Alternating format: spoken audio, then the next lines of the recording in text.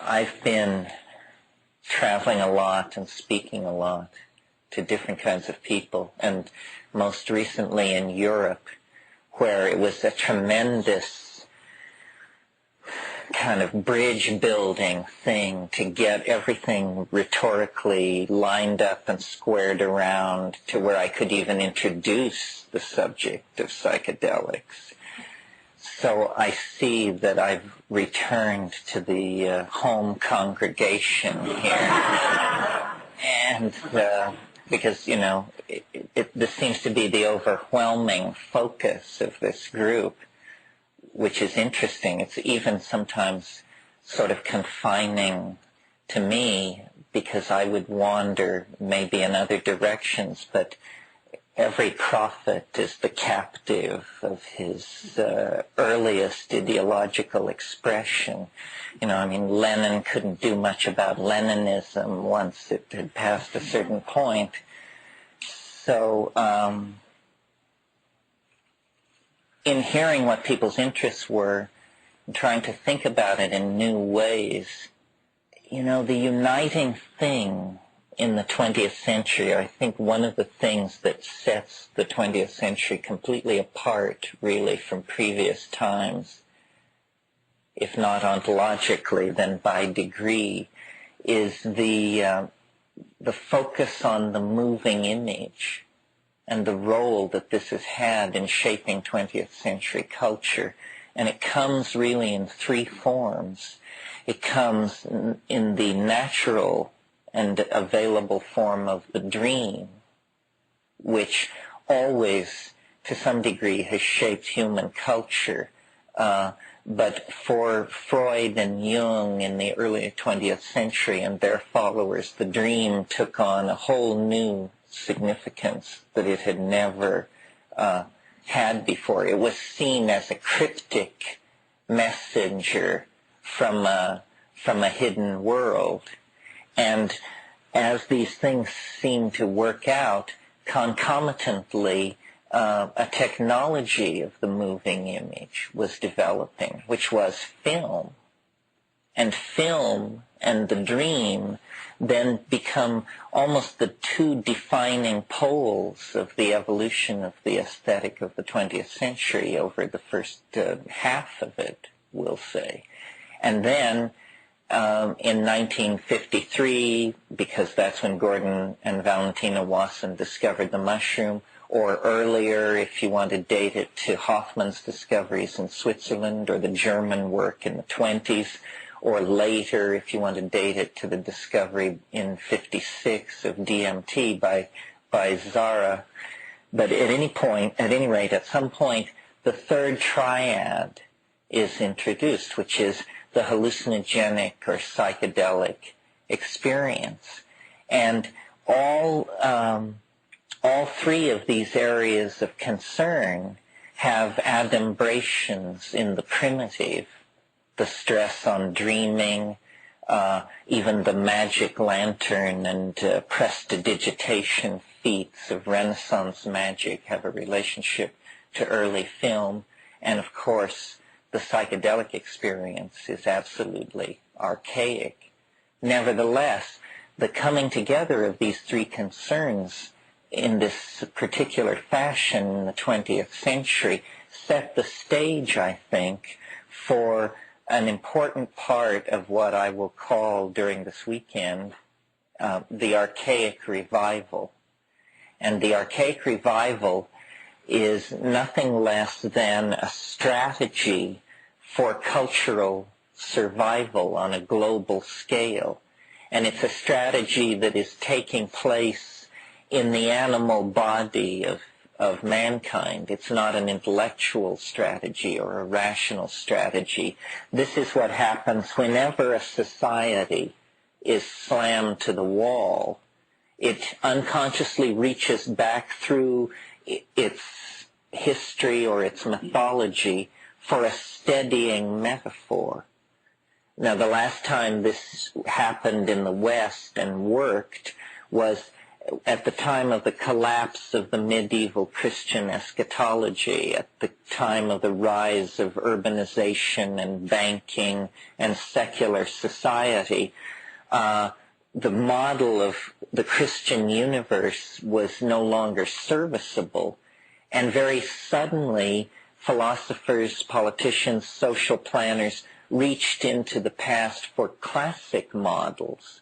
And this was in the 15th and 16th century. And they created classicism, the revivification of Roman law, Greek architecture, Greek polity. All of this happened 1,000 to 1,500 years after these things had been completely abandoned. But then they became the basis for modern secular civilization, and our laws are Greco-Roman, and our architecture and our aesthetic and so forth and so on. Well, the way this is happening in the 20th century is, number one, at a much more deep and profound level, because it's a global reflex. The entirety of modern civilization has shot its wad in some sense. You know, from the perspective of 500 years, a society that cannot put bread on its grocery shelves, such as the Soviet Union, and a society such as our own that is $3 trillion in debt, the difference is negligible. I mean, both of these societies are functionally bankrupt. So we're living through, and have been living through throughout the 20th century, an experience of the dissolution of boundary and form. Everything has been in a state of flux throughout the 20th century. I mean, it opens with the concept of the Edwardian gentleman and lady firmly in place, class structure, class privilege, race privilege, sex privilege, the entire structure of the assumptions of the post-medieval world are in place and functioning. Now, 90 years later, none of this is in place. And to my mind, the major factor working to achieve this end has not been the two world wars or the exploration of the unconscious by Dada and Surrealism or the breakdown of classical design mores or any of this stuff. It's been the psychedelic experience.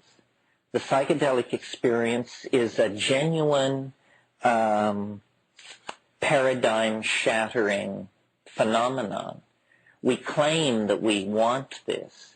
This is what lies behind the love of flying saucers and, the Loch Ness Monster and all of this. Is we want a paradigm-shattering object, piece of evidence, body of testimony, something like that.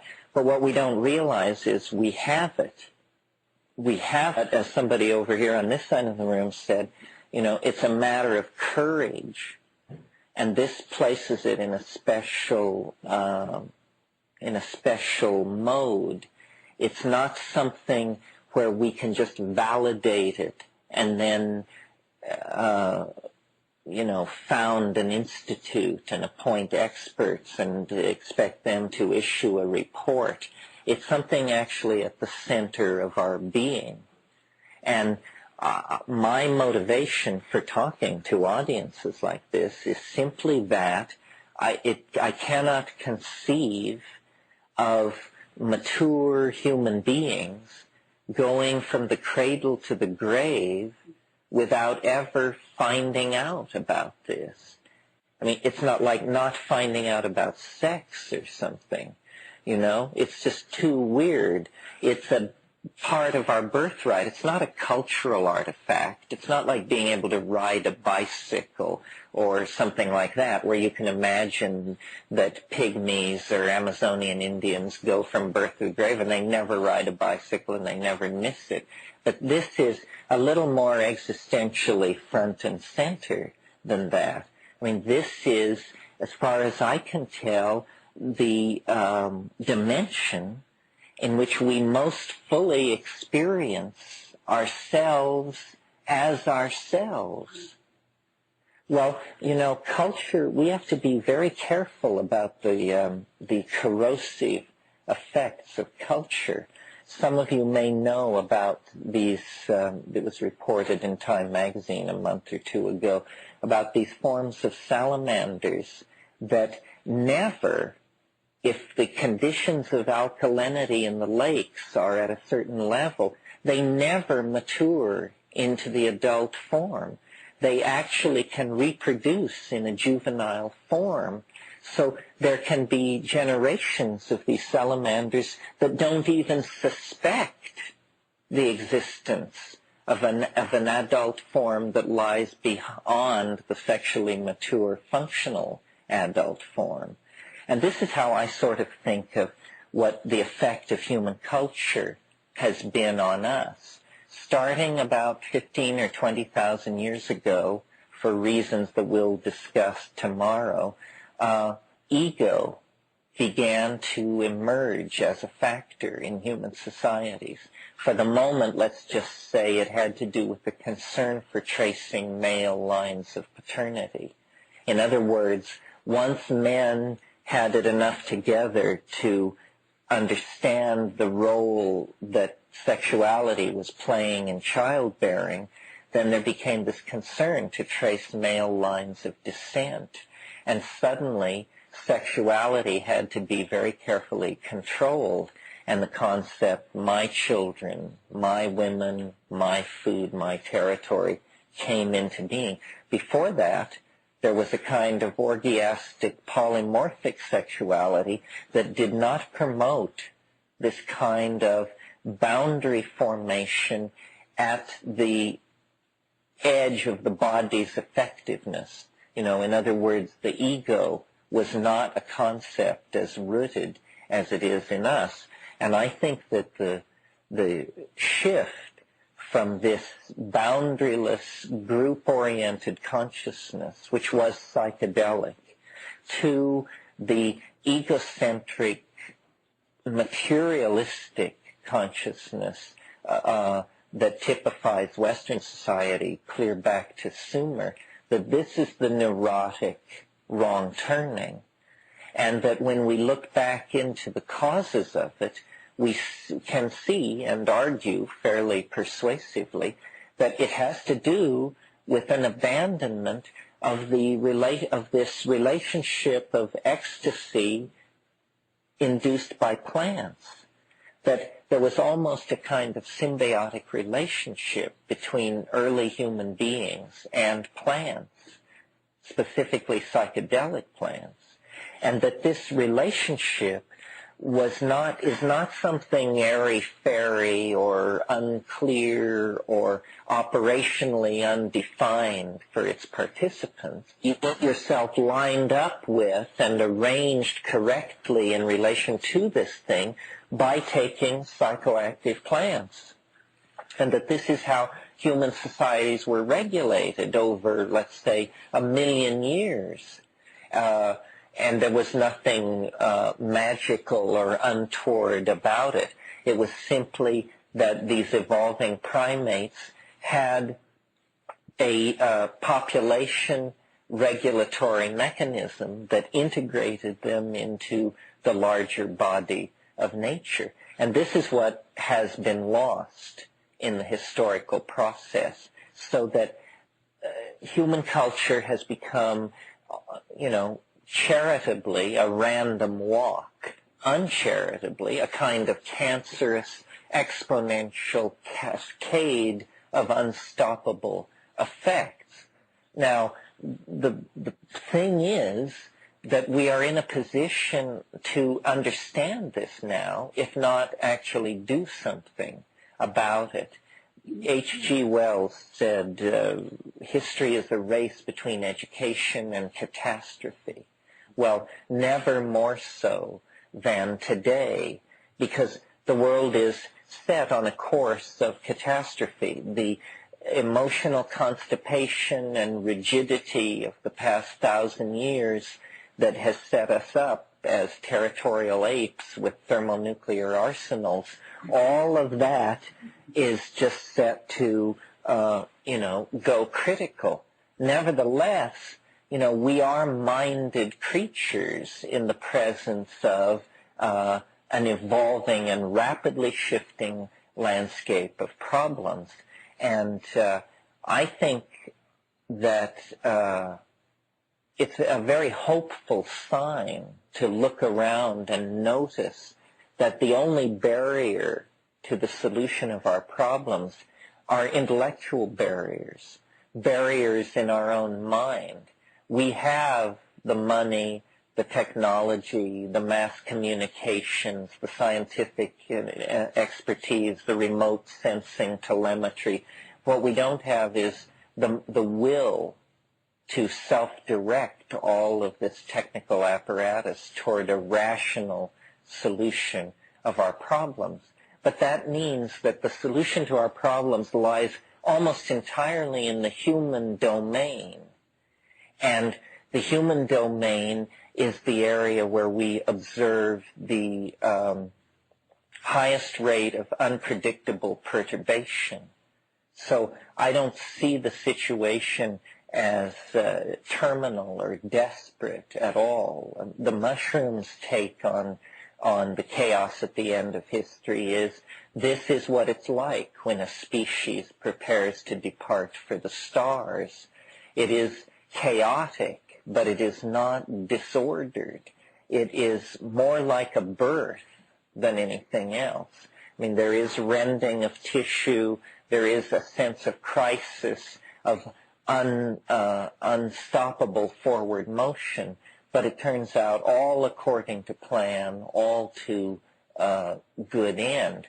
The trick is to somehow attain this vision of the ordered correctness of what is happening when it seems so chaotic, and then to template it, to strengthen it, each for ourselves, and then to replicate it and communicate it as a meme, because there is no percentage in paralysis here at the brink.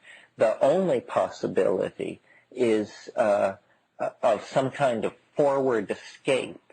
A forward escape is when you attain the goal by simply rushing through the gauntlet. And I think that this history that is a race between education and catastrophe is going to turn out to be a forward escape. There will be a moment of complete abandonment to the irrational. And we will look tomorrow at the time wave.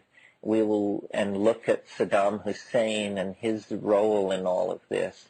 But he is not the final act. This is somewhere late in Act 1, all this malarkey that we're having to put up with. But Apneyant, which in this case means downstream in time, we will sprout all our worth and woof up. But it's our mission to fly through before we get there. I guess I should say just a little bit about how I got into this. And I think curiosity is probably the ultimate value in my cosmology. It's what's gotten me anywhere I've ever been. It's the only impulse that I trust completely.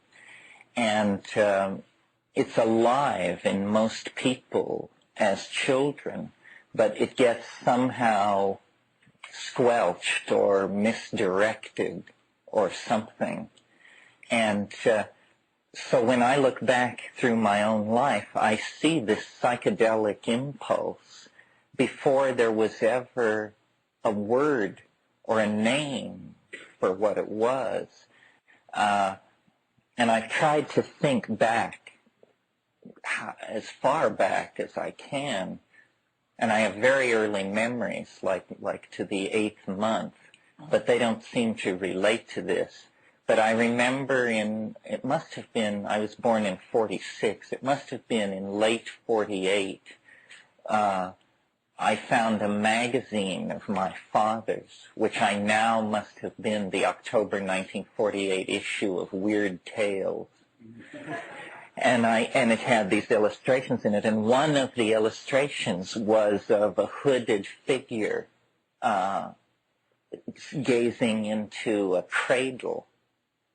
And I got this somehow as an image of the strange, the other, the outre. And I think this is the other thing that for me was the hook into the psychedelic, was a kind of deep Irish love of the weird from the very get-go. So curiosity and the love of the weird, the edgy, the bizarre. And this led me into, and I guess maybe a certain degree of obsessive character. I mean, I'm spending time on this because I'm trying to understand the psychedelic personality generally. But I did have a tendency to really focus in on whatever I was into. And I think the first thing was rocks. And this was, it was, for me, an introduction into the size of time, because it wasn't just any rocks that interested me. It quickly became clear that it was fossils. And I lived in western Colorado, and I could go out into these dry arroyos and bring back datable objects, 170 million years old, and stack them up and look at them. So then I got this dizzying sense of the depth of time. And, there are those little museum pamphlets where it shows 1 billion years, and then the last million years is up here, and then it goes down here and spreads out, and then the last 10,000 years. I got that. I assimilated this notion of deep, deep time. And then, it was almost like an intellectual ontogeny recapitulating phylogeny, because the rocks, the inanimate mineral world, soon couldn't confine this restless imagination. So then it became about insects, butterflies specifically, moths especially, as an excuse to be alone in the middle of the night around bright lights, with cyanide. and I don't know if any of you have ever been touched by this particular obsession, but because we're insectivores, because our food-getting habits are wired into a brain 50 million years old in the insect-gathering habit, this is a very deep, almost orgasmic response that you can touch in the human organism. And I pursued it again and again in life, to the point where I did it as a professional in the jungles of Indonesia and the Amazon. And it's horrifying to tell in Buddhist company, but when you come upon one of these long-winged, iridescent ornithopterids of the sort that Baron Guy de Rothschild sent his collectors out for in the late 19th century, and you come upon one of these things hanging under a leaf, looking for all the world like it weighs at least half a pound, and, wrestle it into your neck, it's as close to having a heart attack as I ever want to get. And then this thing, at some point, I did a lot of reading, and at some point I discovered that I had defined myself narrowly, and that I was turning into a scientist. And I was reading people like Henry James and Aldous Huxley, and they were sneering at what I was becoming and talking about a mysterious realm of human thought called the humanities, which I had no notion of what this was. I couldn't even figure out what it possibly could be. Well, then I discovered it meant music, painting, architecture, dance, philosophy, design, in short, the human world as opposed to the natural world. So then, I just turned upon that with a vengeance, left off the bugs and the minerals, and it became about Henry James and Fragonard and mannerism and all of this stuff. But the transition, because I was hitting adolescence at that point, was rocketry and the pineal joy of launching potentially semi-fatal projectiles into space at twice the speed of sound, into, a whole gravity's rainbow cycle that I was very consciously aware was about the thrill of liftoff. All this tormenting of mice and cutting up of aluminum chaff into stuff to be dumped out at the top of the trajectory was just to satisfy physics teachers and anxious parents and all that. And the real thing was, this amazing moment of launch when this potassium perchlorate and sugar fuels would just propel these things with ear-splitting intensity. And then at that point, all this curiosity, all this edge work led me, because I fancied myself also developing as a novelist, to read all of Aldous Huxley. Well, as you know, it moves from a spectrum of these polite novels of English society, like Chrome Yellow and Antic Hay, and through works like After Many a Summer Dies the Swan, to then the sexual dystopia of Brave New World, and then finally to The Doors of Perception. And when I read The Doors of Perception, I knew then that this was something huge, because he was claiming, you see, what was happening to me as an intellectual, and I think it happens to most people, is exploration of reality was leading to the conclusion that it was a no-exit situation.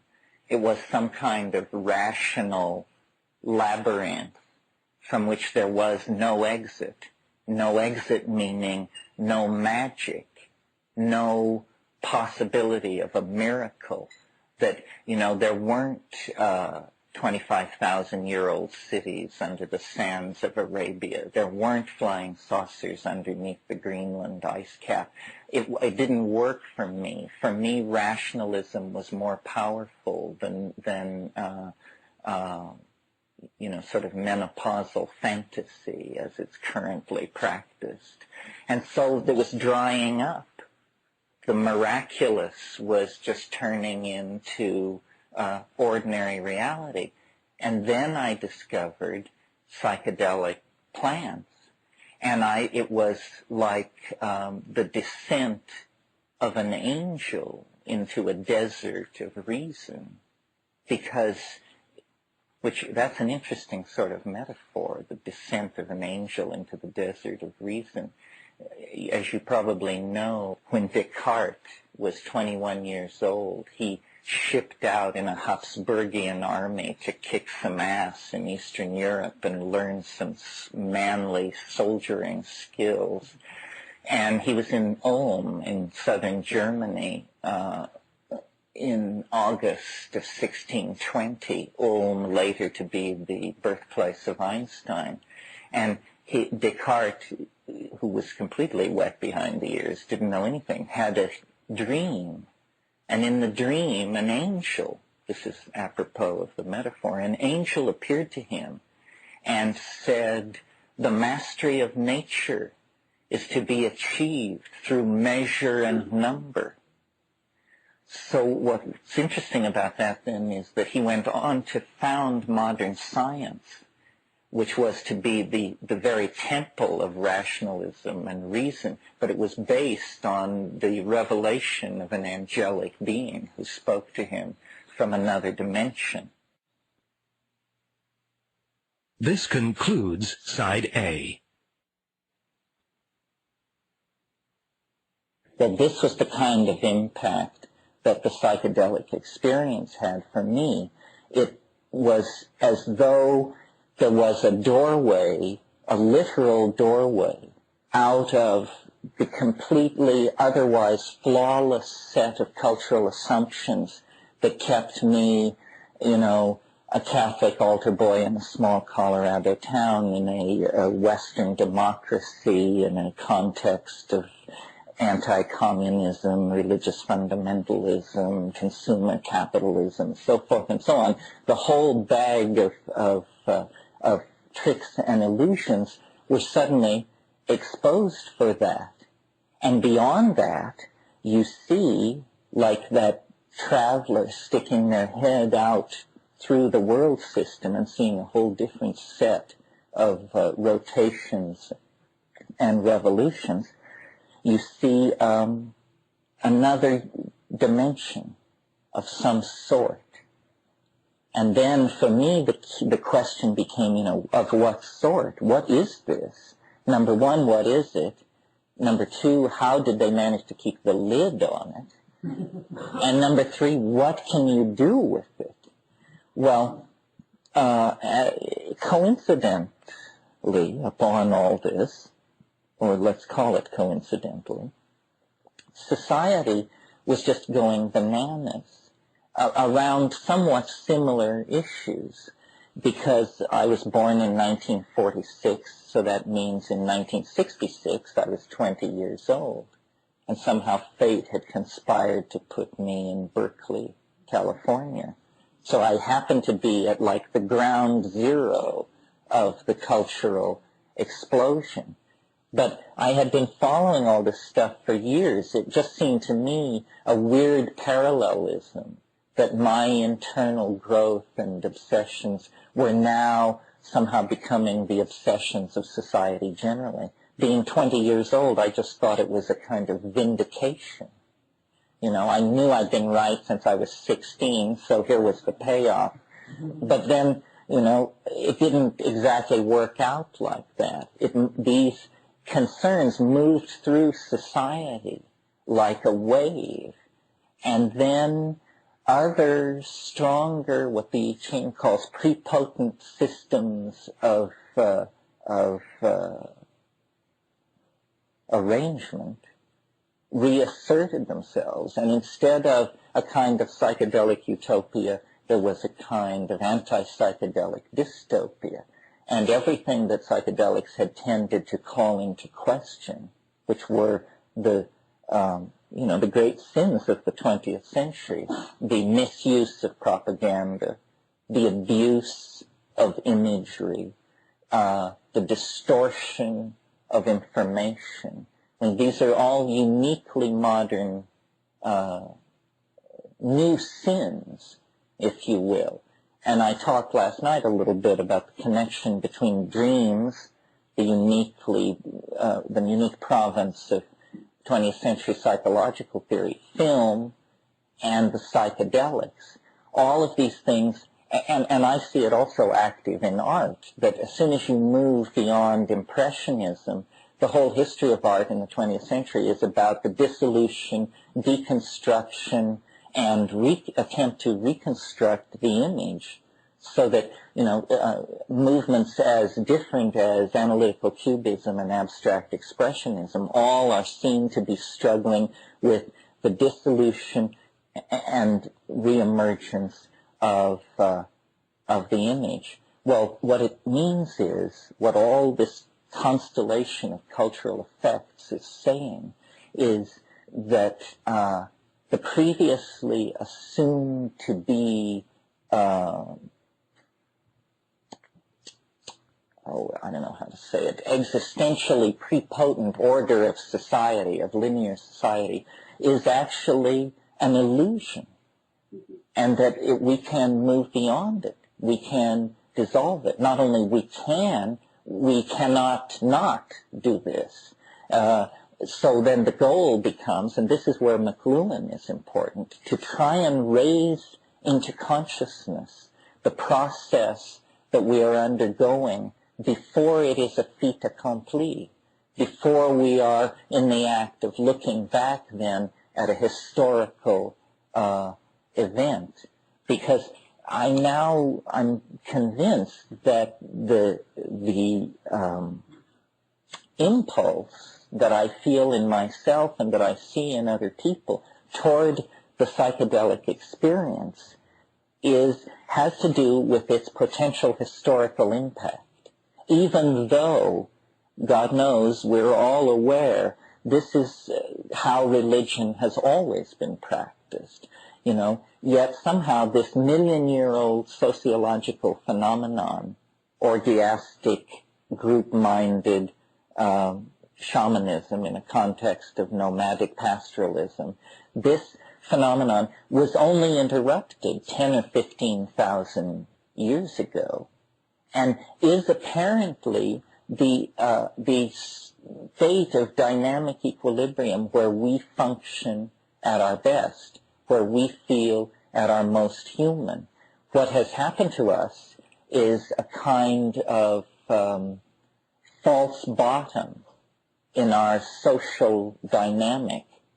It's a series of self-reinforcing situations of dis-ease. It begins with what I talked about last night about concern for male paternity.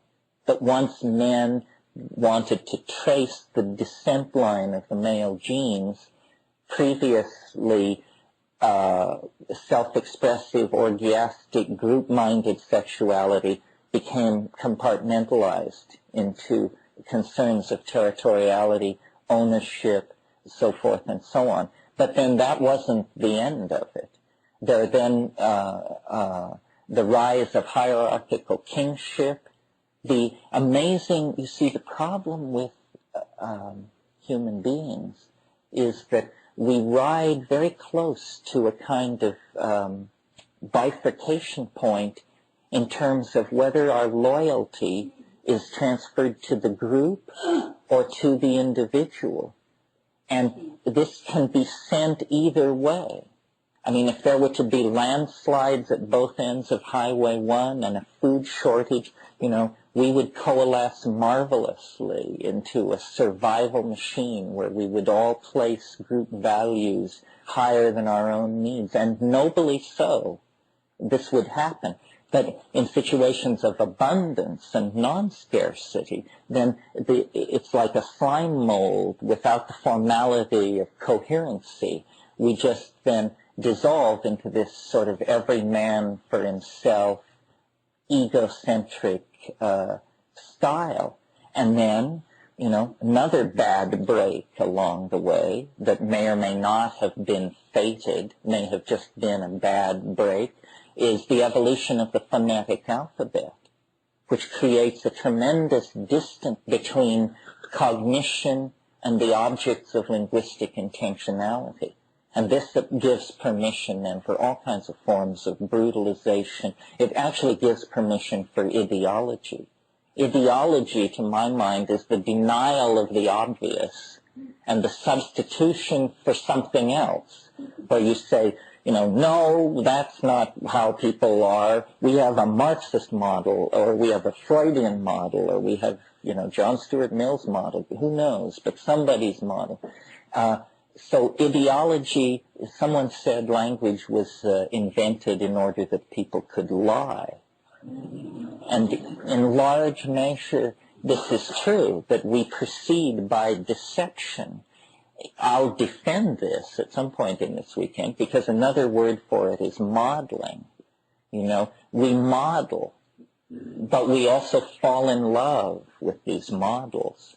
And it's the falling in love with the model that then turns it into an agenda, where it was not a free-form projection of a flow of facts toward the conclusion, but then it becomes instead an agenda, a synthetic triode, high walls down which you expect to see a process poured and confined.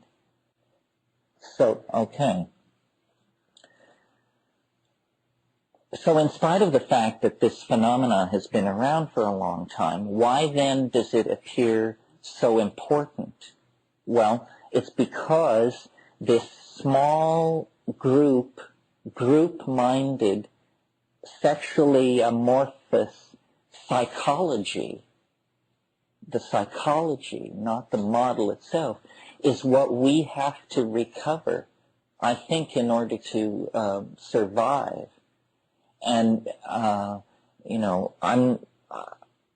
I'm not so interested in talking about the odds of making it. It's just this is the only thing that will work. And I said last night, the good news is that the domain in which we must operate is all within our own minds. If we can change our minds, we can take hold of this process and halt it. I believe that the presence of these psychedelics in the plant metabolism, in the biosphere, allowed a kind of informational symbiosis between human beings with highly processing capacity and the biosphere generally. And that we have no word for this that we're comfortable with. The closest word we have for it is somehow tied up with the concept of religion, religio. But for us, religion is some kind of abstract dialogue carried on with a philosophical principle. That's not what it is. Religion originally was the dimension of the self that directly interfaced nature or the overself. And this happened through the use of psychedelics. So the reason the weekend is called History Ends in Green, and what this whole Gaian awareness thing is, to my mind, is it's not an airy-fairy attempt to recast a new image for religious ontology.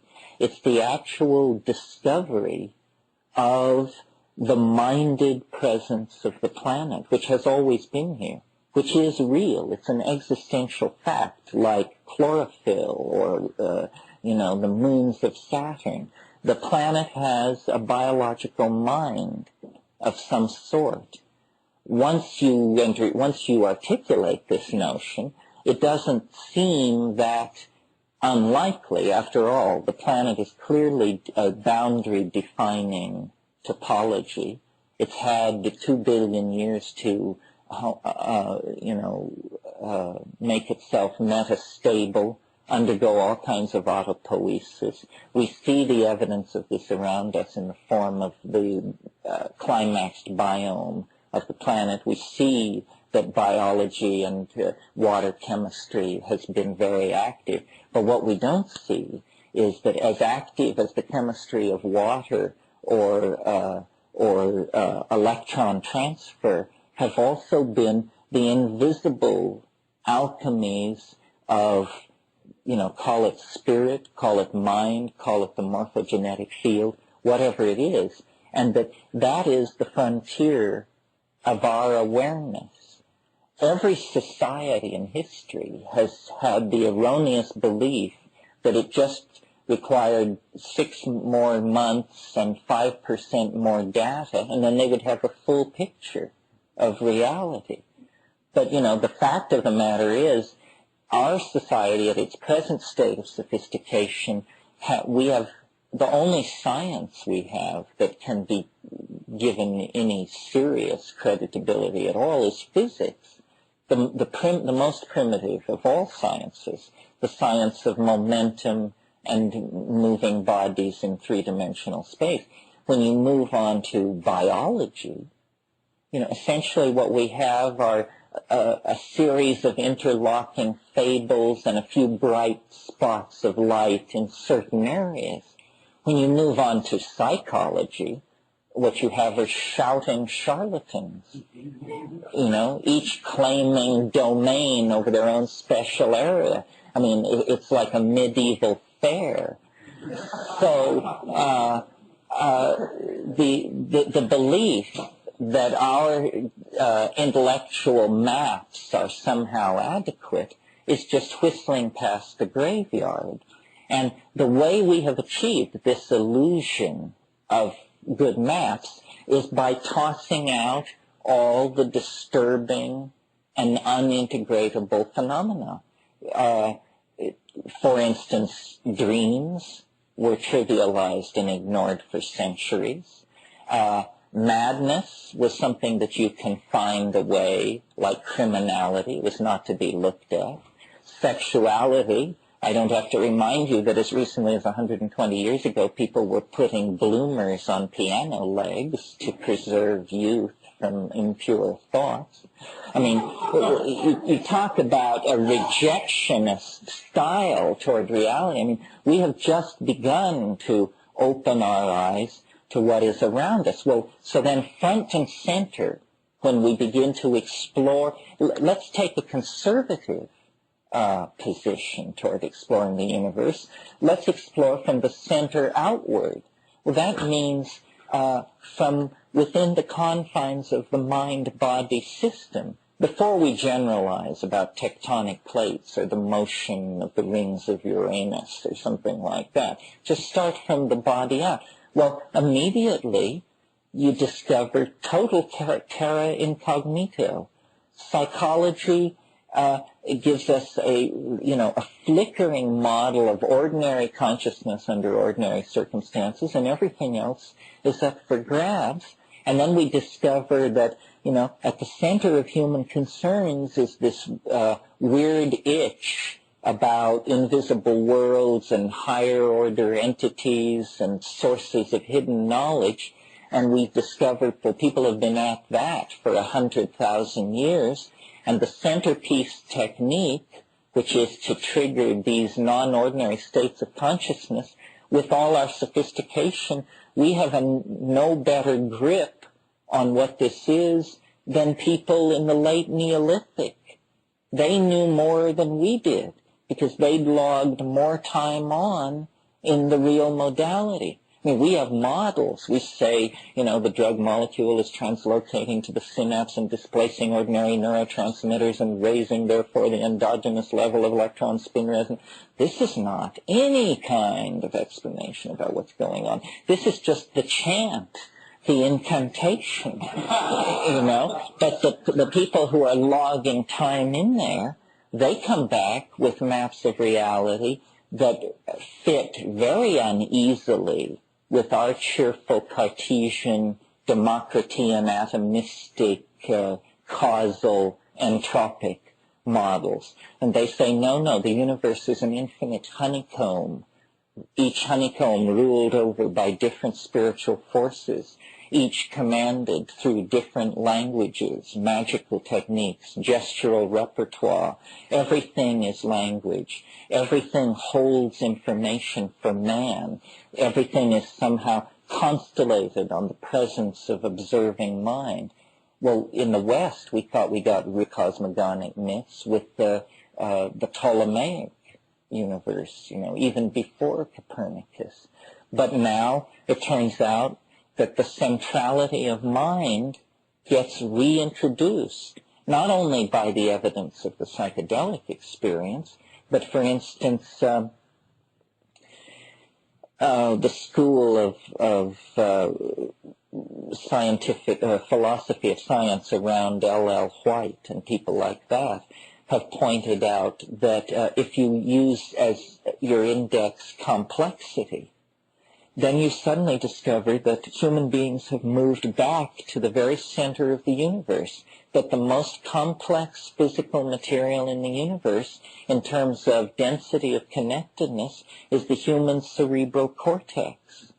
That if novelty and density of connectedness is what is being conserved, then somehow we are central.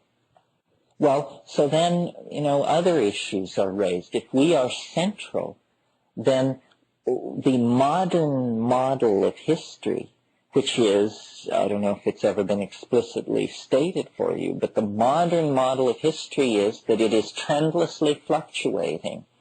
This is the largest structure in which we find ourselves embedded, call it the last 10,000 years, and the best guess of the people who spend the most time looking at it is that it trendlessly fluctuates. That means it's like a drunk on a random walk. You see that processes are channeled toward conclusions. that in the evolutionary, well, leave that aside for a minute, in the realm of physical chemistry, you see that the progressive cooling of the universe allowed more and more complex chemistry. First, electrons could settle down into stable orbits around atomic nuclei. Then molecular bonds could form. At still lower temperatures, polymerization could form, and therefore templating-type molecules like DNA. The universe seems to be an engine for the conservation of complexity until we reach the social sciences, where they want to tell us that history is just dropped into this process willy-nilly, is not fractally modeled on anything that precedes it, does not express an internal coherence, and is a completely trendless process. Yet notice that this completely trendless process is atomically composed of the most complex material organization in the universe, the human cerebral cortex.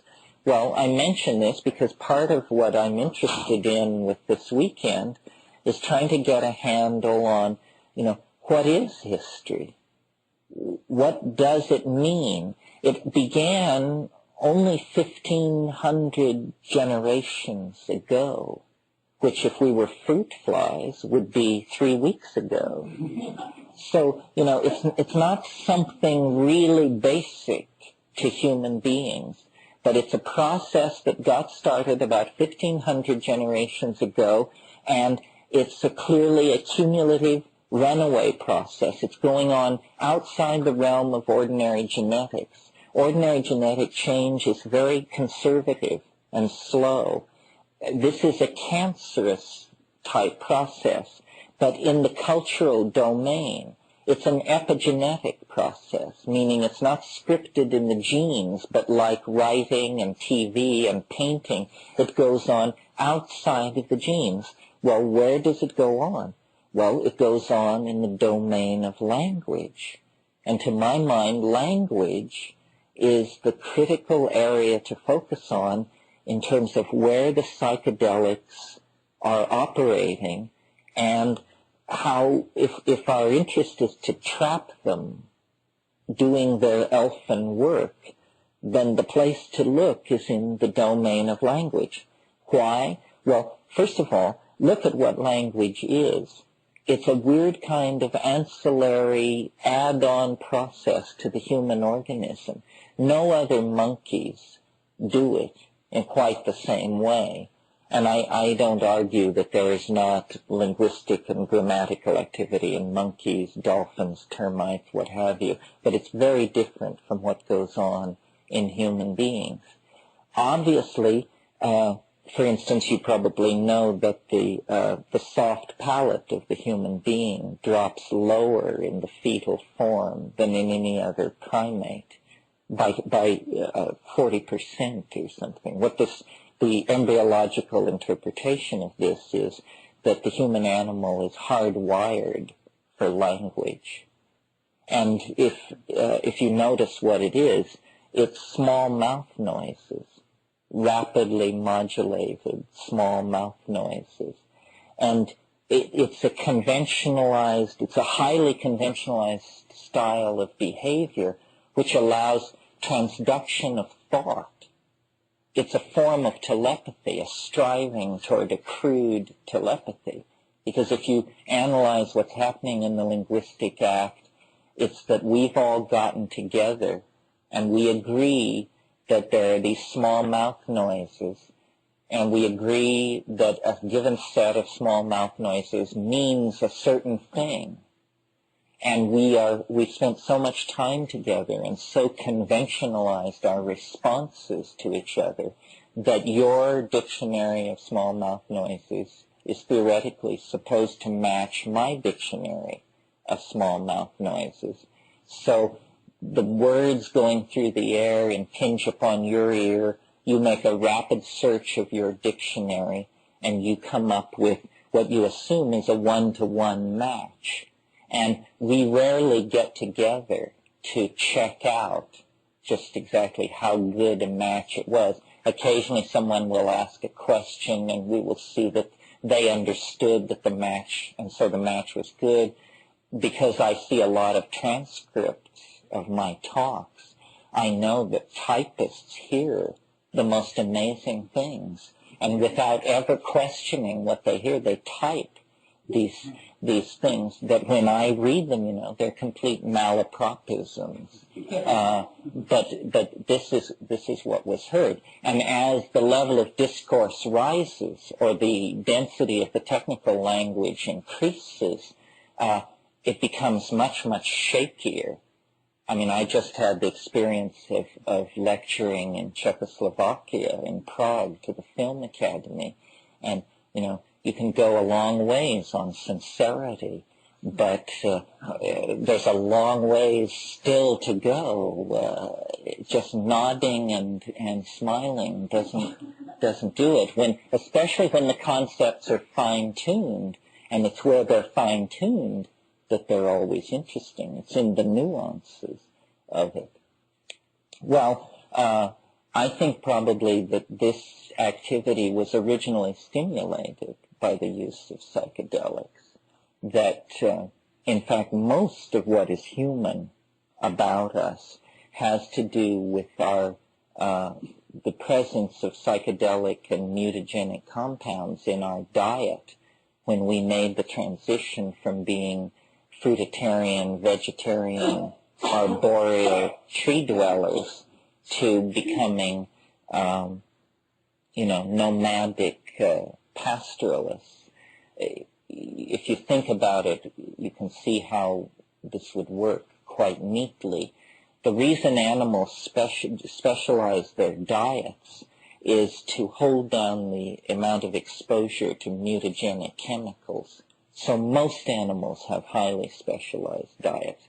That's because then they can develop pathways to sequester mutagens or to just avoid exposure to them initially.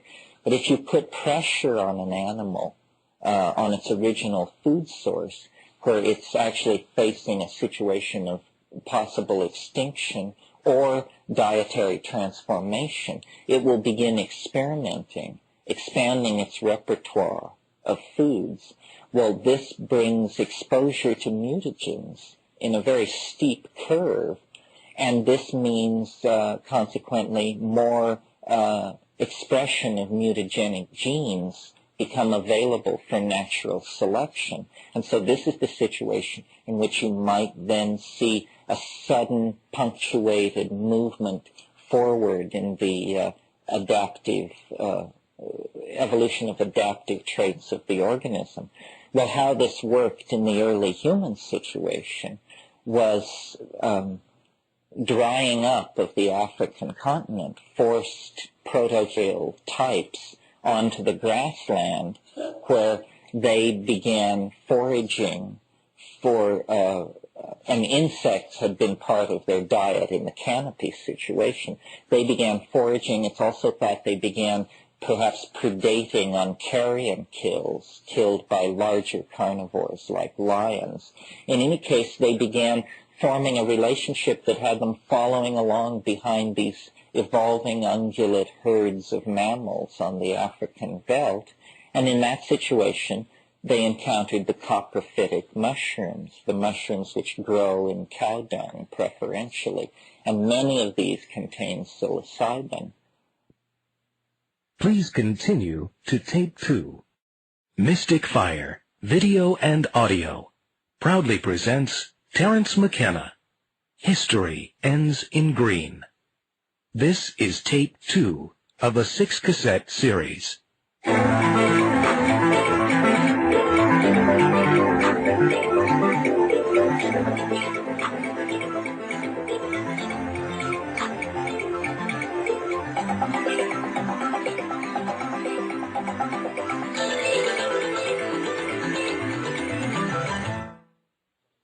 Well, psilocybin, once encountered in the diet, acts very quickly to outbreed non-psilocybin-using individuals because, like many induls, if there's a small amount of psilocybin in the diet, visual acuity is measurably increased. And Roland Fisher did work on this in the early 60s. Well, you can see that if an animal that is living by predation, and also it's thought by the people who disagree with this theory, the people who do not think that mushrooms played a major role in human evolution, believe that the throwing arm is the unique human capability, and that when you see a pitcher get a ball across a plate, how far is it from the pitcher's mound to the plate? 60 feet. That kind of control on an object hurled at that speed, no other animal can do anything, even approaching that. And that this hand-eye coordination gave us our leg up, literally, or our arm up, to be able to knock out large animals at a distance. Well, even if you believe that theory, you see it too depends on a very close coordination of hand and eye. Well, if you bring into this a chemical factor in the diet, which increases visual acuity, animals that are allowing this item in the diet will very quickly outbreed the non-mushroom users. And I submit that this happened. Then further accelerating the tendency toward preferential use of mushrooms is the fact that at higher doses, but still sub-psychedelic doses, these same mushrooms will trigger arousal, general CNS, central nervous system arousal. But this also includes then sexual arousal and erection in males. Well, so what does this mean? It means that it's a party drug at that dose. It means that there is this impetus to copulation in a situation in which the better hunters have been more successful at getting food. So this increased copulatory activity and subsequent increased number of births is happening in an environment with an increased food supply. So you see all these factors are converging to outbreed the non-mushroom using individuals. Well, then the final culminating factor in this is at yet higher doses, the mushroom ushers into the boundary dissolving ecstasy that we call the psychedelic experience, and that in that kind of a social small group situation would have led, I think, to primitive religious observance, ritual, group sexuality, food sharing, mate sharing, so forth and so on. And I really believe that this lifestyle, if you will, of nomadic pastoralism, goddess-oriented religion driven by psychedelic indoles in the diet, that for 50,000, approaching 75,000 years, this is how people lived. And they were fully realized people. I mean, there was tremendous oral poetry, epic works of art and theater, a complete realization of human potential in the dynamic context of this nomadic relationship to nature. I mean, this was Eden. This was when we were at peace with our humanness. Well, then, what happened? Is there a search for scapegoats? Who's to blame?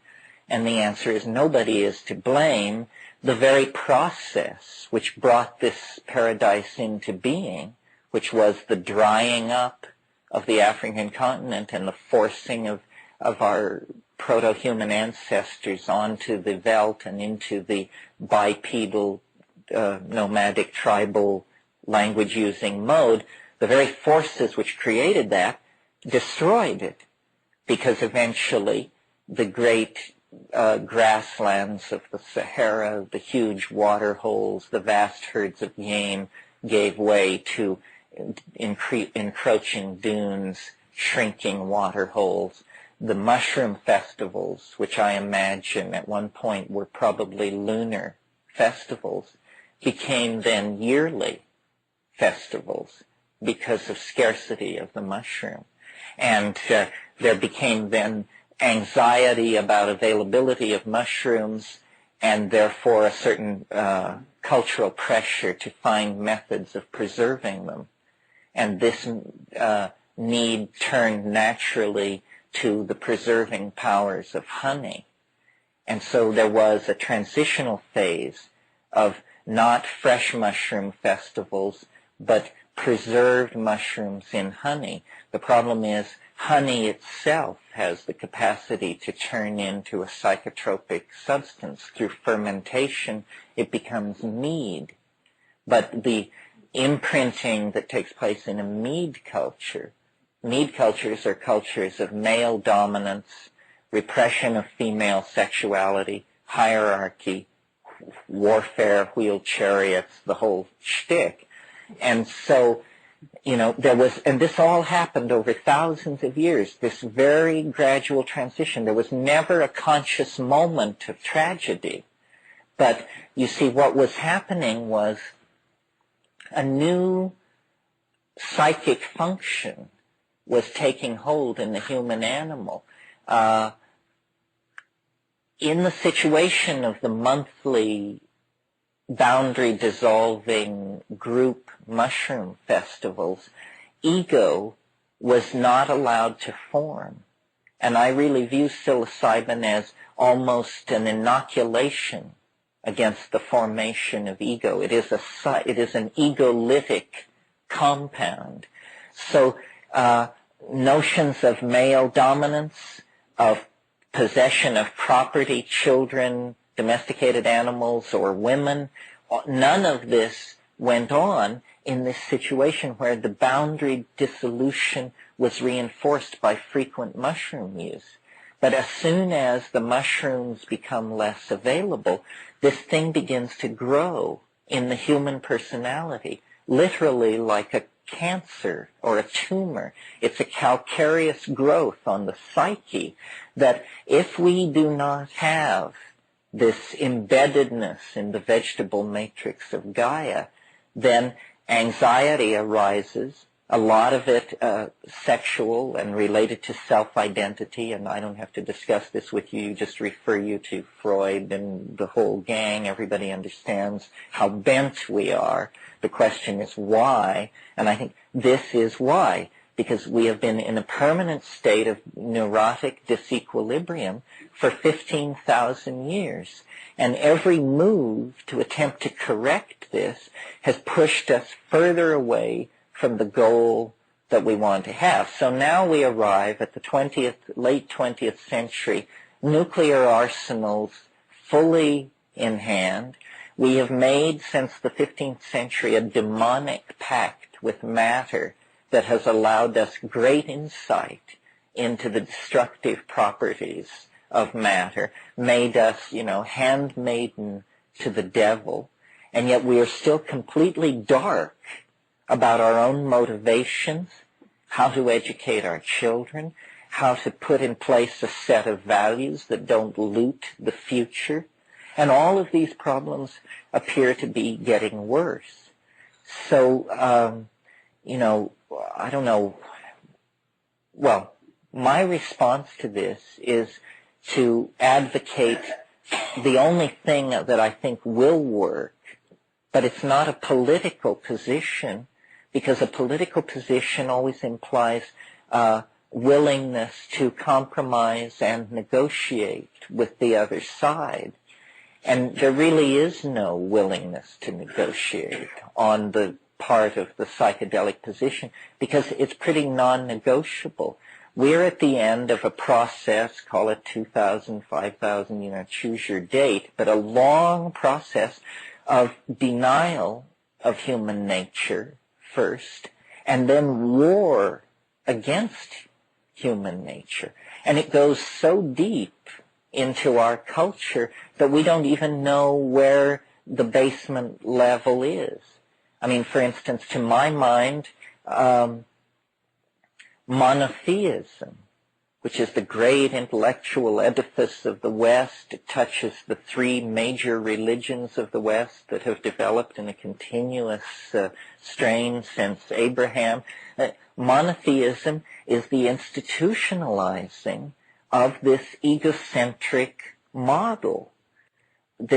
And it has a certain philosophical appeal in one God, everything, all roads lead to Rome. You can trace everything back to the source, the Urquella. But that anal retentive appeal in itself takes place within a context of values of male dominance, print-created linearity, uniformity, so forth, and so on. And I think what we have to get into is real permission for sloppiness, for loose-endedness, for the abandonment of any myth of closure, that there is no closure. There are models and there are questions, but all models are provisional. And anybody who says they have answers is highly, highly suspect. Too many people claim answers. What's being claimed here is a technique, and then you figure out your own questions and your own answers, and it's different for everybody. There really is no ideology associated with psychedelics. I mean, if you look at the people who've been involved with it, they've said completely different things and contradictory. And some are rationalists and behaviorists to this day, and others are, spiritual visionaries, hierarchical, shamanic types. The main thing is to reclaim the experience as the first step toward being politically empowered in order to act. In other words, we're in, and I indicated this last night, although more gently, that we're in a state of enforced infantilism about the capacity of our minds, that the culture we are living in is an infantile culture. Now, we look back at the Victorians putting pants on the piano legs, and we just shake our heads and say, those poor misguided people. Well, but that's only 4 generations ago. We have similar weirdness going on in our own culture, but about the mind.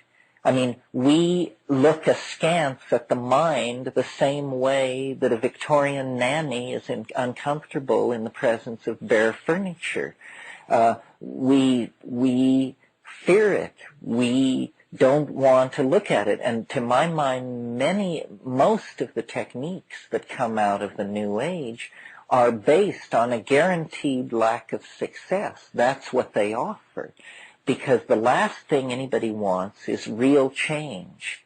Because real change is uncontrolled change. The issue that hovers around the psychedelic experience, it was mentioned last night, it's strong in my life. I haven't found any real solution other than hold your nose and jump. But the issue is surrender. This is something real.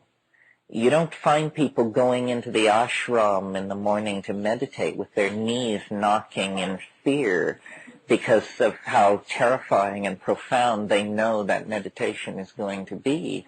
But if they were going in there to smoke DMT, they would be fully riveted on the modalities of what was about to happen. I mean, we can tell shit from shinola. It's just that we don't always prefer shinola. And I'm not I don't advocate it. People, sometimes there are people who are disappointed because they say, well, how often do you do it? Well, the answer is not very often. I mean, if I can get it in a couple or 3 times a year, I feel like I'm hitting it pretty hard. And the more successful it is, the less often you have to do it. I mean, I know people who say DMT is their most favorite drug, and when you say, well, when was the last time you did it? They say, well, 1967. It only lasted 4 minutes. They're still processing it, and they are still processing it. They're not just whistling Dixie. I mean, it is, to my mind, just the most well, I mentioned this earlier, the question, how do they keep the lid on this stuff? And I suppose here I'm preaching to the converted, because many people last night said they had an interest in this kind of thing. But they don't keep the lid on sexuality. No society has ever had it so under control that people didn't have sex. I mean, they may have had sex under weird conditions and under, ritual strictures and this and that. But we are like this salamander that has the option of never developing into its mature form. And to my mind, that's a tragedy, because this is our birthright, and somehow our inability to get a grip on our global problems has to do with this immaturity about our mental state. The two, I feel very strongly, are linked, and that of course we can't get control of the world because we are children in some profound way. And we don't like being children, but the culture has reinforced a form of infantilism. And the way I explain it to myself is it's a kind of unwillingness to go it alone on a certain level. I don't know how many of you remember in Brave New World, Huxley's brilliant dystopia, but there's a scene in there where Bernard, who is the guy who's out of it in the novel because in his fetal fluid they got an alcohol contaminant. And so he's different from everybody else in this society, and he occasionally has original thoughts. And he and his assigned girlfriend for the evening, or whatever she is, are in a helicopter, and they sweep out past the crematoria where they're recollecting elements for reuse. And he suspends the helicopter over the Black Bay, and she immediately becomes very agitated, restless, anxious, and pleads with him to return to the city. And what it is it's her anxiety over being alone in the presence of nature. She literally can't take it.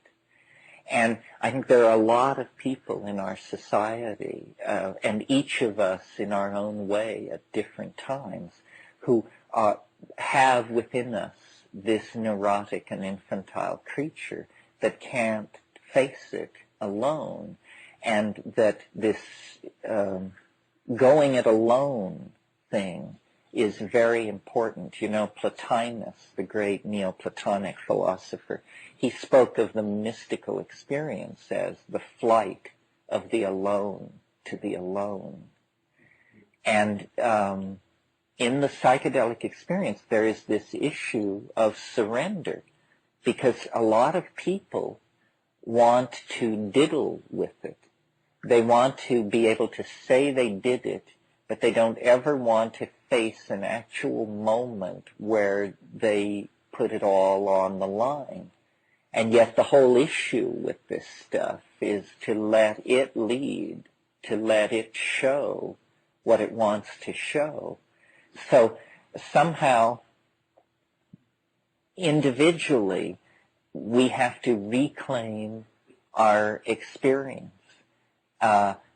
The real message, more important even than the psychedelic experience, the real message that I try to leave with people in these weekends is the primacy of direct experience. That as people, the real universe is, within your reach, always. Everything not within your reach is basically unconfirmed rumor. And we insert ourselves like ants or honeybees into hierarchies of knowledge. So we say, well, what's going on in the world? Well, turn on CNN. And then somehow we're ordered. Then we say, okay, it's 85 degrees in Baghdad and the wind is out of the northeast at 15 miles an hour. And we feel somehow better now because we're getting the information. But what we have done is sold out direct experience. And all institutions require this of us, that we somehow redefine ourselves for the convenience of the institution.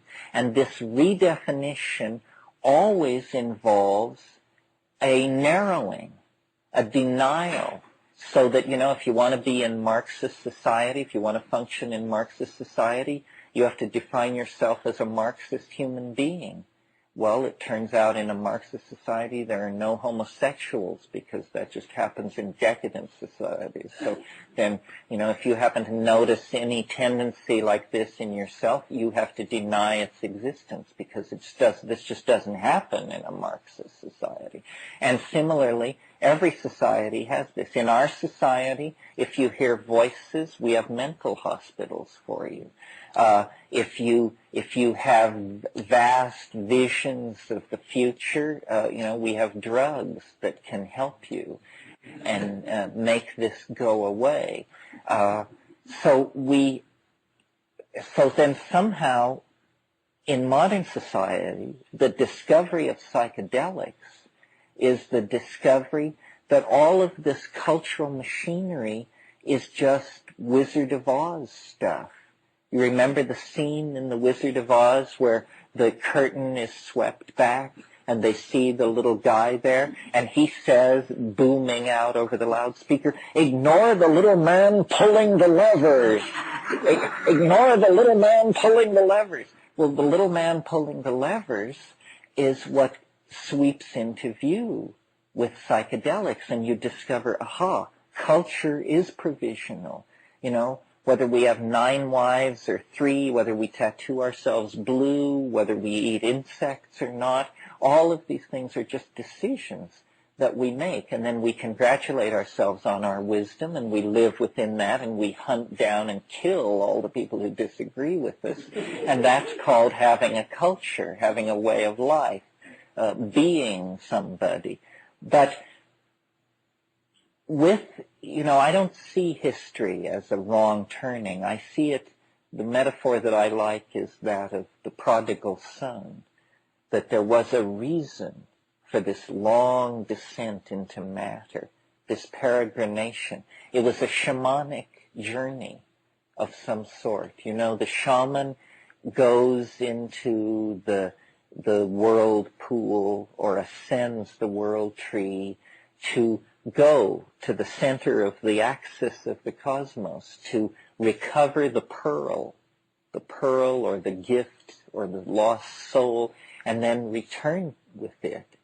And this is what history was, I think. It was a descent into the hell worlds of matter, energy, space, and time, for the purpose of recovering something that was lost. It wasn't lost by us. It was lost by the breathing, the disystole of the planet. Just climax of climate moved us into paradise and then moved us out of paradise. I mean, the story of Eden is the story of history's first drug bust.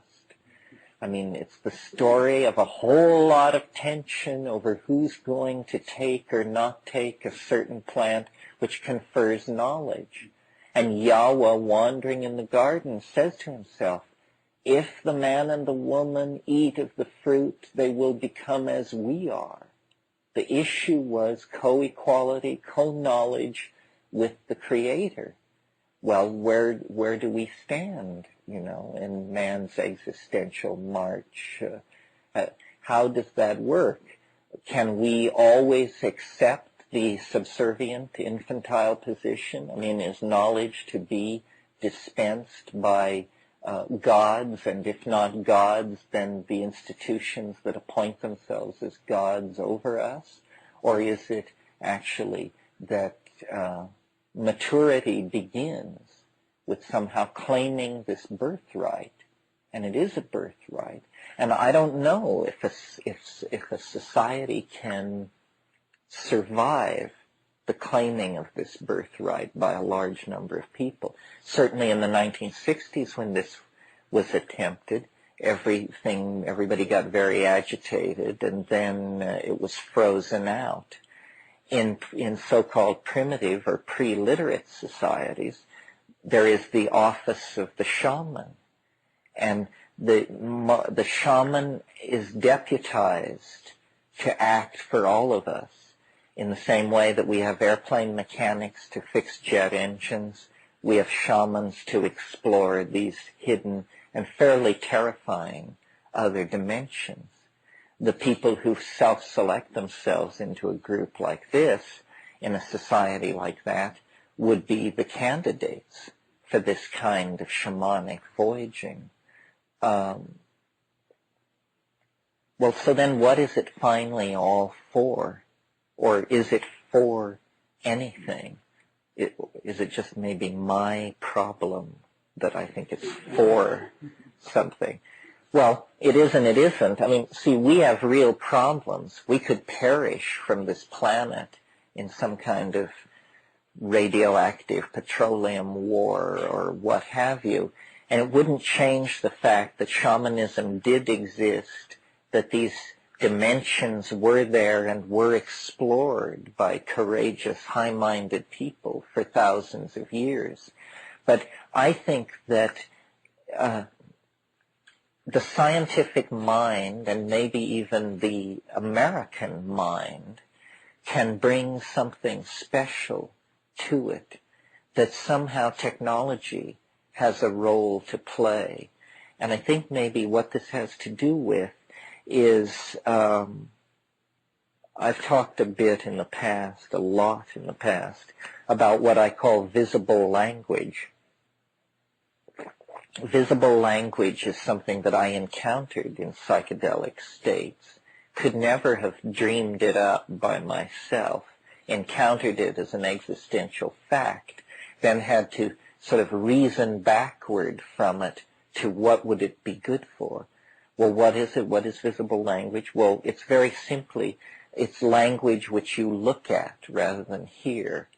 And don't ask me how this can happen. It obviously has something to do with synesthesias in the brain, with swapping neural processing units and somehow shunting a stream of data which would normally be audially interpreted. Instead, it goes to the visual cortex. And this occurs often in DMT intoxication, and it has a long and noble history in the Amazon in ayahuasca shamanism. Ayahuasca, as you probably know, is a combinatory drug made of a vine combined with the leaves of another plant, and it makes DMT orally active. Normally DMT is destroyed in the gut, but you take it in combo with this other thing, beta-carboline, and then it's active. Well, in the Amazon, these people sing what they call icaros, magical songs, and these magical songs are given to them by the spirits, whatever those are, invisible entities. But the magical songs are invariably criticized pictorially and sculpturally rather than musically. Nobody ever talks about how these things sound. People only talk about how they look. And I had read about this and heard about it and went down there and spent time, again, curiosity is the only method, poking around. Finally got somebody who knew how to brew this stuff to make this happen. And, you know, I had seen it before on DMT, but on DMT it's somewhat out of control. It's as though your entire syntactical engine has sprung out of your chest and is rattling around on the floor in front of you. This concludes Side A. Well, first of all, notice language, ordinary language, what a weird thing it is, and yet we do it with such facility. We almost all of us can do it. It's a very severe impairment on your humanness if you are language deficient in any very serious way. Blindness is as nothing to being seriously language deficient, so forth and so on. So it's really the defining thing for us. And yet, it's almost like a half miracle. I mean, you can study it.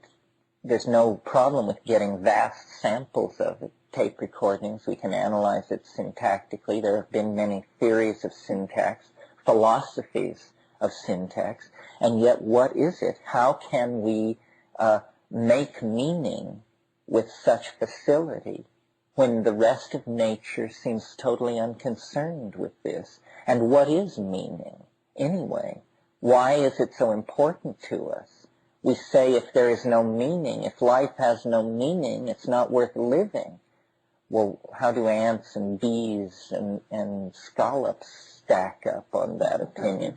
Do they also feel that meaning is the quintessential aspect of reality? And yet we make it. We make it out of ourselves. And then we get together with somebody else and we try to make meaning.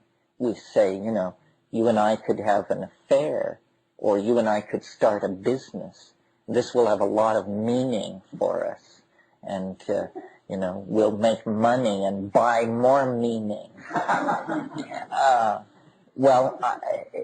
Whatever it is, and C.B. Broad wrote a book called The Meaning of Meaning, which deals with it in about 400 pages. But whatever it is, it's very important to us, and it seems to have different modalities. For instance, dance can have meaning, painting can have meaning, spoken or textual words have meaning.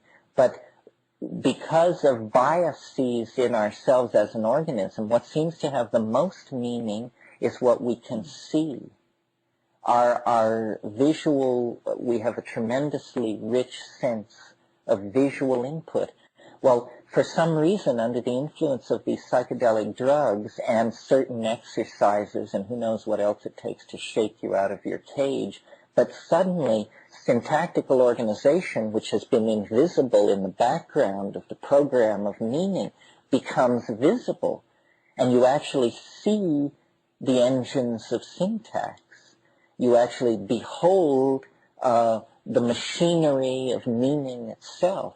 And for some reason, this is very satisfying. It's like an ecstasy. It's like an affirmation of some sort that is transcendental. There is a recognition in it that transcends the felt apperception of ordinary meaning. You know, in other words, that you're gazing somehow on the naked face of truth and beauty. Well, it seems to me that what all this suggests, by all this I mean the human capacity for the psychedelic experience, the human facility for switching these linguistic channels from the beheld to the seen, what all this must mean is that history is nothing more than the transition phase from felt intuition, the mute intuition of the animal body, to fully expressible three-dimensional meaning, and that the descent into matter that technology represents is because you can't do this entirely on the natch. There has to be a certain augmentation of the human organism in order to do this. It may be pharmacological, it may be neurological, it may be nanotechnological, and then some part of the other too. But whatever it is I think we are coming up under the underbelly of meaning, boring from beneath, and that, we're just about to hit the jackpot. And this is what the historical process is. And the proliferation of media, of the discovery of perspective 500 years ago, oil painting, airbrushing, digital sound, all of these techniques are this summoning of the image. So we are actually moving toward a kind of self-fulfilling process. It's something that we're defining for ourselves as it approaches. And it is defining itself for itself as it approaches. You actually experience this on psychedelics sometimes. I mean, the way it works for me on mushrooms or sometimes DMT is there is a black space. And then I hear the what I call the elf music or the Irish band, and it's far away. And as it comes closer, I see light. And as it comes closer, it both gets louder and the light fills the stage of awareness until finally the sound is subsumed under the visual impression of the thing, and then it's all around you. And it is, this domain of self-transforming language. I mean, I call them language elves, but what they may be is nothing more than self-reflexive, compound, complex sentences. It's hard to tell what they are because we're not used to having our sentences stand up and embrace us. But nevertheless, the nature of reality is fractal, and it can't have been lost upon any of you that in a fractal universe, text is composed of characters, the characters of a given alphabet. But reality is also composed of characters, the characters like you and me, who live out some kind of plot. Well, when you get characters into a text, in other words, characters made of characters, then you begin to feel the textual richness and the linguistic richness that seems to be not in the forefront of reality, but actually to lie behind it. I mean, not the final conclusion, that would be preposterous, but the most recent conclusion that I'm coming to looking at the psychedelic experience is how phenomenally text-like reality is. I mean, it's more text-like than one should decently say. This is much more like a work of art than anything recognizable from my physics class. I mean, my physics class was about atoms and electrons and momentum and conservation of energy. My literature class, on the other hand, was all about personality, motivation, history, precursive active, anticipation of action, willful suspension of disbelief. And these are the things that I see actually going on around me. And so it's strange as we decondition from the being sold from the top worldview of Time magazine and Scientific American and the Wall Street Journal, what we discover is ourselves active as art in a work of art.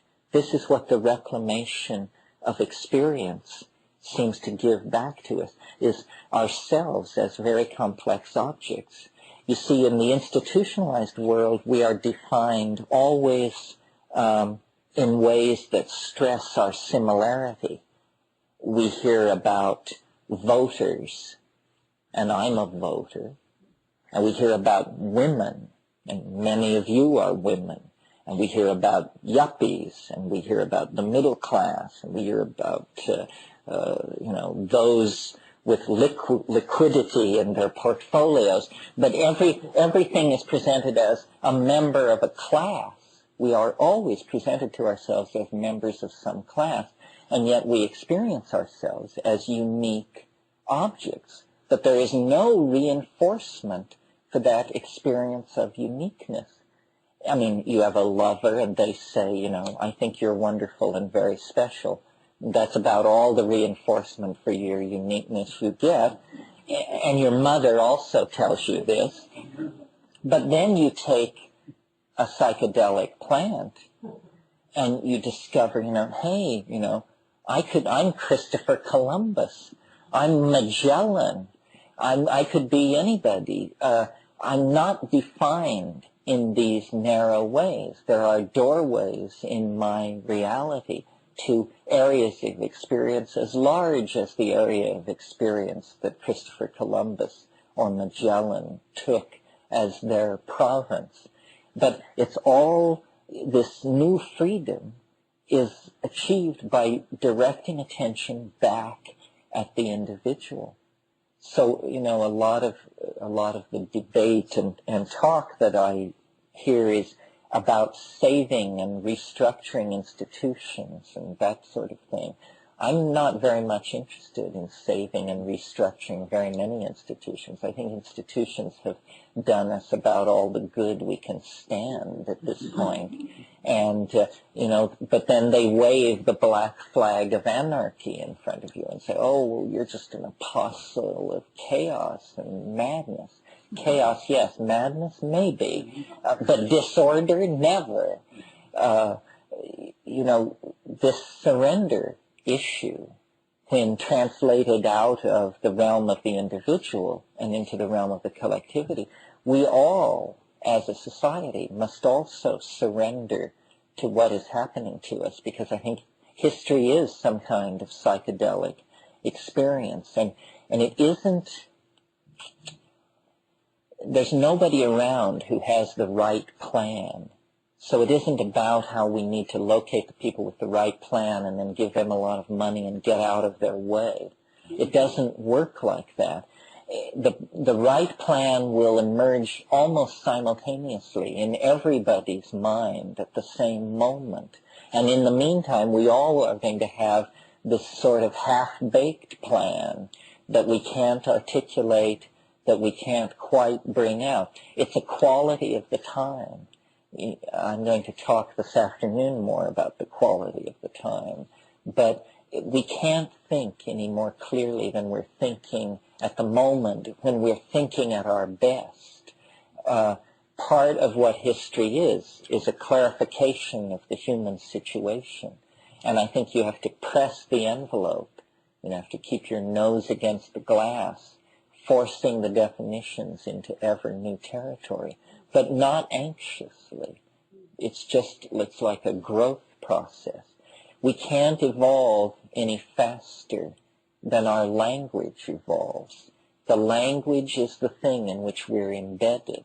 So the use of technologies like virtual reality, or drugs like psilocybin and DMT, or practices of various sorts, if they prove effective, to put pressure on the evolution of language. All spiritual disciplines, properly analyzed, can be seen to be courses, language courses, to get you to think a certain way, to get you to carve out of the background of undifferentiated data certain things which you previously couldn't see, auras or acupuncture meridians or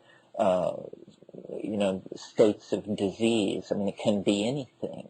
But the mind sensitizes itself to phenomena by following language into the forest of the unknown. And most people have no stomach for this kind of thing. Prefer to stay back in the village and just kill time grinding wheat and drying meat around the fire. But you can almost make a kind of a fractal quasi-reductionist argument and say that people are like electrons, and you don't learn what electrons really are until you get just one of them off by itself somewhere in a magnetic field in a vacuum. And then you see what electrons are. If you have millions of electrons, then you have an electrical current.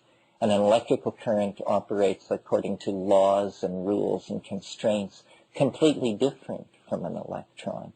And what we have done very perversely as a society is taken the laws of large numbers, how 1 million people act, how 10 million people act, and then we have applied it back to ourselves as individuals. Said, well, why am I not happy? 70% of everybody does X and I don't, and I'm not happy then. Trying to redefine yourself as against a very large body of statistical data. All of this is dehumanizing. All of this is bad mental hygiene, usually quickly cleared away by psychedelics.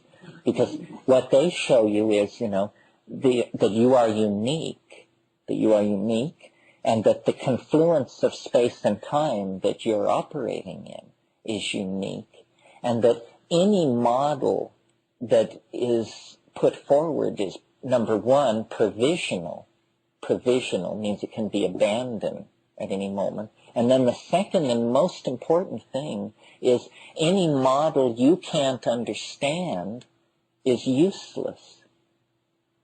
So, most of us can't understand most of the models. I mean, who here would care to walk to the blackboard and begin to describe the first stage of quantum electrodynamics to us? And yet we all know that our world is supposedly hung on this very well thought out theory that experts are in charge of. But notice, no pun intended, but notice that if experts are in charge of it, you're not. It's absolutely useless to you. You know nothing about it. Well, so when you start peeling away and saying, well, what do I know? It turns out it gets into thin soup rather quickly. This is no cause for despair. This doesn't mean you should go back to night school and study quantum physics. That's the wrong conclusion. It means that all of this stuff that you thought were the high walls of reality are just smoke blown by somebody else. These constraints are not binding upon you at all. Somebody said to me once their father had been a professional scientist, and he said once, I never would have seen it if I hadn't known it was there. And we all are in the habit of seeing all kinds of things because we know that they're there. And in many cases, they're not there. And you just walk through and you discover all kinds of things. I mean, I am convinced that anybody who has a major psychedelic trip, at some point in that trip, their eye falls on things no human eye has ever seen before or ever will see again. It's that big in there. It's not at all clear that we're mapping a generalizable reality. It may be that it's just so huge in there that never do we pass through the same matrix twice. Well, that means you can give up on closure. You can give up on any theory that will ever give you very much of a more than provisional handle on what's going on. And I think this is probably a good step to take, to open ourselves to the freedom that lies beyond culture. Culture is a kind of prison, and the only way that we know to get beyond it is to dissolve its boundaries. Now, you can do that with psychedelics, and then you really explore the baseline of being, or you can dissolve it with travel.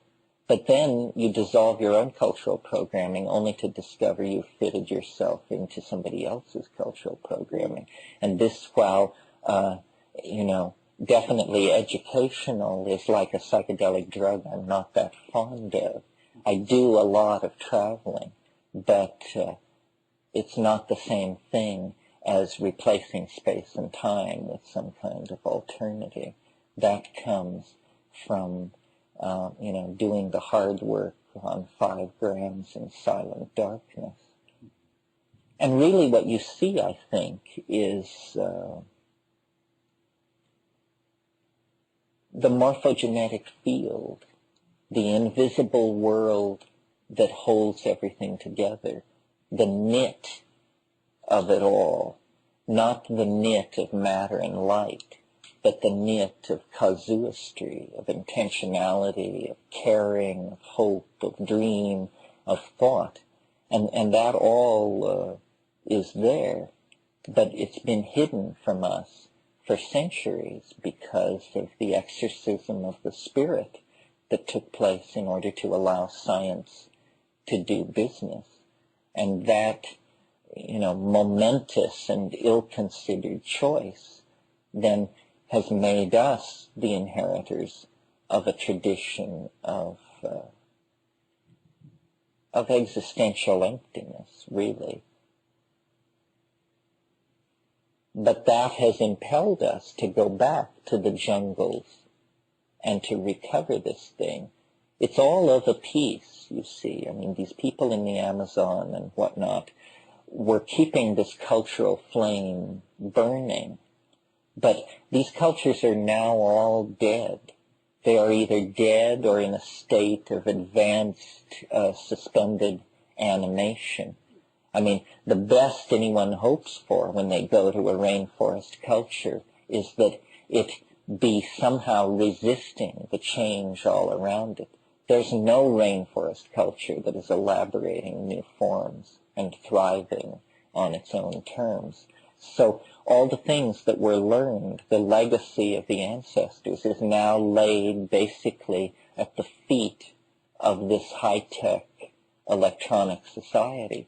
And the question is, can we dream a dream sufficiently noble that we give meaning to the sacrifices that have been made to allow the 20th century to exist? I mean, my God, the amount of blood shed and, infectious diseases spread around, metals ripped out of the earth, mountains moved, railroads laid across continents. All of this stuff as the means to reclaiming the human birthright that science hides from us. It's a very strange enterprise. I mean, it's hard to put it across because the thing is, it's real, and we're in the habit of thinking that the mind can move unobstructed from one edge of the universe to the other, that there are no secrets. But actually there are secrets. At least these are secrets, and hard to tell. I mean, I tell them, and you hear them, and we seem to have been allowed a cosmic dispensation. But why that is very hard for me to understand. I would have thought that this would have been headline news 20,000 years ago, right up until the present. Instead, it's very tentative. Apparently, this is very threatening to us. We are not as eager to sail over the edge collectively as we think we are. So then it becomes the function of the shaman, the gadfly, the go-between, to carry information back and forth between these worlds. I'm convinced that if there were no shamanic pipeline, there would be no human life as we know it on this planet. I mean, there could be climaxed animal life. There was no need for this higher order linguistic style of self-reflection to come into being. It's that something is plotted, something is working itself out in us. We are the cells of a much larger body, and like the cells of our own body, it's very hard for us to glimpse the whole pattern, the whole of what is happening, and yet we can sense that there is a purpose, and there is a pattern. Well, the way you connect the pattern with the lower level is by dissolving the boundaries of the ego and the self into this larger thing. And then it's found to be there, reflective on many levels. It doesn't require a mechanism. Everything is obvious. If things don't appear simple to us, I think it's because we haven't thought about it long enough. Well, so that's sort of a survey of some of this stuff. Thank you very much.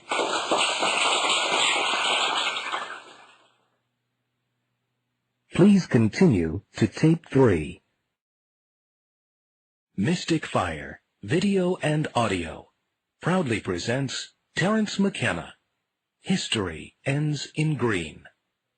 This is tape 3 of a 6-cassette series.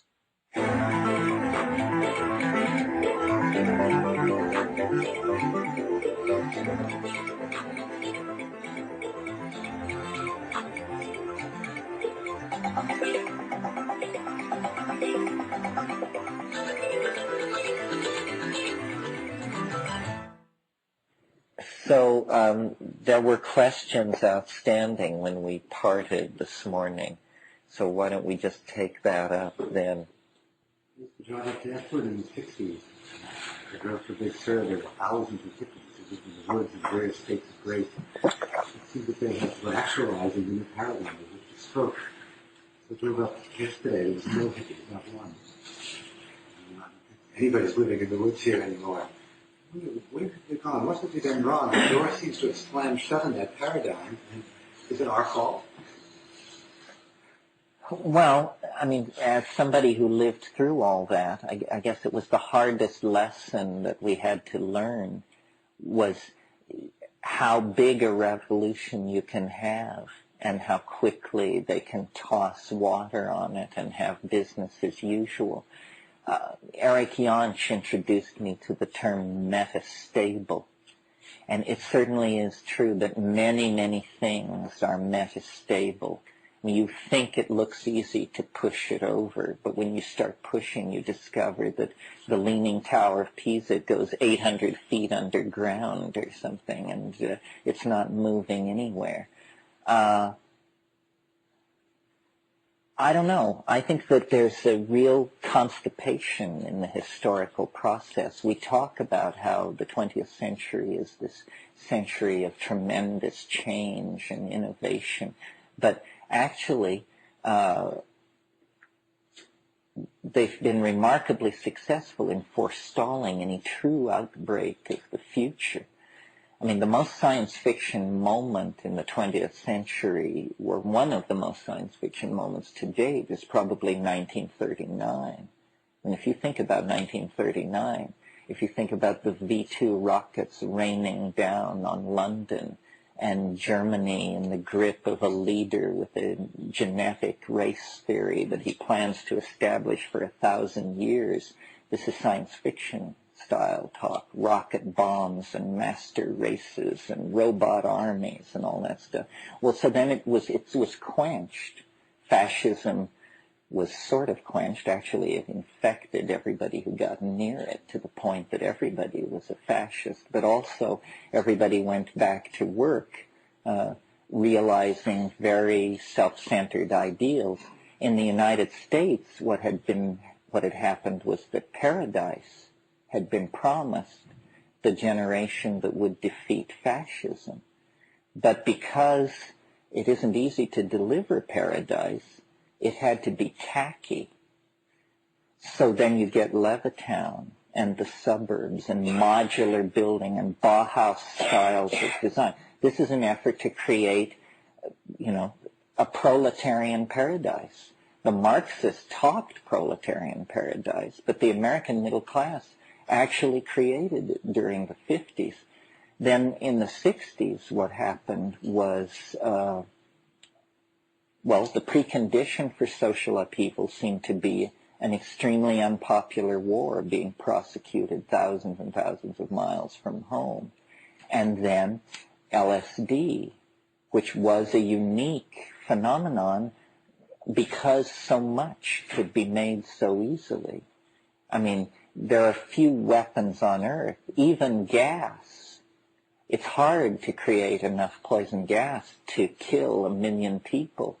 A guy with a small bathroom can create enough LSD to stone 1 million people. But I think that what the lesson I drew from the 60s is that history can't be rushed, and that history is not made by individuals, even righteous individuals. That, you know what Shakespeare said, all the world's a stage and its people merely players. They have their entrances and their exits, and each man in his time plays many parts. It is a work of literature somehow. And the 60s, for all of what it was, it must be that it was only prelude. And they managed to get the lid back on, but I think at great detriment to themselves, because the change is like a gas, if you plug the keyhole, it comes in under the door. If you plug under the door, it comes in over the transom. There's no end to it. And forestalling it makes it more violent. I mean, what I would like to see would be a conscious engineering of change, where you actually anticipate social change and try and make it easier. As a perfect example is the stupid situation now in the Middle East. It's been known since the early Carter administration that we should put policies in place which de-emphasize our need for Middle East oil. So for 20 years they looked at that situation and never did anything. Now they say they have to fight a world war because of that. Well, it's just bad management is what it is. But I think that this crisis in the Soviet Union and in the East Bloc countries, which was presented as a crisis of Marxism, is actually a crisis of centralized institutional control everywhere, and that a lot of America's assumptions will be swept away. It came first to places like Czechoslovakia and Poland, but do you think that the United Arab Emirates and Qatar and places like this can be far behind? I mean, these are oligarchic states ruled by single families. Dynastic lines is the most reactionary form of government you can have. So what I see happening in the world is fragmentation on a vast scale, to be applauded in all cases. This is not a bad thing. This is what McLuhan said would happen. It isn't going to be a world federalist state ruled from Geneva with a spaceport in Antarctica and all that malarkey. It's just going to be, thousands and thousands of local and somewhat integrated. Like the European model is interesting because there it's simultaneously falling to pieces and integrating itself at the same time. Integration of currency and economics, but preservation of cultural diversity and that sort of thing seems to me to be what's happening. But nobody has to shout and nobody has to go into the streets. It's much bigger than that. And as far as the thing in the Middle East is concerned, I think probably, I'll talk more about it this afternoon, but it has an inevitability to it that is huge. The United States is in the process of playing a fairly desperate hand. They could just stand so much of all that disarmament and troop reduction stuff, and then they just finally couldn't stand it anymore. And I think it's good news that nobody is in charge of the historical process, because even the best motivated people have the wrong idea. More faith in the unconscious. It's gotten us this far, God knows. Yeah. You were talking about syntax and language and being able to go back on the other side and look at it, and Chomsky, I think, wrote some books about what that syntax all looks like. I was just wondering what you saw when you went on the other side, Well, Chomsky's idea, which he called transformational grammar, was he dreamed of being able to write the rules not only for English, but for all rationally apprehendable languages. And he felt there were 15 rules of deep structure. I never could really understand the fine print on Chomsky. It seemed pretty tormented to me. What I discover most spectacularly in the DMT state is there are these entities there, which I call self-transforming machine elves, and they look sort of like self-dribbling jeweled basketballs, and they have a linguistic intentionality. They want to communicate. The songs that they sing condense as objects in three-dimensional space. I've compared them to the eggs of Fabergé, but that does them, they're much more interesting than that. They are like crystalline, jeweled, semi-see-through, opaque, movemented things which look like sculptures, but you can tell while you're looking at them they're actually sentences. and the sentences are saying themselves in some weird way, and in the way that a good sentence, a good long sentence, has all its clauses operating and its articles rotating smoothly and its gerunds running up and down their tracks and everything. In the same way that a good sentence does that, these little objects have this same kind of linguistic coherency. Well, then what the entities in this space are doing is they're urging me, the percipient, to explore this and to do it, to sing these songs, to make these objects condense. And I've spent a lot of time trying to figure out what this could possibly be about. In terms of new ideas about it, the only new idea I've had about it is it's occurred to me with some force over the past year and a half or so, that the conclusion that I never looked at carefully because my mind tried to shy away from it was that maybe these things have something to do with the dead, that if you were to ask a shaman what these entities were, he would just say without hesitation, oh, well, these are the ancestors. These are the spirits of the ancestors.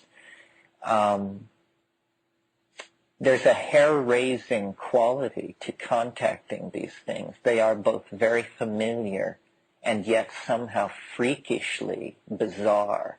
And the presence of the familiarity with the bizarre creates a kind of cognitive dissonance that's very, there's just nothing else that feels quite like that.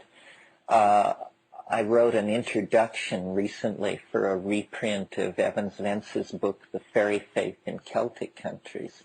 And I discovered when I reread that book that the doctrine of purgatory, which is good church doctrine, it's a realm where souls go to be cleansed for a few millennia. They're not so sinful that they go to hell, but they go to purgatory for a few thousand years before they enter heaven. Well, I always assumed that this idea came out of the Roman contact with Gnostic ideas, but I discovered in writing the introduction for the Fairy Faith that St. Patrick invented the idea of purgatory. And he invented it when he was converting the Irish to Christianity. He did it as a way to Christianize the notion of fae, of fairyland.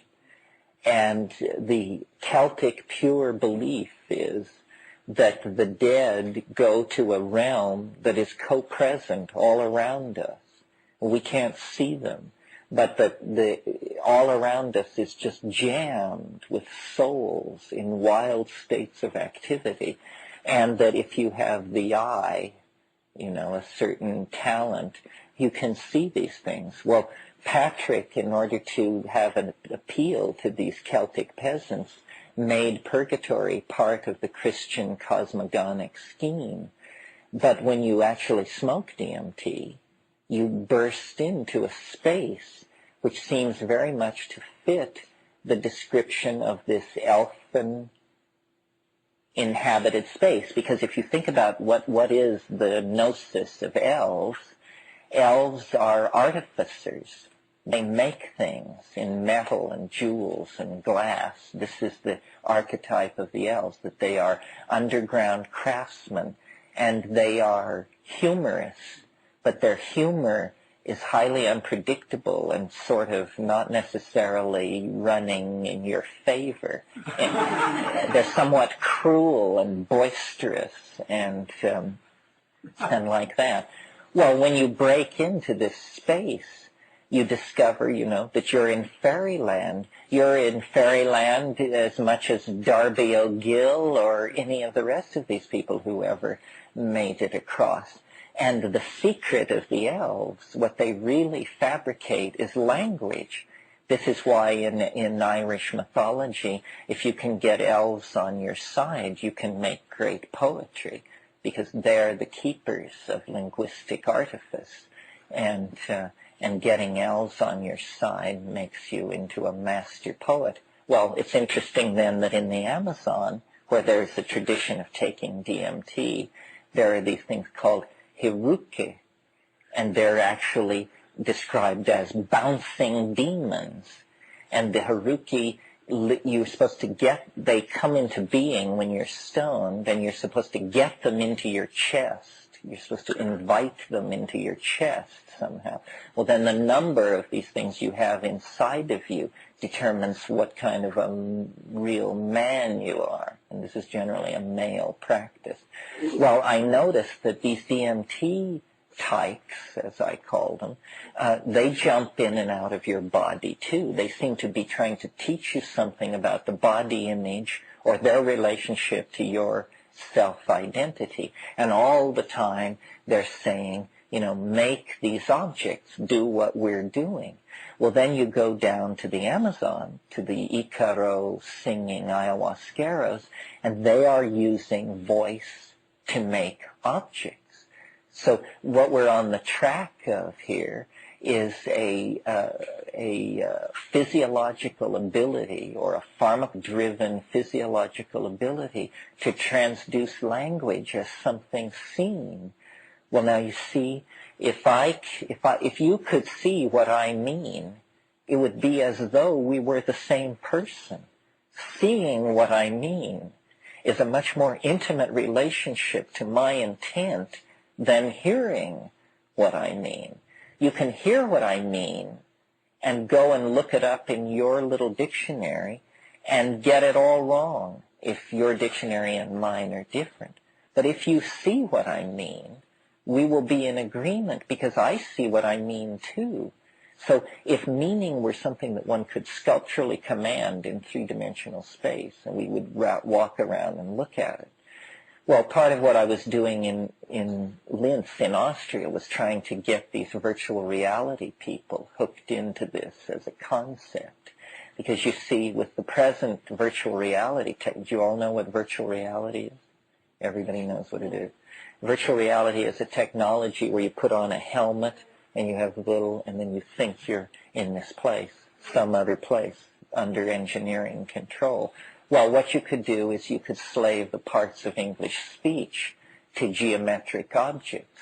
So that, for instance, every time you use the word and, a rotating turquoise dodecahedron appeared over your left shoulder. Similarly, all the parts of the dictionary could be slaved to physically or to visually beholdable objects. Well, then, as I would speak, this thing would be happening over my left shoulder, a kind of self-constructing grammatical tinker toy. Well, I maintained that very quickly people would stop listening and start looking, and that they would be getting it. In fact, they would be getting more than if they were listening, because the way in which these syntactically visible parts of speech can be connected and shaded and presented and emphasized and italicized and underlined and brightly colored and set in different fonts and so forth and so on. In other words, many more dimensions to the intent to communicate can be brought into play.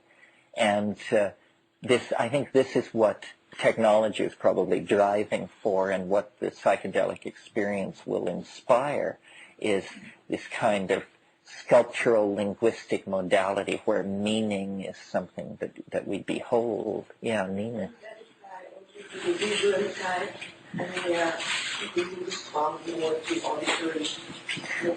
Well, we have to find out whether there are visual types and audio types, or whether there are generalized human biases embedded in cultural conventions. McLuhan talked about how at the inventing of printing, there was a shift from the eye culture, as he called it, to the ear culture, that before printing, if somebody gave you a piece of manuscript, it was in cannabula. It was written, it was manuscript, and therefore you had to look at it. After printing was invented, every E looked like every other E, And so print acquired uniformity. And uniformity, when we read, we do not look. You don't look at the page, you read it, and your eye rips through it. You don't linger over each letter and try to piece out how it's different from the other F's on that line and stuff like that. But in manuscript culture, you do. Similarly, print created an expectation then of uniformity in the way that the eye expected the letters to always present a uniform appearance. There began to be the idea of uniformity of social appearances. And previously the largest social class had been the guild, but suddenly you get people talking about the ruling class, the middle class, the lower class, white collar, blue collar.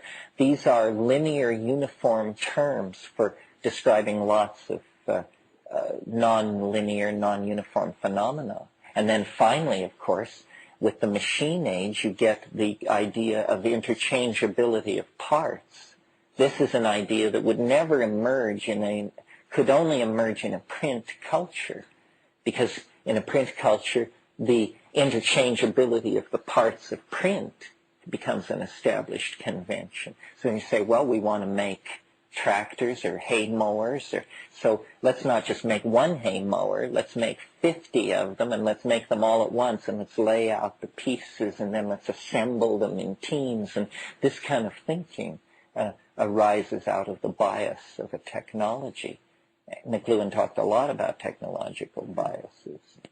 Isn't this going back to the Chinese ideogram thing where they had 50,000 symbols at one time, and now they'll only allow 5,000 in newspapers, and the average person only knows that much? Well, yeah, I mean, language is becoming more glyphic. Reality is becoming more iconic. When you travel in Europe, you're aware that you're skating along on a thin surface of icons that, if you're careful, will never break through and let you down. You know, you can read all this international jargon about where the dog can poop and not to smoke and not to open the window and so forth and so on. Yeah, we need an iconic language, and we're tending back toward it. Now, an iconic language like Chinese has also undergone huge amounts of local conventionalization. So I don't think we're all going to end up learning Chinese unless it's going to return more to its ancient form. Mayan is an interesting case because Mayan is a rebus language where you use icons not to symbolize things but sounds. Do you see the difference? So, for instance, if we want to, in rebus language, you would put a picture of an eye, a saw going through wood, an ant running across the ground, and a rose, and that would be a sign which said, I saw ant rose. The icons symbolize sounds. They don't symbolize meaning.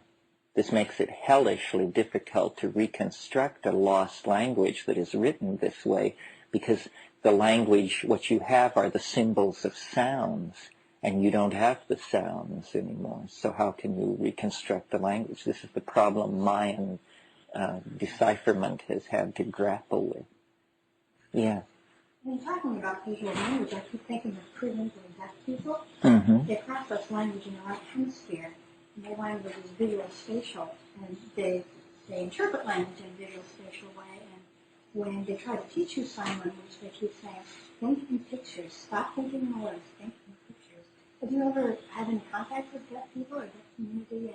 Not with the community. I've known deaf people, and yes, you're right. This thinking in pictures, and this is something that happens at a certain point in most psychedelic experiences.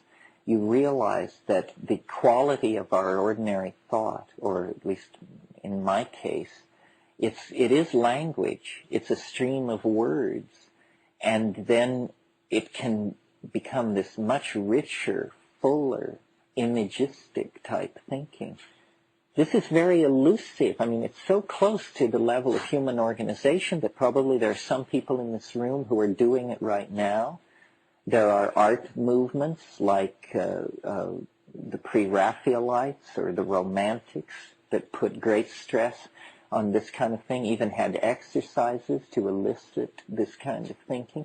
I mean, I think that and McLuhan is trying to get at this by talking about the effects of technology. It's that we haven't realized just how fluid the mental modality is. Thomas Aquinas in the Middle Ages was thought to be a great saint, and he would prove his sainthood they would come to him with a Bible or a work of theology, and they would open it in front of him and let him look at it for a few minutes, and then close it and question him about it, and he could answer questions. And they thought this was a proof of his sanctity. And all he was doing was silently reading. He was the only man in Europe who could silently read, and everybody else had to sound the words. Well, we can't quite wrap our mind around that, because for us this is just something you do. It's not even as hard as riding a bicycle. Well, how many things are there where we are down between narrow walls of expectation, and just a little tweak of our programming would make a real difference? One of the things that fascinates me about the psychedelics that we haven't talked about at all this morning, because it's kind of on a technical bent, is how close the most interesting ones are to ordinary brain chemistry. It isn't that the strangest, weirdest drugs give the strangest, weirdest experiences. No, the drugs that are most like what you have in your brain at this moment give the strangest, weirdest experiences. The ones that are just one tweaked atom away from ordinary consciousness are the ones that give the profound, world-dissolving experiences. So this suggests to me that what we deal with when we deal with psychedelics is future chemical states of mind, future ratios of neurotransmitters in the human brain.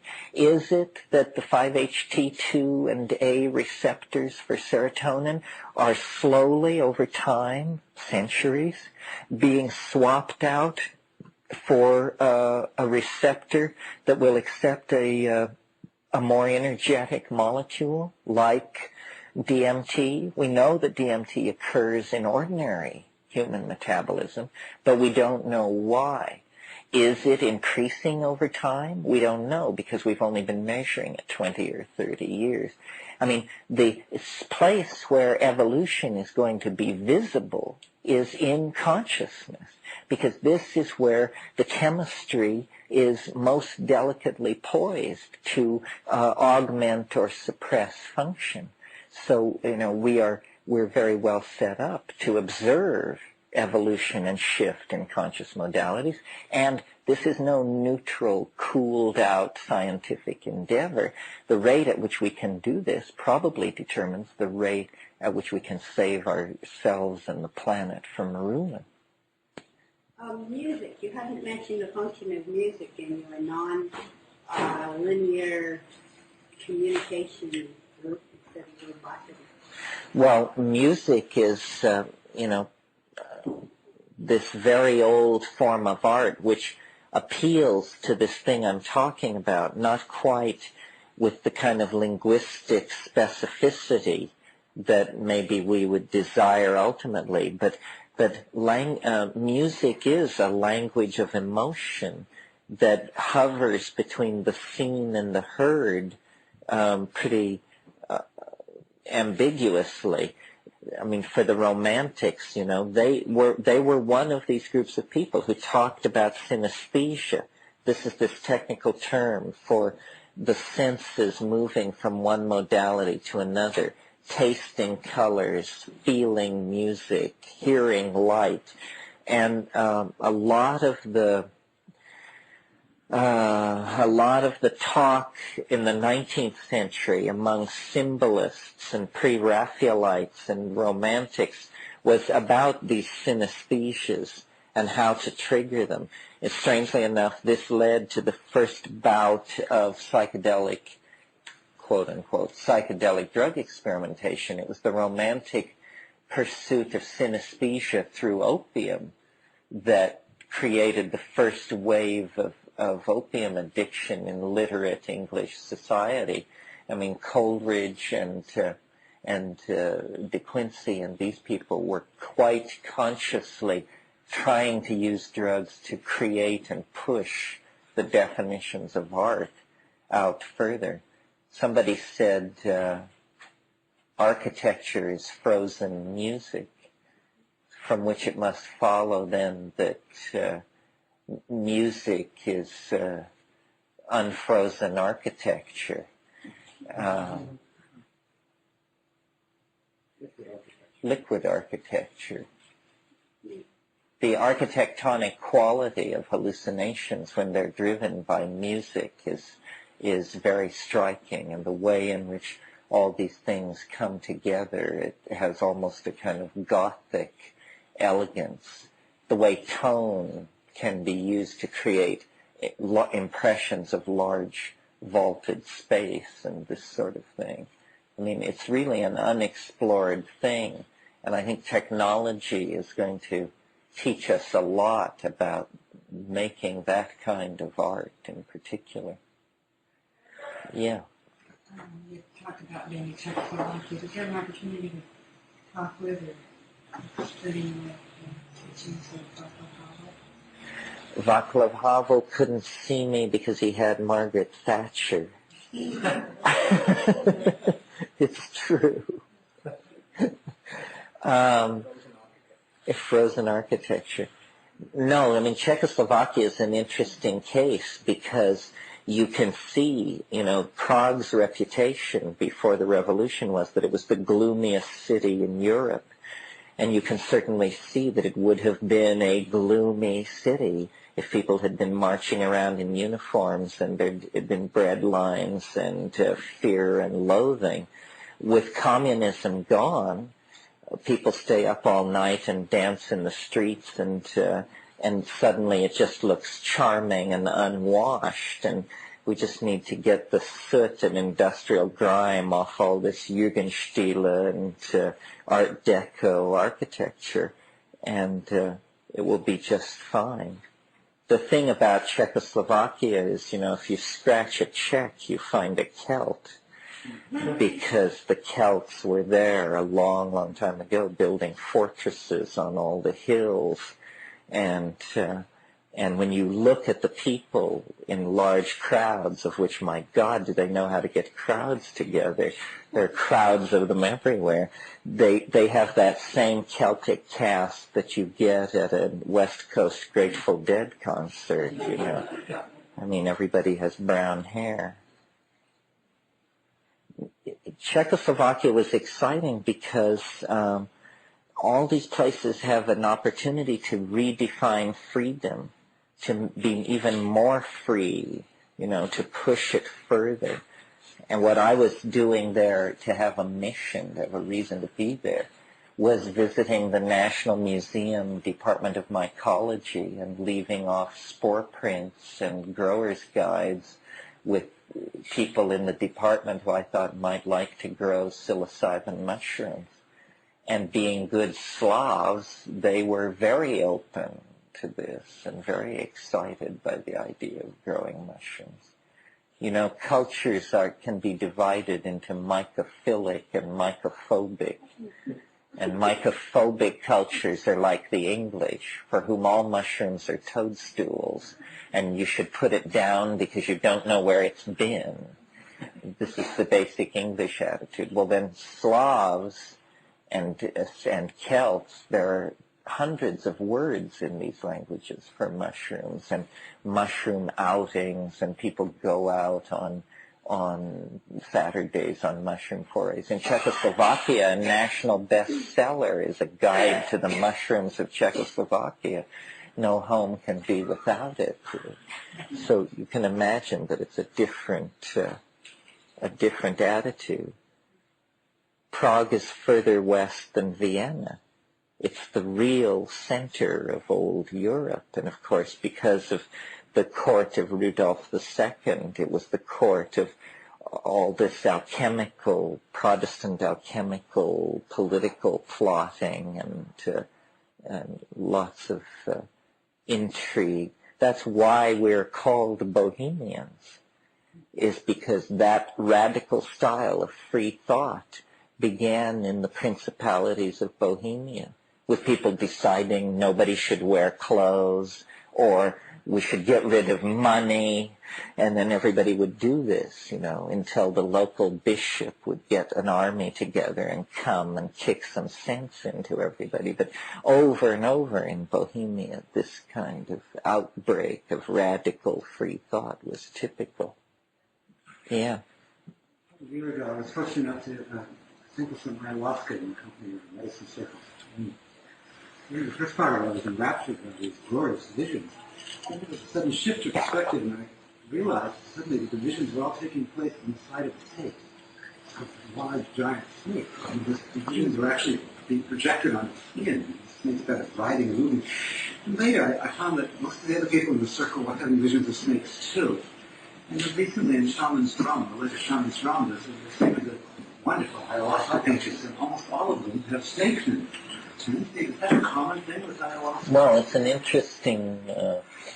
an interesting question. Why do drugs have identities like this, and do they have them? And well, the answer is yes, they certainly do. And it's one of the puzzling pieces of information that I always keep in front of myself when trying to understand these things, that it's irrational that, for instance, no matter who you are, Viennese Jew, Icelandic ski instructor, Irish pub owner, if you take ayahuasca, you will see large snakes, large cats, and dancing black people, in this order of statistical frequency, with black people being not as common as cats and snakes, cats being not as common as snakes, snakes being the most common. Well, what's going on here? How can it be that a chemical compound that can be defined down to the quantum mechanical positions of the atoms nevertheless seems to carry informational content of some sort? Well, I don't know. But here is one possibility, and maybe there are others. Maybe this is support for Sheldrake's hypothesis of formative causation, that actually around the drug, a complex of ideas has accreted itself in some kind of psychological hyperspace. A pattern has been worn in hyperspace, which is the pattern of how this drug works. And it's really, in some sense, a composite of all the trips of all the people who ever took it. Well, since for the first 20,000 years, all the people who ever took ayahuasca had snake and jaguar fear as a major source of anxiety, we discover that up front. But of course, now why the dancing black people? This becomes less easy to understand. Well, this is the other possibility, see, that the reason these things are so message specific is that this is the plant. This is its presentation. Like with ayahuasca particularly, its language is visual. I mean, after a strong ayahuasca session, your eyes are bugging out of your head. It's like a visit to Madison Avenue to buy prints. I mean, you've just looked at so many prints and looked and compared the Bruegel to the Bosch and the Bosch to the Buffon, all this stuff. Look. And, but then, for instance, with mushrooms, it's actually verbal. It speaks, it tells you things in plain English, in a conversational mode.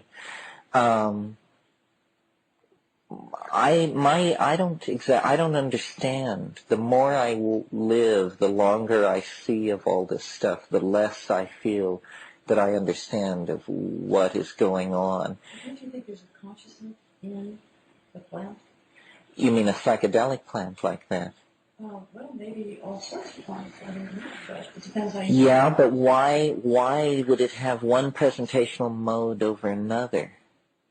Because it's a particular chemical composite that becomes its own unique life force or composite biology or whatever. But in that, it has its own consciousness. Well, I guess this is what we're left with, that these are the masks by which we understand these things. What happens with the mushroom is it always has a presentational personality, but then when you inquire, you discover that this presentational personality is created for your convenience, and that behind it lurks God knows what.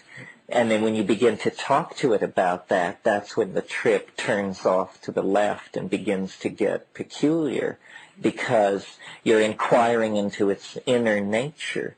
I mean, with the mushroom, you can actually say, show me more of what you really are. And immediately, the trip will take a turn away from the dancing mice and all that cheerful, hypnagogic riffraff, and towards something, woo, say, okay, that's enough of who you really are. Reassure me now. So yeah, these things are like personalities, minds. But the question for me is, it's such a strange way to communicate, that here is a life form that it can't communicate unless you eat it, unless it's inside you. And then somehow the moire of its being and your being mesh together, and then these images spring into being. But it is in the very act of passing away, being consumed in your metabolism. It's like some kind of act of love or something. Do you ever ask it what it's like having eaten you or being digested? What is it like to take a person? Yeah. Well, I asked it once what it wanted to be called, and it said, call me Dorothy. Dorothy. And I said, why? And it said, because this seems like Oz to me. I just report these things. I don't know why it wanted to be called Dorothy. Or When you say it turns labs, when you take that point of inquiry, the trip Uh-huh. and then you had a nut, or you said, I want comfort. Did you say a little more about that? You mean how to steer it through these places? Well, or why do you want to turn back, or what's that? What is that? Well, you have the feeling, it's a very complex feeling when you deal with the other. It's your friend, sort of, and it's predictable, sort of, but everything has this vibe about it where you don't want to push too much. I mean, I've given a lot of thought to trying to think about where I have had this feeling that I have when I meet the DMT elves. And it's a feeling of exhilaration, but caution, accomplishment, but doubt. And I decided that where I knew this feeling from was my dissolute youth as a leader in the back streets of Bombay, into these labyrinths where these guys with shining eyes and deformed limbs would take us back into these warrens of streets. And they would know that we had enough money on our body to ransom them all for 5 years' income. And we would know that they knew. And yet we would be there to conclude a business deal over a psychedelic substance. This concludes Side A. And this feeling of meeting the mean traders, and they would always say, they had this wonderful line calculated to put you completely at your ease. They would say, I am your friend. I am not like all the others. Oh, great! Wonderful. I feel so much better. And that's what these elves are saying. They're saying, don't listen to him or her. I'm your friend. I'm not like all the others. And, you're clearly the new kid in town. I mean, you can barely sit up, and they're able to pick your pocket from 10 dimensions you don't even know exist. So you're trying to sort this out in good order. I wanted to go back to the idea of assimilation, that in order to have this experience and so forth, that it's a process of digestion and assimilation. And that really is true of getting yourself to that consciousness, whatever you want to call it. And that's actually true of all the experiences one has. I mean, if you're reading a book, if you really want to get into it, you have to totally digest it. I mean, it's not literal, obviously. You don't eat the pages necessarily because you're starving or something. But anyway, everything that you do that has any real influence has to be digested in some way. Well, maybe this has to do with the notion of boundary dissolution, that to be digested by something is to actually become it. It becomes you. And, Yeats said, we become what we behold. And, yeah, I mean, it's fairly profound when you think about it. I didn't really lean on this thing this morning. Well, I mentioned it about the diet and the copulation and the religion and the psilocybin. But the notion here is that feminism is actually a state of dietary neuroregulation in the species, if you want. And that because the feminine I associate with this state of boundary dissolution or potential state of boundary dissolution, because feminine sexuality is based on the acceptance of penetration, and the experience of giving birth is the experience of heavy boundary reorganization and so forth. So the earth actually talked to the human beings through the diet.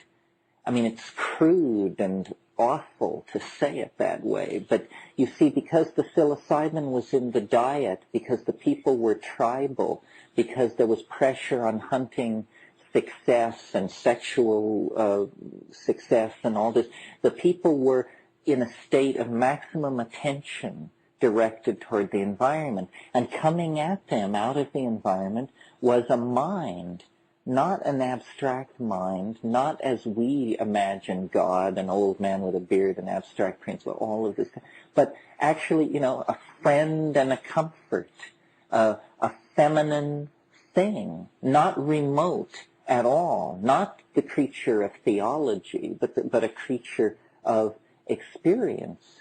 And these feminine values were the values of the human group, and they were a kind of objectification, realization of the values in nature itself. And getting away from that broke this bond that was very real. And this breaking of this bond traumatized us. I mean, you can even use the language of dysfunctional relationships, childhood trauma, abuse, that sort of thing.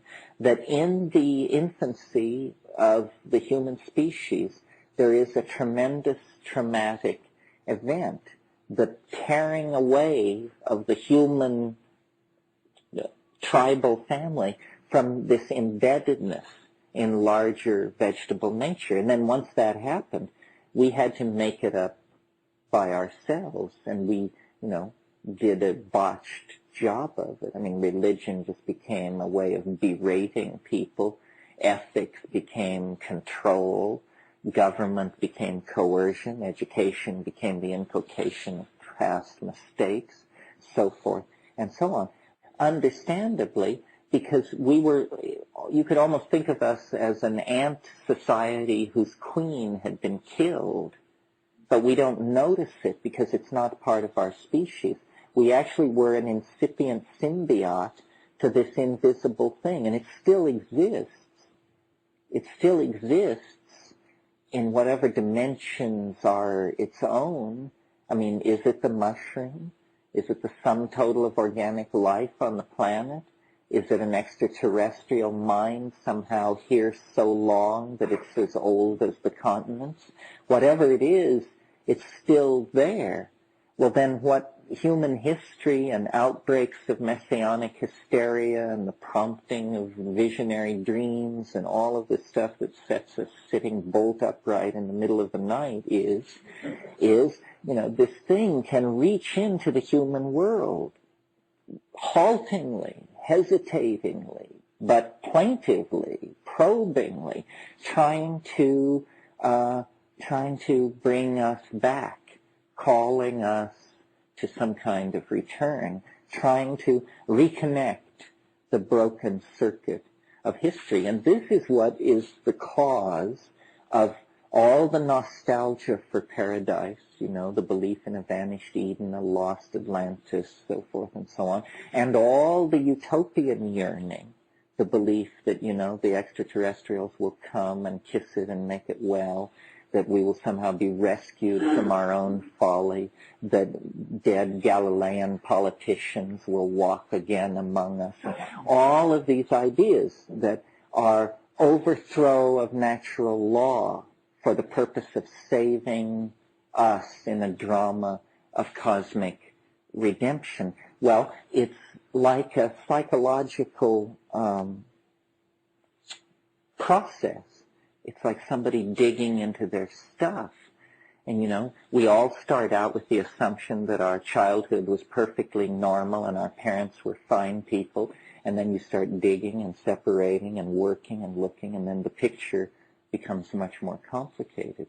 And I think the human attitude toward drugs, the fact that we can addict to 40 or 50 substances and yes, other animals form addictions of various sorts, but nothing like this. Clearly we are in a state of permanent chemical disequilibrium. We will gnaw door handles, sniff paint thinner, tobacco, heroin, you name it, thousands of alkaloids, bury, dig up stuff the pig wouldn't eat, and then pickle that, and then eat that. All this anxiety and disease around the problem of food is that we're looking for something. Well, then every time somebody finds it, then a huge shriek goes up from the body politic that it's illegal what you found. It's unacceptable. This behavior cannot be tolerated. People who smoke joints of marijuana, the chief of police in Los Angeles wants them shot like dogs in public places in order to keep public order. Well, what we've got here, folks, is a lot of serious anxiety around states of mind, clearly. And it's a rupture from the synthetic. It's a rupture from the organic, creating totally synthetic realities on every level. That's part of what happens when you're separated from the organic. You mean a rupture into history of this material? Well, because they have been separated from psychedelics and from it's like being separated from the organic life. It's the same thing as being separated from nature, from themselves, and then they're open to synthetic realities on every level. Well, it's an extreme case of alienation. Yeah. Over like 1,000 years. Yes, we're so alienated, we don't even know how alienated we are. Things built into our language like the subject-object dualism, the assumption of science, that spirit exists. This is what they've been busy at for the last 400 years, is exercising spirit. From the late medieval cosmology, we inherit a world entirely animate with spirit and angelic beings running up ladders and performing all kinds of miraculous tasks and things. And then with Descartes, you get this grudging admission that, well, maybe the soul touches matter at just one place in the pineal gland of each one of us. There's this magic trip hammer, and there the little angel performs the forbidden transduction. And then 50 years after Descartes, then they say, well, no, that was the naive part of his thinking. We're going to get rid of that. And now we understand that spirit was an illusion of the ontologically naive mind, and there's only force and momentum. And then you have permission to commit all kinds of atrocities against nature. Although the permission to commit these atrocities has been present in the Western tradition for a very, very long time. I mean, you go back to Gilgamesh, and you discover what's going on in Gilgamesh is that Gilgamesh rejects the goddess, and the goddess sends the bull as her emissary to Gilgamesh, which I take to be a symbol of the mushroom, obviously. And Gilgamesh rejects the cosmic bull, rejects the goddess, and then he gets his shaman friend, Enkidu, who's very reluctant about this enterprise, and he says, you know what we need to do? I have a great idea. Let's go into the wilderness, and you'll help me, and we'll cut down the tree of life. And this is what they do. This is on, cuneiform tablets that are dug out of the level of our civilization. And what they're plotting and scheming is two clowns want to cut down the tree of life. So this alienation goes very deep. That's why the psychedelic experience is illegal and repressed and suspect. It's because nothing less than the whole kit and caboodle of this civilization hangs in the balance against it. It is forbidden to know that the dynamics of the mind have such depth and breadth. We are supposed to live in a narrow canyon of consciousness, walled in between awake and asleep, and anything else is considered pathological. And we make a little place for artists as long as they don't get too uppity or obscene, and otherwise it's all closed off. Well, breaking into this is, breaking through this is this recapturing of the birthright that I've been talking about. Other comments, yeah. Every time I eat mushrooms, I look through three things that happen to me that invariably happen, physical things. And I wonder what you make of them, or if you have them. I know you have a couple. One is tearing. I always tear, and then I always go through a phase where I start to yawn. And the yawning, then I start making sound, like my head becomes an echo chamber. And it always happens to me. And I play with that sound a lot. And then I heard the yoga monks. And I go, that's the sound. Same sound. And I've heard you discuss the sound before. And well, even in the pharmacology textbooks, the yawning gets in for psilocybin. It makes you yawn, they say, and it certainly does make you yawn. The tearing, it also makes you tear. It makes your nose run a little bit about at the 40-minute mark. The tearing I associate with the actual moments when the visions are occurring. It seems as though your eyes produce a lot of water. And the tone is, pretty basic to the presentation of these things.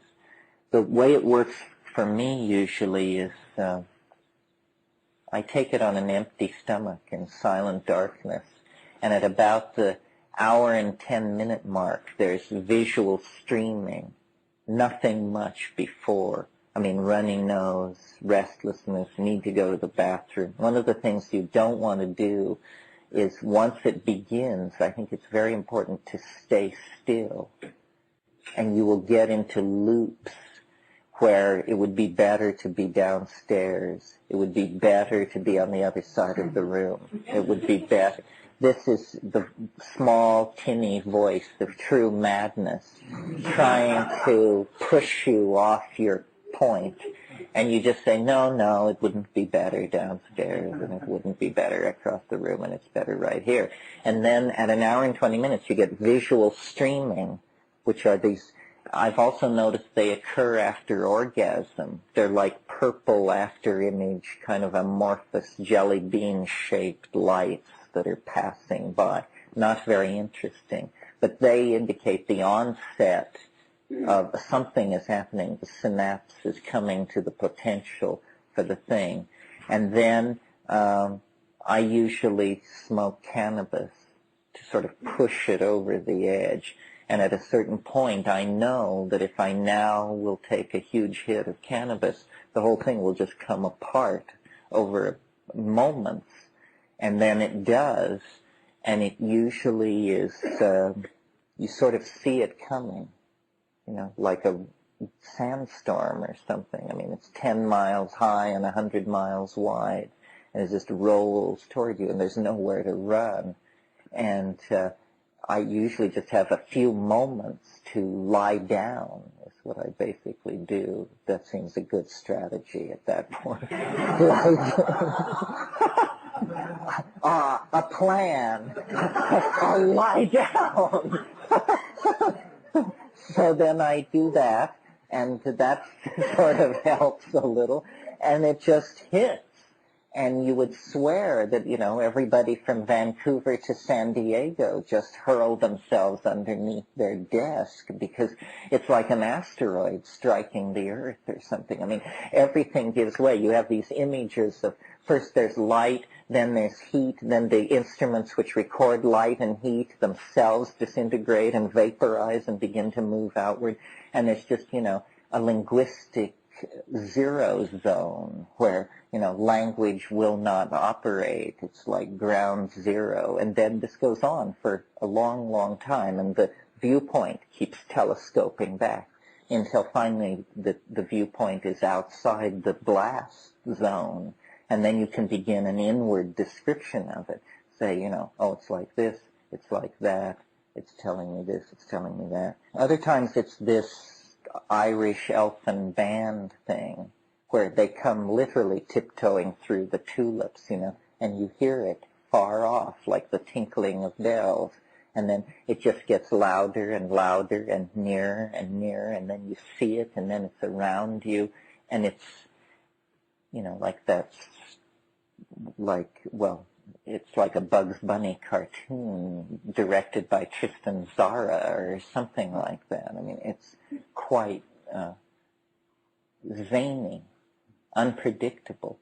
The thing that always impressed me about psychedelics was the way in which it could convince you that you could never think of this, and that was the stamp of authenticity, the fact that it was moving faster than your own imagination, astonishing you, making you laugh, frightening you, leading you on, teasing you.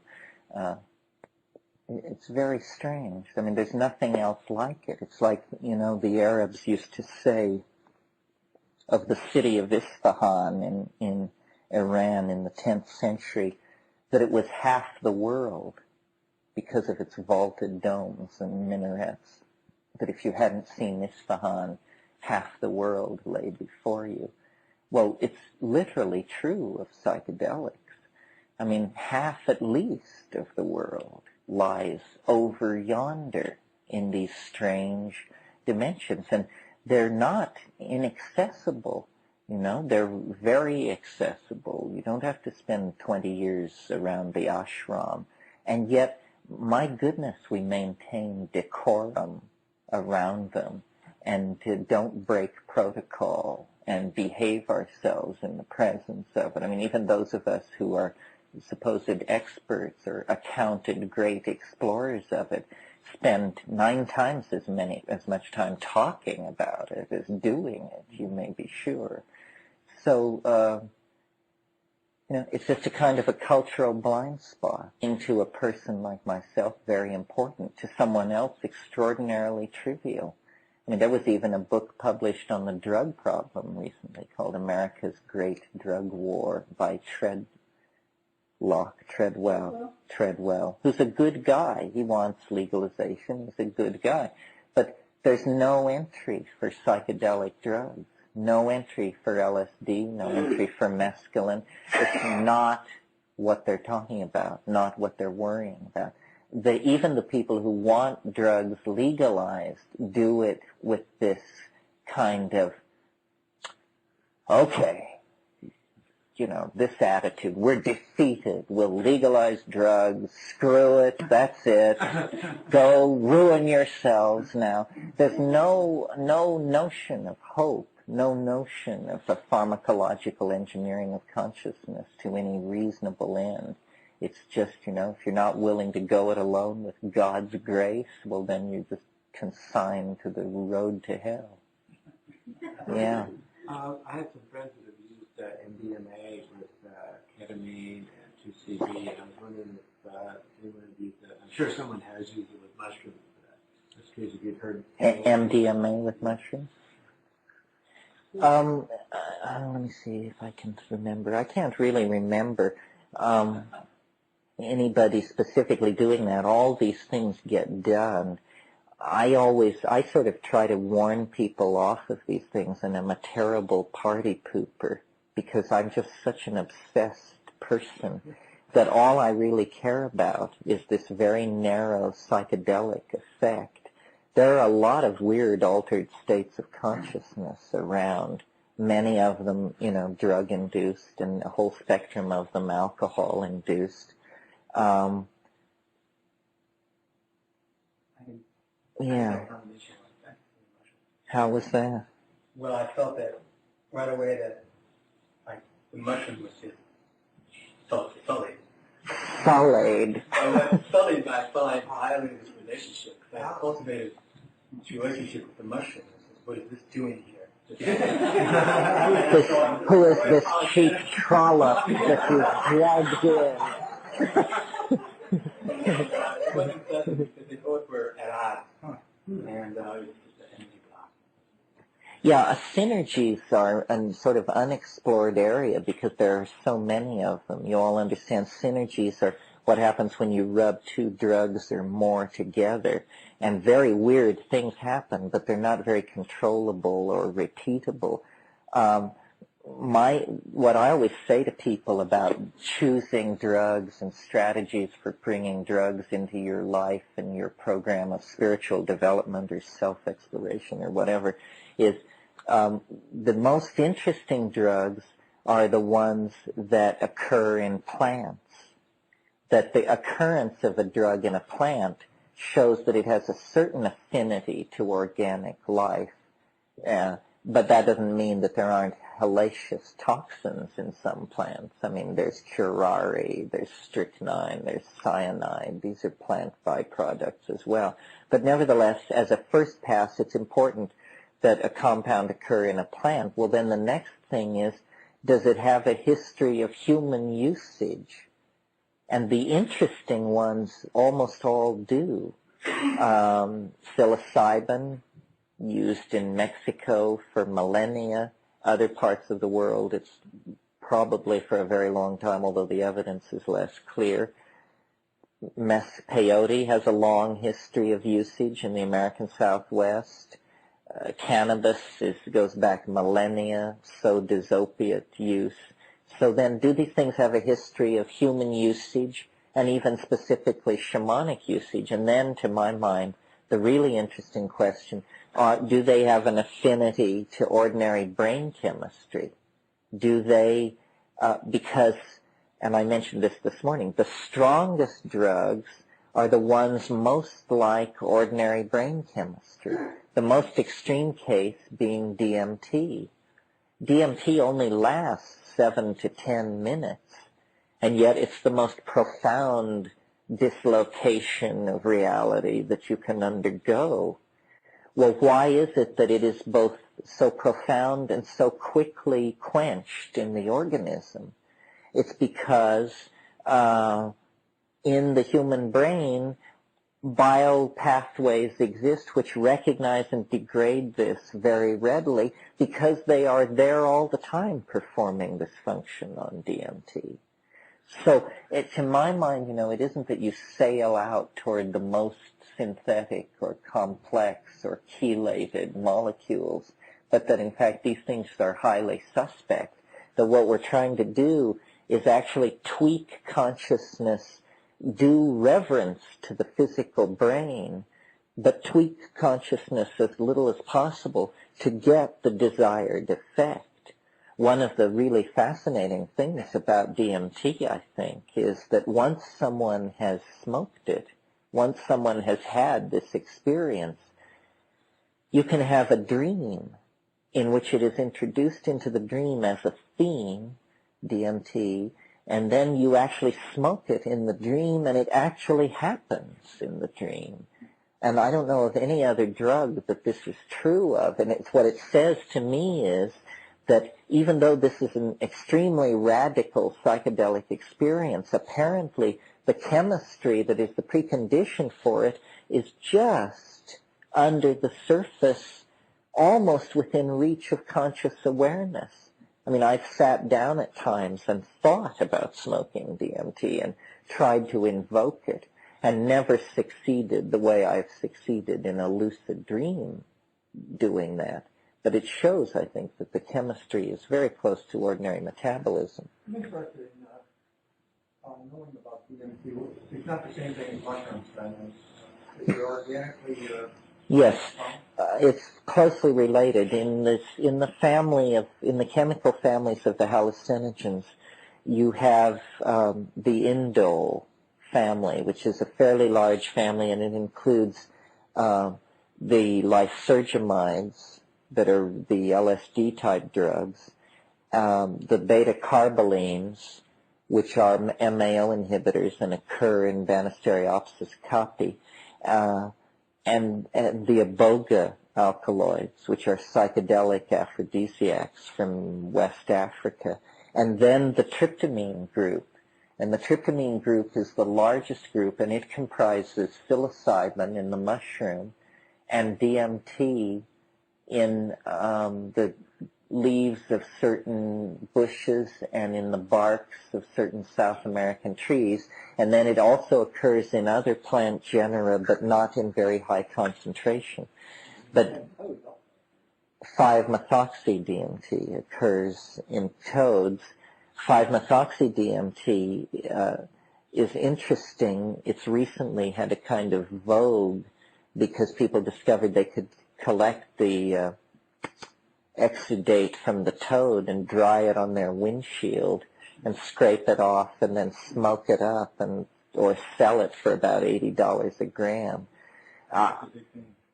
It's a big thing in Florida. Now they're out, the farmers are out there licking toads. Well, nobody actually licks toads. That's just a slander. What you do is you milk the toad onto the glass of your four-wheel drive vehicle windshield and then let it dry in the sun and then scrape it up and collect it in a film canister. I know people who really like 5-MeO-DMT. I don't care for it. I find it weirdly empty. It's not visionary like DMT. DMT is a chaos of hallucination. It is the most hallucinogenic compound there is. I mean, it's just hallucinations stacked on top of each other. I mean, in every angle, tiny demons are seen to be performing elaborate calisthenic exercises, and, much else is happening. But when you do 5-MeO-DMT, for me, at any rate, it was like this feeling. Yes, it feels like DMT. Yes, my heart is racing just like DMT. Yes, yes, yes. No. Nothing happened. It didn't do the thing. The other piece of information that I feel obligated to pass on to you as a spoil sport is that 5-MeO is fatal in sheep. They just fall over with their little pointed feet trembling in the air. And, I guess it's a way to tell whether or not you're a sheep. But it's a little alarming that a mammalian species so substantial and woolly and so forth falls over dead when exposed to this stuff that you and your friends are furiously smoking up in the den. Why? They don't know exactly. It's neurotoxic. These neurotransmitters fall into narrow ranges. Sheep are sensitive to a lot of stuff. That's why they're always dropping nerve gas on them and stuff like that, because they seem to have a fairly narrow tolerance to neurotoxins. It's somewhat alarming, you know. Not 5-MeO DMT, not DMT. Well, just the difference of that methoxy group in the 5 position. But, you know, this is why sheep get staggers and die, because they're eating phalaris species, grass species, with low amounts of 5-MeO in them. And they're always getting staggers and getting problems with that. Anything else? Yeah. Physical side effects from the mushrooms. Well, one of the things you have to understand is that research on psychedelics is illegal and not even encouraged among professionals. So a lot of what's known is anecdotal. Whenever you talk about the side effects of any drug, you have to realize that people are highly variable. So tolerant and drugs are the area where these differences between people show up dramatically. Generally, psilocybin is thought to be a fairly safe compound. In terms of crude measures of its safety, it's very safe. I mean, for instance, the way pharmacologists talk about drugs is they talk about what's called the LD50. This is the horrible concept of if you have 100 mice, how much of this drug do you have to give these 100 mice so that 50 die? The LD50, the lethal dose 50. Well, for psilocybin, it's huge. I mean, hundreds of milligrams per kilogram of body weight. So that's not a possibility. That's the cheerful news from the world of reductionist pharmacology. The problem is that when you get out there, the whole religion of taking these things holds that science doesn't know what it's talking about. So when you get out there and you have the complete and total conviction that you're dying, then you have to grapple with this. And the thing is, it's always completely convincing. And this is just something that it seems to put one through occasionally. You don't get much sympathy from straight people. I mean, they say, well, psychedelic drugs, isn't that the bit? You think you're in heaven, then you think you're dying, then you think you're God, then you think you're dying. I thought that was what is supposed to happen. Well, as we know, you try to steer around that. If there are episodes of fear, the only thing you can do is sit it out and breathe it out and sing it out. The one thing people shouldn't do is clench up and hunker down and just go into the fetal position and stay. What you want to do is circulate a huge amount of energy and oxygen through your body by singing.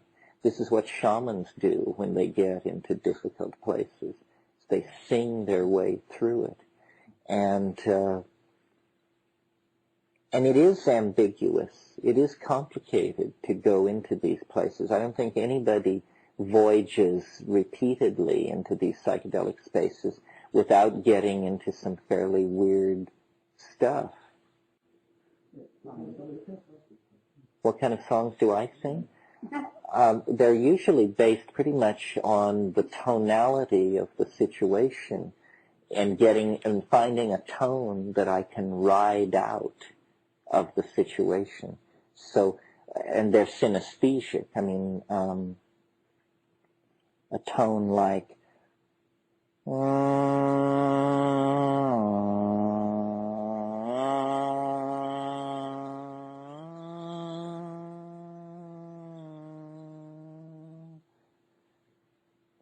you're feeling it's doing something to you, and you can steer your way through weird stuff with this. Then usually you become distracted and by the act of making the sound itself, because the sound, first of all, you either have or have the illusion that you have tremendous control over the production of tone. Your ear it gives you a tremendous ability to differentiate these tones. And they're appearing in front of you as colors if you're loaded enough. So this is the modality in which you can experiment with the visible language. You try to syntactically construct out of tonality and glossolalia some kind of convincing modality. Most of you have probably heard ayahuasca songs. I mean, wane, wane, wane, te, sinji, te, sinji, sinji, sinji, te. They're driving, is what they are. They're repetitious and they're driving. And you discover in yourself, the capacity for glossolalia, which you can ride. You can lift the meaning governor off of the language machinery and just let it spin. And it's indefensible as art, but ecstatic to do, I mean, I tend to do glossolalias, which are more conversational. And I like them because they play with meaning. So that kind of stuff sort of sounds like e de jegem wai waxi kipipin if noidem wow he de e kiba mang wow he de ni chipikutikin vindi. Yeah, I do this alone in the dark.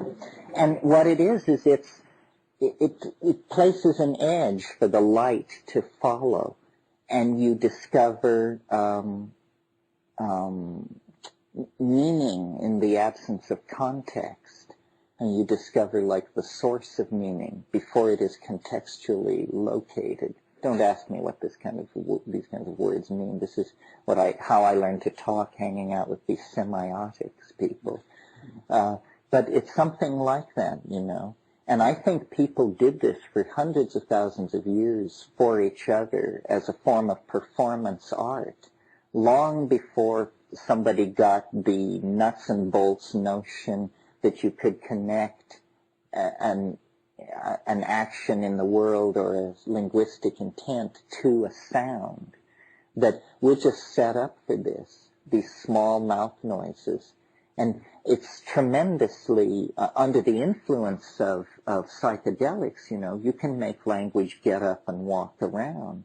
I mean, you can literally peel it off the ceiling and set it dancing in your presence. If any of you have read Robert Graves' book, The White Goddess, he talks in there about what he calls an Ursprach, a visibly beheld language of primal poetry. And he thinks our anxiety has to do with the fact that we have lost the true speech, and that if you speak the true language, the Ursprach, it's a beheld language. It doesn't require the conventionalization of dictionaries. You know what you mean, and that the loss of this genetic language is what made us so maladaptive and at unease with ourselves. Yeah. Are there practices, spiritual or otherwise, you can do in between psychedelic experiences to prepare oneself or strengthen oneself for the experiences? I don't know. I mean, I always go into it with knees knocking, and it's terrifying to me. I know somebody who says the attitude they take mushrooms with is that each time they pray that they can stand more. And then some people don't feel that and say that it's easy, that it's psilocybin. But it isn't all psilocybin. I mean, it isn't all dancing bunnies and all that stuff. Do you have any idea what makes the difference between people of those two types? Oh, it's very complex. It's almost, it's almost an X-ray of your horoscope. It's your own expectation. The time can be wrong. I'm convinced that if the time is wrong, you can be a saint and it will shake your teeth out, And And yet, what is the wrong time? How do you find it? I used to always throw the I Ching going into it. And if the I Ching said don't do it, I just wouldn't do it. There's psychic weather. There's low energy. There's personal anxiety. There's also even, I think, the state of the collectivity. That, go into it when half the world is on the brink of war. And, it's complex. And it's getting more complex in there because of all this knitted together stuff. So it's delicate. It's like skin diving or sailing or one of these things where you have to carefully judge the initial conditions. The initial conditions largely determine the end state. And then this is what shamanism is this ability to judge those conditions and call it right. Yeah. But, Terence, don't you think that as an ayahuasca diet helps? Yeah, I think that what Ken's referring to is in the areas where ayahuasca is a happening thing indigenously, the shamans say that the diet is the real precondition for doing it, and how long you've kept this diet. And yeah, I think that shamanism, psychedelically practiced, is the art and science of human physiological transformation, and that by manipulating indoles and manipulating growth hormones and all of these things, a kind of superhuman condition becomes available. And this is what these people figured out in these climaxed rainforests. They had nothing else going. They weren't into metallurgy. They weren't into the purification of chemical elements. These other directions that we followed were alien to them. And what they gained was a tremendous facility with natural chemistry and diet, using the human body as the primary retort, the baseline, the alchemical furnace in which all these transformations were going on. I'm convinced that in its native setting, ayahuasca is a telepathic drug. I mean, small groups of tribal people are taking this thing and making group decisions based on group hallucinations, based on the collective database of the tribal group. They're seeing the information from a higher dimensional space. But this is a kind of telepathy. Please continue to tape 4. Mystic Fire, Video and Audio, proudly presents Terence McKenna. History Ends in Green. This is tape 4 of a 6-cassette series. Do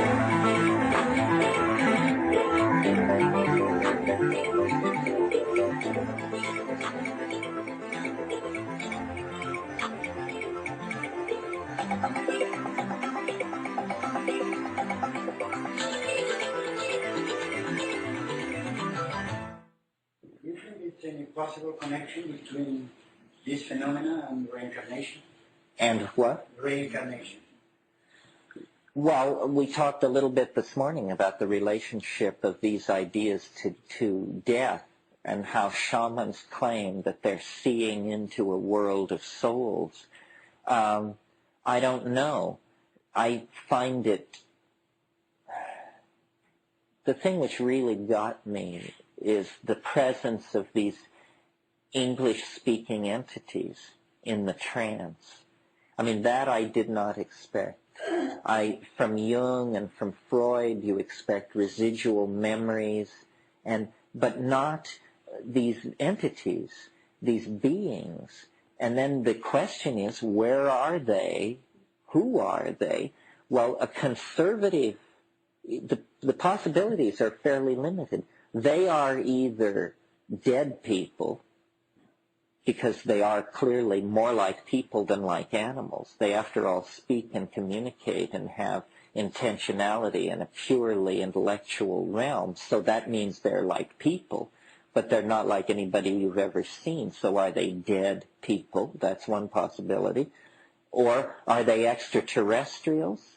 Well, that's another possibility, but the problem is we've never seen an extraterrestrial. We've got dead people all over the place. We know that they're dead people, but we don't know if anything survives bodily death. Well, then the other source is, are they from the future? Are they future people? We see people now, so we can extrapolate there must be people in the future. They might be different from us.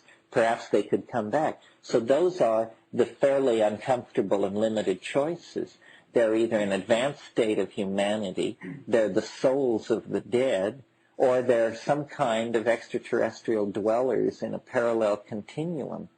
Well, now, you're supposed to generate hypotheses conservatively. That means that the dead lead by a mile, just by logical deduction.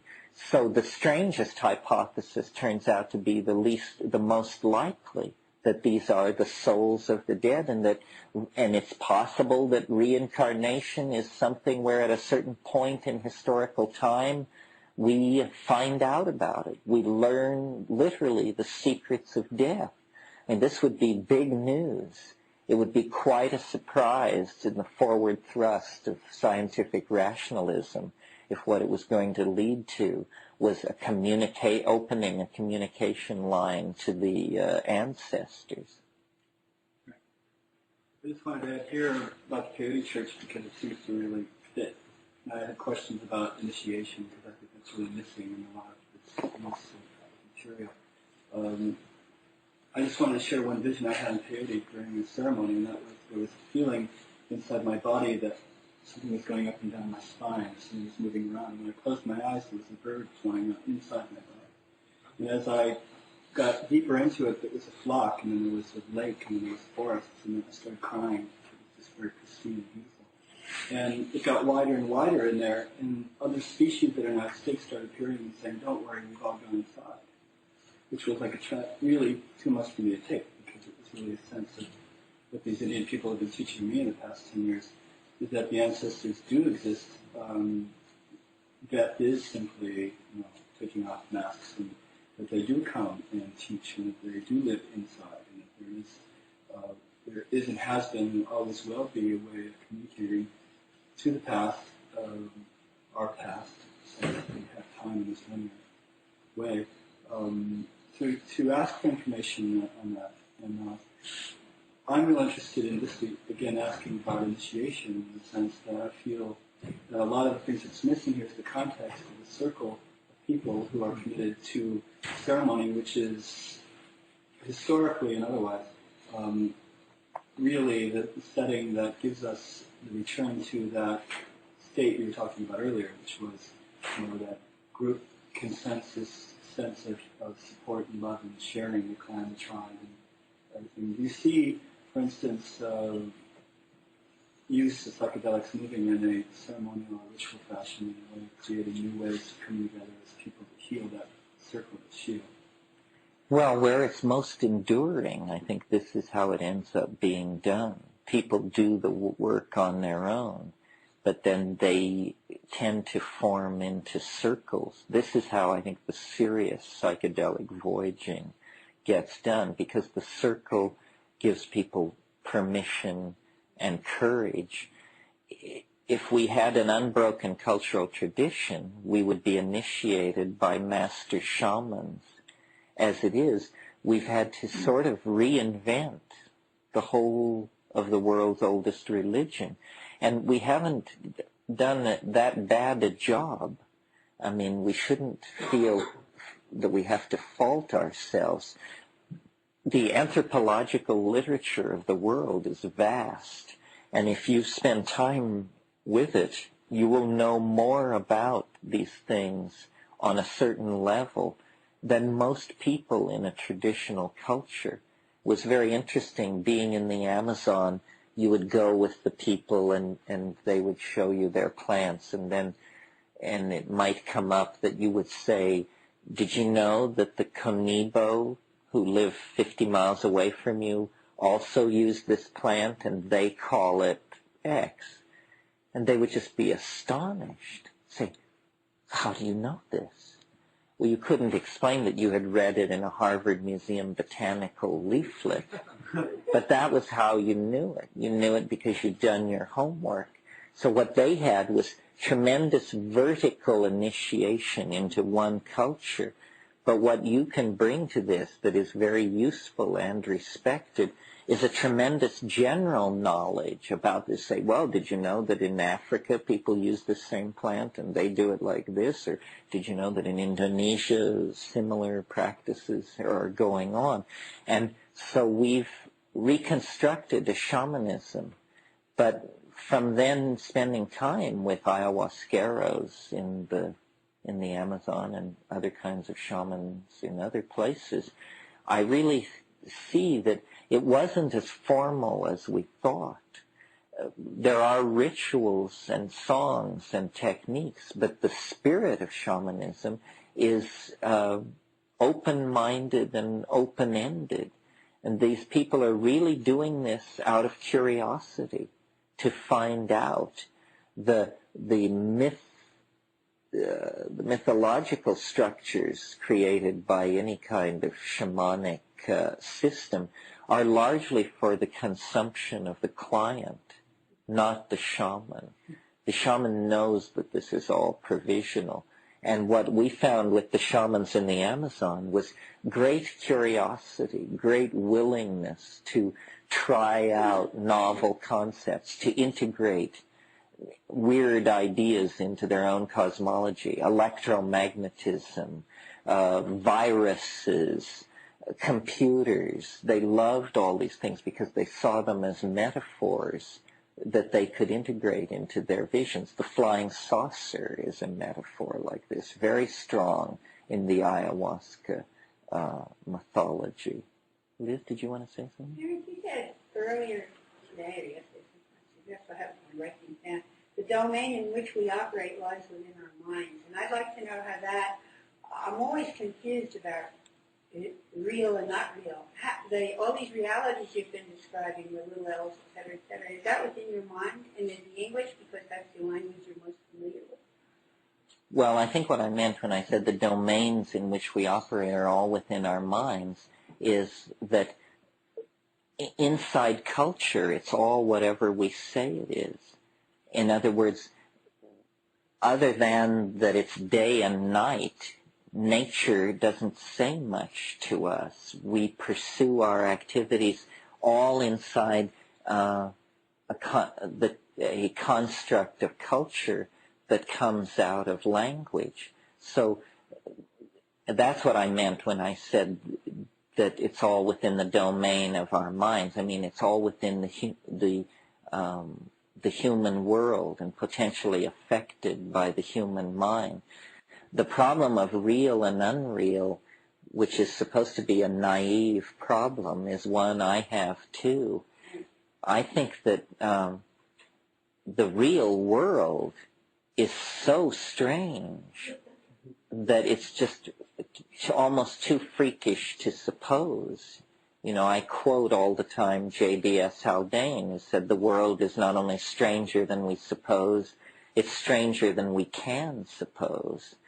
This is a tremendous liberation once you grab onto it. It's really true. I mean, how many of you know that it's really true that the world at any moment could come completely and utterly apart? And have you seen that happen? You know, that's really what I'm concerned to communicate, is the provisional nature of reality. It does have a certain momentum, and thank God for it, because, you know, who could stand it if it were always coming unglued? But on the other hand, you know, if you're an edge runner, if you keep poking, there are these things you can do, and then it just springs to pieces. And I don't say it's all lies. It doesn't seem to operate in the domain of truth and lies. It's just that this is all just such a limited slice to what's possible. that was very liberating for me to find out. I remember the first time I smoked DMT, and when I came down, they practically had to hog tie me, and all I could say was, I can't believe it. I cannot believe it. And I couldn't. I still can't. I mean, the whole impetus for my career is to convince myself that somebody else has seen the same thing and that they can't believe it either. Because, it's so weird that it always floats to the top. It always calms down and turns back into this, rooms full of people sitting, listening. But beneath that is just this really unspeakably bizarre thing, not as we're told it should be, not, in fact, as we're told it isn't. The one thing they tell you it isn't, it is. It is. It is made of magic. Anything can happen. I mean, to have elves by the thousands pouring into your apartment, how can a rational, what is a person to do with that? Because it's that what happens is that in a single moment, in the privacy of your own reality, it's revealed to you that all of history is a mistake, a delusion, a horrible misunderstanding, but you're given no evidence, only the conviction that this is so. And then you're set down among your fellows, and they don't know what you're talking about, can't understand why you've become so agitated and addled. And I think this is what we all as psychedelic people live with. And we suspect each other. We can't be sure that anybody has ever really seen the true naked heart of the stone but ourselves. And so then it's this tremendous catalyst to language, to try and build metaphors, to try and get the nod of recognition so that we are satisfied. Not really stranger than the real world. It is the real world. I mean, in the so-called real world. I mean, that. Well, it's more brightly colored. It's moving faster. I mean, yeah. Why is it so brightly colored? Why is it moving faster? And what I've noticed in my DMT experiences, and when I realized this, it was with a certain amount of horror, was you break into this space. It's dome-like, it's warm, it's diffusely lit. There are all these self-transforming machine elves and their toys, which also are singing and condensing and making objects and so forth and so on. The whole thing is like triggers just wonder, cascades of wonder. But then I realized after seeing this several times and trying to pay attention and hold my mind steady, that this is someone's idea of a reassuring environment for human beings. It is, in fact, literally a playpen of some sort. Well, that means that I'm not seeing who's ever on the other side. I am emerging into an artificial construct of some sort, entirely their creation. Well, then it just begins to lift this veil. And there's this howling begins, and you just begin to fall forward into it, and you realize, it is the Sephiroth and the Shekinah. It is the howling between the worlds, but it is approached through an infinite number of veils that reassure, coddle, control, confine. But you can move toward it as fast as you dare, but it is entirely transforming and entirely real. It was a great realization for me to understand that there was no limit to how far you could go, that we all make a certain choice. Once you discover psychedelics, always before that, spiritual progress is, grunt work. Suddenly you're standing on ice cubes in terms of spiritual progress and how you make it. How do you control it? And the answer is most people go a certain distance and then give up, get off, stand there and talk about it. But there's nothing holding any of us back from becoming unrecognizable, not only to our friends and loved ones, but to ourselves. You know, the stories told of the Taoist guy up on Cold Mountain, and he's been up there 25 years, and occasionally people see him, and yes, he's still alive. Well, any one of us could become that person, could march off into a dimension of magical narcissism so alien to the concerns of other people that we would have to go and live up on the crags and in the mist and eat bird nests or whatever they do up there, you know. Well, so then that puts a whole different light on the spiritual quest, because it means that we're holding it back rather than lashing it forward to ever greater exertion. And I think that's the proper attitude, because the depth of spirit is infinite. And in its benevolence towards suffering humanity, it has made itself available in infinite amounts. So then it's for us to somehow come to terms with this. It's like having a living religion. It is having a living religion because it's having an infinite source of gnosis, of understanding available. Somebody, yes. Wilbur was recently written about meditation as a preview for death. He says that it conditions you to enter the bardo so you won't shy away from the engagement and go into it fully. Do you see any role of meditation as a preparation for psychedelics there? Or would you just talk about meditation and your opinion of it in general? Well, it teaches you to sit still, which is a precondition for psychedelics. I mean, you know, keeping still is one of the hexagrams of the I Ching. People often ask the question you asked, or in slightly different forms. They say, well, isn't there another way to get there? Is it so narrow? Is it so specific to these plants? And, you know, the truth is, I don't know. I'm not an expert. All I know is based on my experience. In my experience, these things can only be approached, and who would want to approach them any other way? I mean, we don't want this to become so generalized that by closing your eyes and ripping off a few Om Tat Sats, you fall into the kind of states I'm talking about. I mean, that would be extremely unwelcome and nearly pathological. I don't understand this problem with how you achieve it. To my mind, obviously you can't do it by yourself.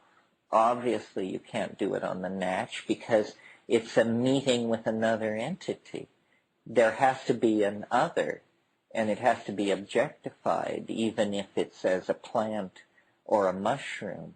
So basically how I read these meditation texts is they teach you about psychological phenomena. They teach you what you may see when you close your eyes and sit for days and watch. The thing about meditation in my own experience is that it's just tremendously boring. However, everything you're doing will be very useful to you when you take a psychedelic. Then it works. Then there is this flow of imagery. I am maybe a very lumpen person, but that's all right because a lot of us are lumpen, and I wish to speak for that slice. There may be supreme aesthetes balanced on such razor's edge of metabolic peculiarity that at every moment they are at one with the mystery. But that butters no bread for the rest of us, you know. We're trying to create a kind of democratic consensus here about this stuff. And it seems to me the plants were put there for this purpose, and they achieve it so easily. I mean, I practiced yoga at times in the past and had some amount of success with triggering exotic states. Difficult and time-consuming. And then they always told you that wasn't what it was about anyway, and you were becoming distracted by phenomena. Well, why bridle then at just chowing down on 5 grams of mushrooms with the knowledge that, you'll be fine in 12 hours? So it's really a matter of using the tools. There are all kinds of altered states, weird states, states of sexual abstinence and states of various kinds of agitation and this and that. But what I'm interested in is just this very specific set of phenomena, and I don't really make any claim for it to say, this is the spiritual path. I don't say that. What I say is this is the most interesting thing around. But it's very specific. For instance, I don't like drugs which mess with your mind in the sense of that distort your value assessing ability. The drug which comes to mind is ketamine. Ketamine is an extremely powerful synthetic drug that creates an experience which, if you haven't had ketamine, you don't know what this experience is. It's that specific to it.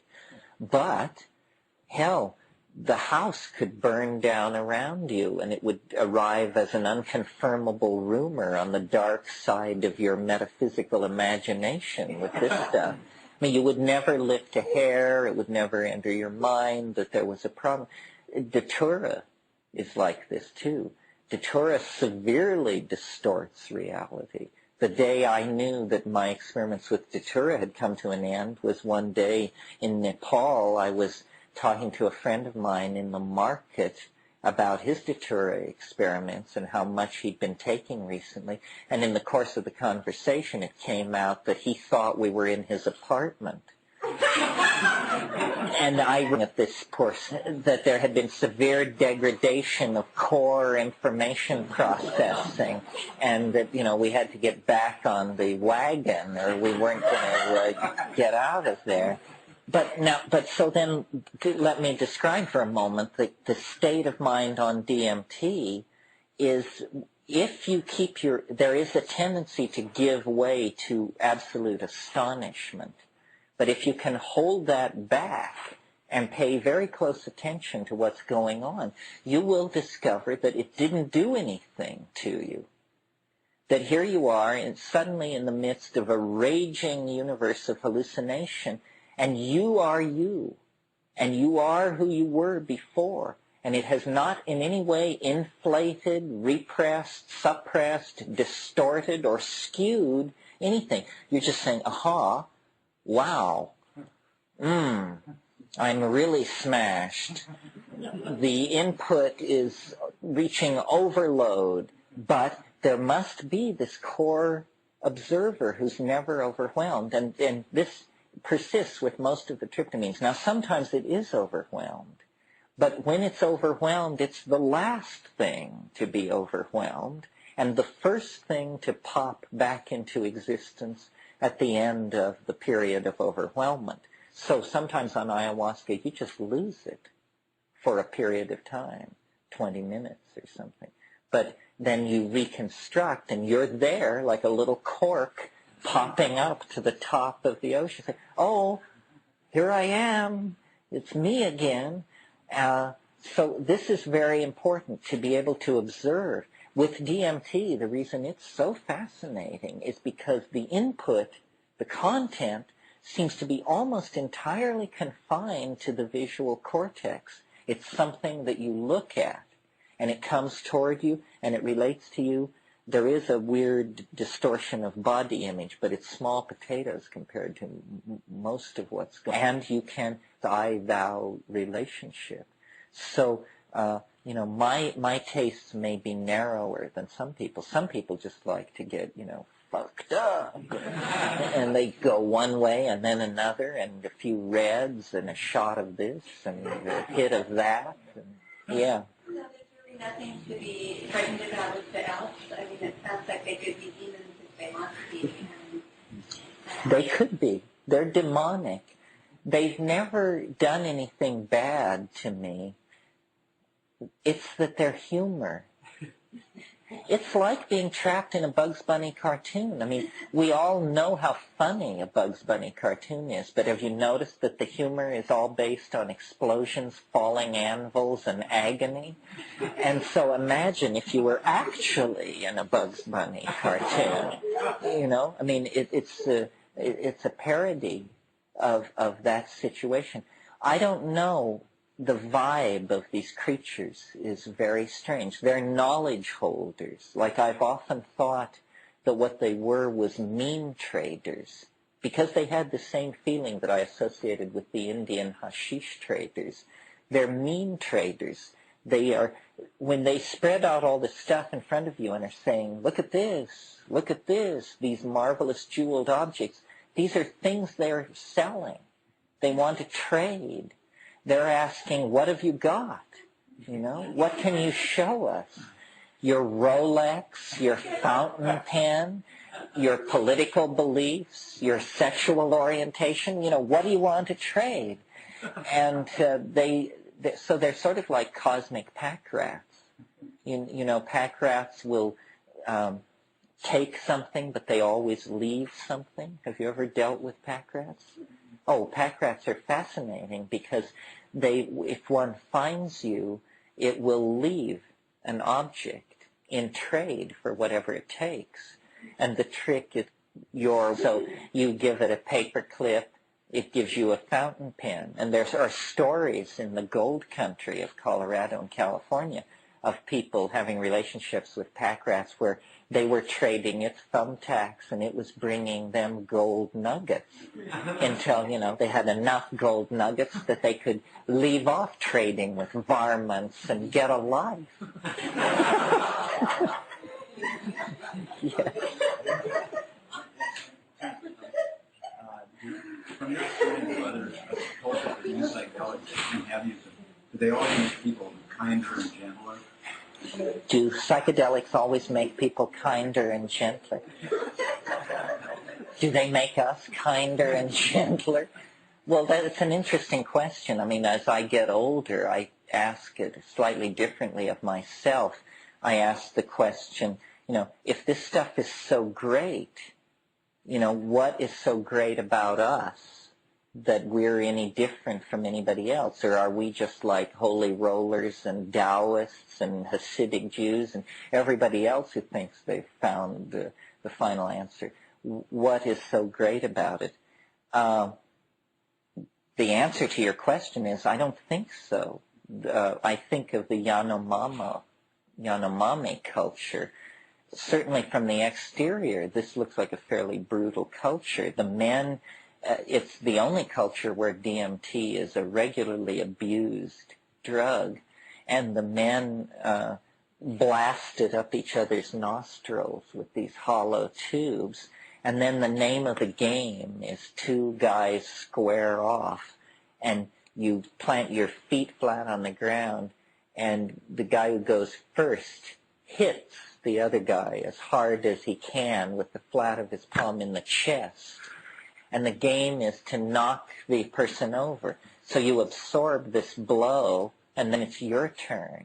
And you get up, and you do it. And these two guys, totally alive to the four winds, will stand and do this till somebody is knocked off their pins. Well, so then you ask them, what's going on here? You know, is this like the Super Bowl? Is this fun for you guys? And they explain that they have demons that live in their chest, and they collect these demons on their psychedelic trips, and the more demons you have, the harder it is to knock you over. So they're doing this thing. But they're also lacerating each other with clubs and this sort of thing. I think that it's fouled up. I have the faith that if you have psychedelic religious ritual in combination with group sex in a small tribal group whose economy is based on nomadic pastoralism, that then it will be very, very hard for these people to maintain a neurotic lifestyle.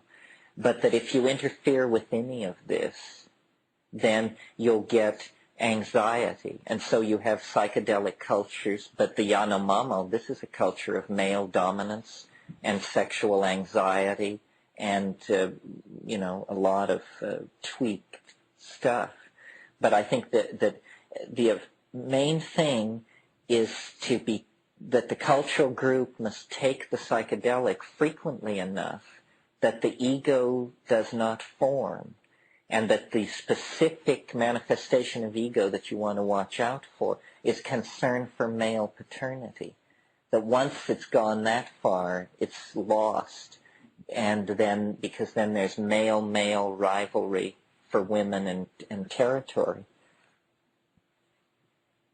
Yeah. I'd like to go back to the Irish elves for a second. My wife came across an article. She's Irish, and came across an article last year drawing between wet houses and possibility of seasonal ceremonial use of shrooms. And we sent you that article. I remember that article. I was wondering if you followed that up or not, in light of your having written the introduction to the Celtic faith, or the fairy faith in Celtic countries. Well, it would be very interesting to prove psilocybin use in ancient Ireland. That people who have been to places like Ionia and like that say they're just overrun with mushrooms.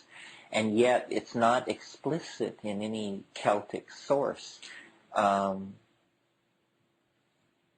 There's a lot of psilocybe in Europe. I mean, I was surprised.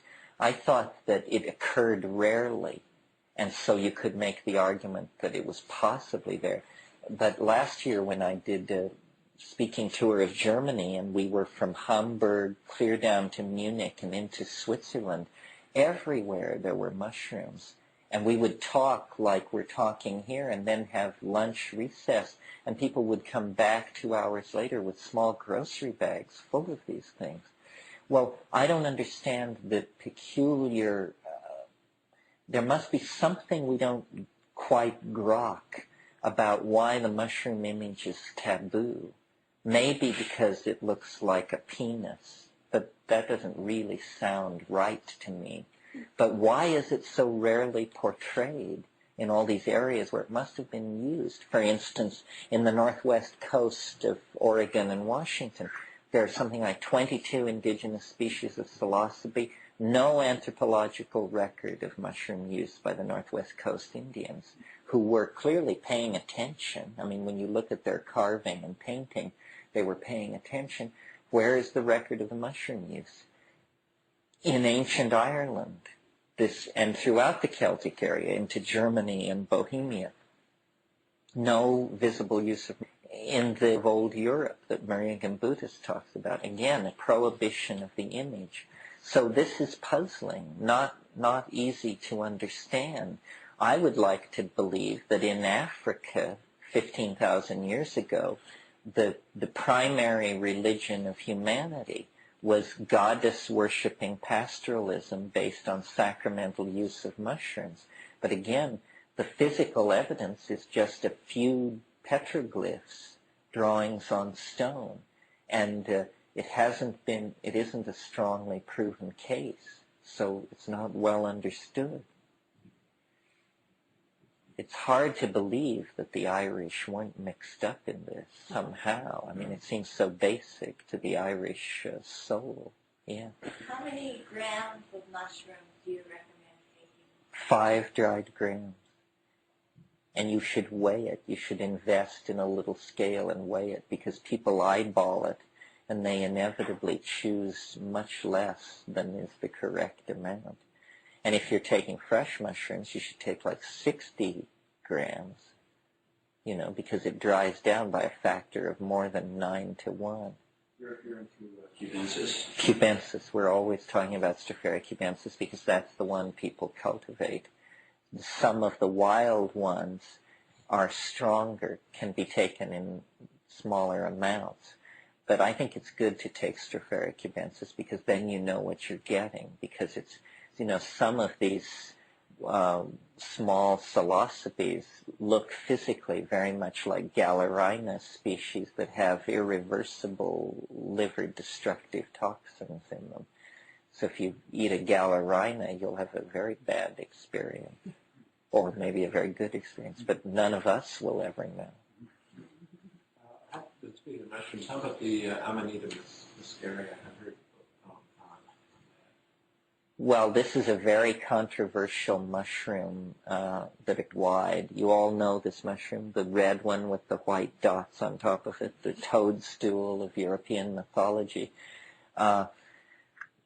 It's used in Siberia and places like that as an intoxicant, and Gordon Wasson thought that it was the basis of soma.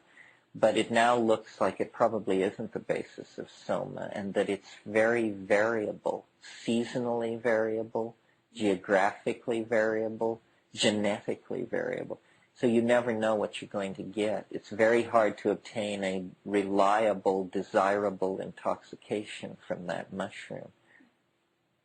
It's another one of these. There are a lot of these things that are sickening and distorting, and that after you've gone through a night with them, you feel reborn because you're so damn glad you lived through it.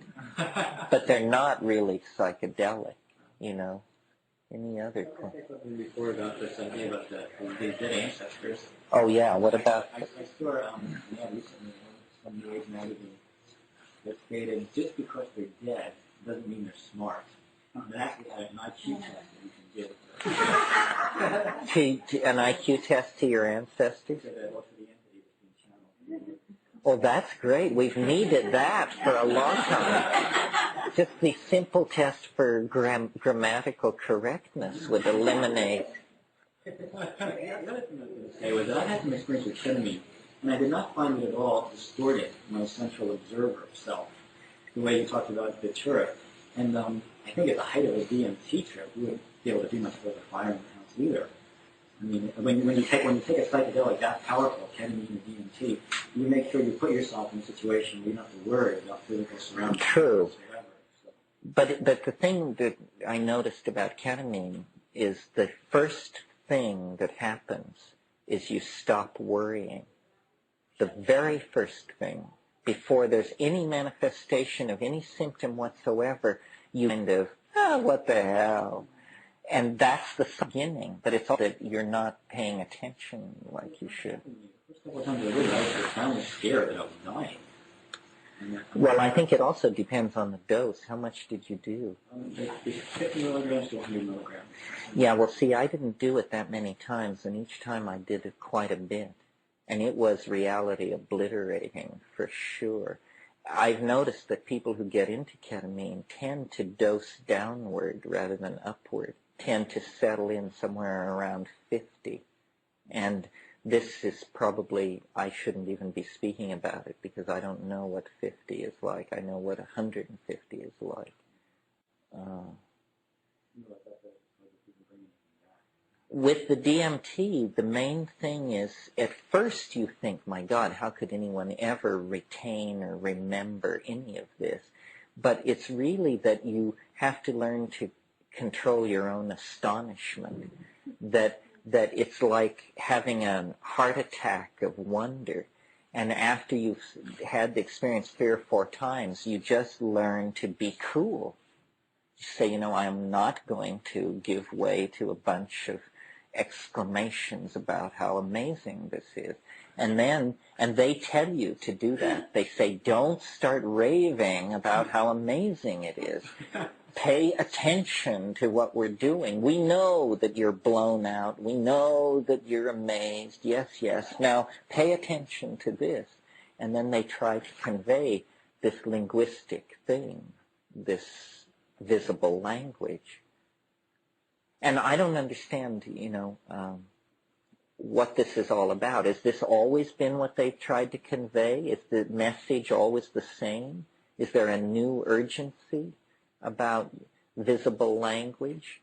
Or is it, how much of the message is already present in me? Is it a message tailored for me? Like this question of whether or not these things are, then you get into questions like, what ancestors are they? Like, I do not feel when I break into the DMT space that this is my dead mother or my grandparents.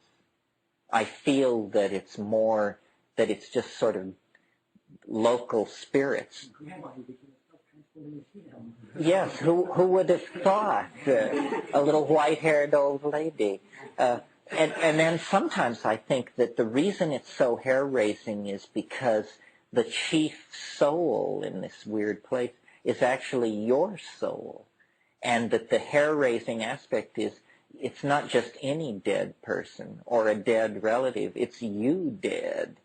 And that's the one thing that causes the whole thing to shimmy and fall apart and go into a tailspin of cognitive dissonance. When you realize that the entity you're dealing with is yourself beyond the grave, then you just flood out in the amazement, wonder, horror, and disbelief department and lose the focus and come down.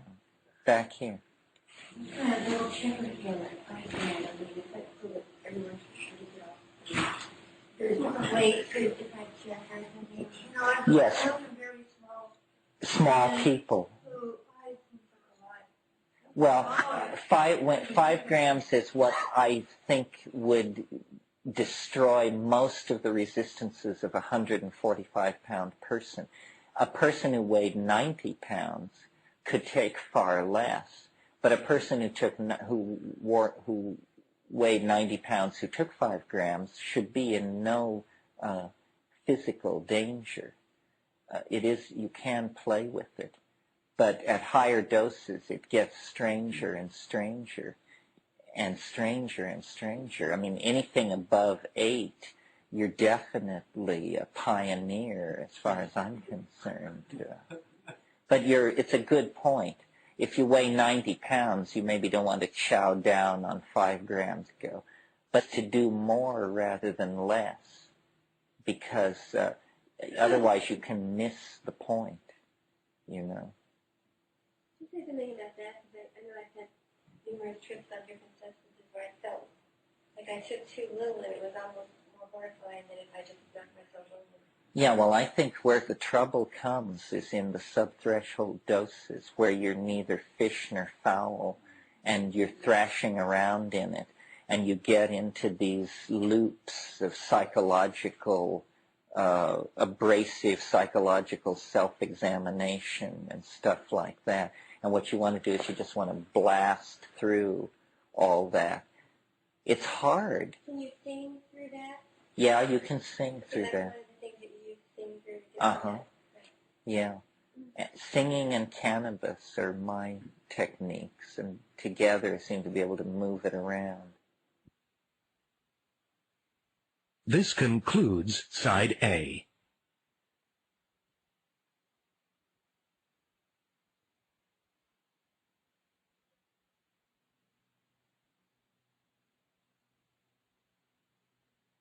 You mentioned that you mushroom alone in the dark.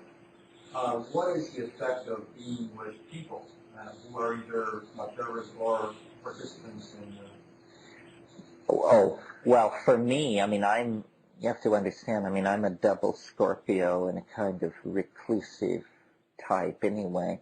The reason I don't particularly like tripping with people is because I just worry. I'm a worrier. And if I'm stoned and somebody else is stoned, then I worry. And I listen to their breathing, and I wonder how they're doing, and I wonder if I should ask how they're doing. And I just lose all spontaneity, and I become completely the victim of my imagined concern for this other person. Well, then and then the other thing that happens is people are the weirdest objects in the universe. And if you're stoned and you come upon another person stoned, I mean, they can just unleash something you could never have imagined or conceived of.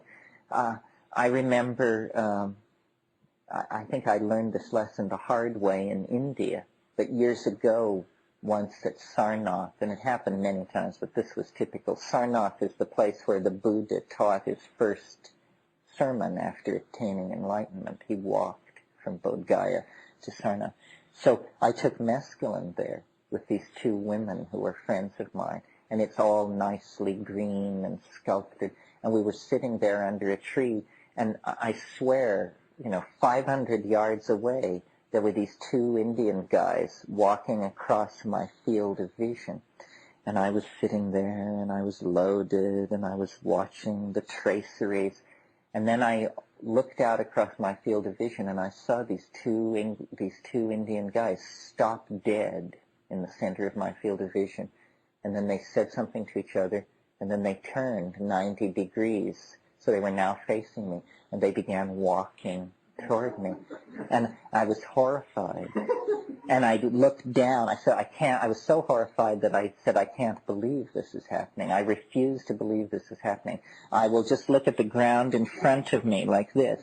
So I started looking at the ground in front of me, and I looked and looked and looked and looked until two pairs of brown feet appeared in my field of vision. And then I looked up at these guys, and they had caught the vibe, and they wanted to know what was going on. And several experiences like this caused me to believe that, you should really bury it deep before you take it into public. The other thing I've noticed is, if you're stoned in a confined space, there's a certain amount of control of synchronicity. I mean, there's rustling in the corners and batting at the windows and so forth, but this you can handle. But if you take it out into public, God, it's just absolutely uncontrollable. I mean, you could be struck by a meteorite. You could be abducted by extraterrestrials. A safe could fall on you. Anything could happen because the statistical disruption of ordinary probability is so great. What did I say? Oh, I remember what I said. I looked up and I said, I cannot be interrogated. It was good, but it didn't work. Say, how long have you been in this place? You're coming from which place? No, what I found in India was people were telepathic, but it didn't make them like you any better. It just gave them a fantastic kind of in. But I think group psychedelic taking is very promising, and people who can do it, groups that can do it and stick with it over years, log amazing experiences. But it's very hard because what immediately emerges if you have a group of people doing this stuff is it will veer off in some weird direction. One person will get a quote-unquote funny idea, and then the funny idea, everybody polarizes for and against the funny idea. And then they have to decide, well, they're losing, so-and-so's losing their mind. They're in too deep with this. Say, no, this is the answer, and we're moving. And just, and quickly cognitive dissonance builds up, and it's very, very hard. I have a correspondent in the Midwest, a group of psychiatrists who over 6 years took mushrooms once a month together, and they went through amazing contortions of wife trading and not speaking and denouncing and embracing, and just because they were, because it just unleashes this stuff and then it crawls around. So I prefer to do it by myself and then, get all combed and pinned back together before I present myself to the troops in the morning, because in the height of the thing, you could proclaim anything. You think it's possible for a group of people who have been fairly experienced with psychedelics to get together wanting to do this very wonderful group work, telepathic thing, and to create what they think, at least to try to anticipate what might be things that would pull it apart, that would unplug. It's hard to anticipate. I mean, I've really found that the way the mushroom works is it reads you perfectly, much better than you can read yourself. And then it comes at you with the one thing that you are vulnerable to. And because it knows you like an open book and can lead you practically any direction that it wants. But I think group work is interesting and should be pursued, and couple work is very interesting and should be pursued. I'm very conservative. I mean, my approach to it is I basically turn it on and then I back off and watch. That's all I ever do. And I've seen, I don't have the magical mentality. I don't want to get something or take control of someone or a situation for good or ill. But people who do make great progress in all of these areas, you know. I mean, people who want to design electronic circuits or play Bach on the piano. But I don't do anything. I'm interested kind of in the essence of the thing, what it is, the Ding an sich, the thing in itself. And that's why I don't listen to music. This horrifies some people. So you don't listen to music? No, I mean, I have listened to music. I know what it does to music. It makes it the best thing in the world.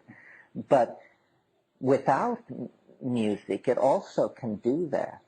And so I sit in silent darkness, and I maintain that's where, you know, the essence of the thing is. Then it's not colored by sound or light or expectation. I'm trying to see beyond the mask, see what this thing is in itself, for itself. Anybody else? Anything else? You mean in terms of in the proximity to the trip? A lot of people like to fast. I don't particularly say you should fast. I just say you should have an empty stomach. 5 hours without eating is good. You should just be cleaned out, you know, bring a certain amount of attention and respect to it. And it's very, very kind to beginners. The complexity comes later in the unfolding of the kinks of the personality. But I think it's very gentle to beginners. You mean, actually, what does it consist of? It's no sugar, no alcohol, no salt, sexual abstinence. It's basically a diet of manioc and certain fish, and I don't think many greens. Is that it, Ken?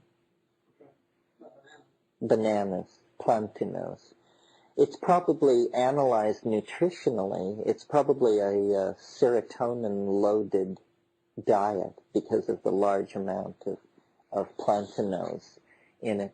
But it's a bland diet. It's just setting you up to be sensitive, I think, to the uptake of the alkaloids. That's an MAO inhibiting. Yes, ayahuasca works through inhibition of MAO.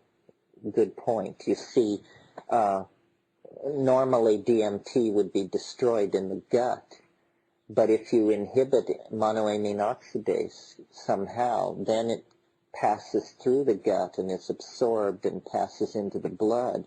This was not known by Western pharmacology until the mid-1950s, but it's always been known in the Amazon. So the strategy, you see what ayahuasca is, really, is a slow-release DMT trip where you take a plant that contains DMT and you combine it with an MAO inhibitor, and then when you take these together, the DMT slowly releases and you get the equivalent of a DMT flash but stretched out over about an hour and a half.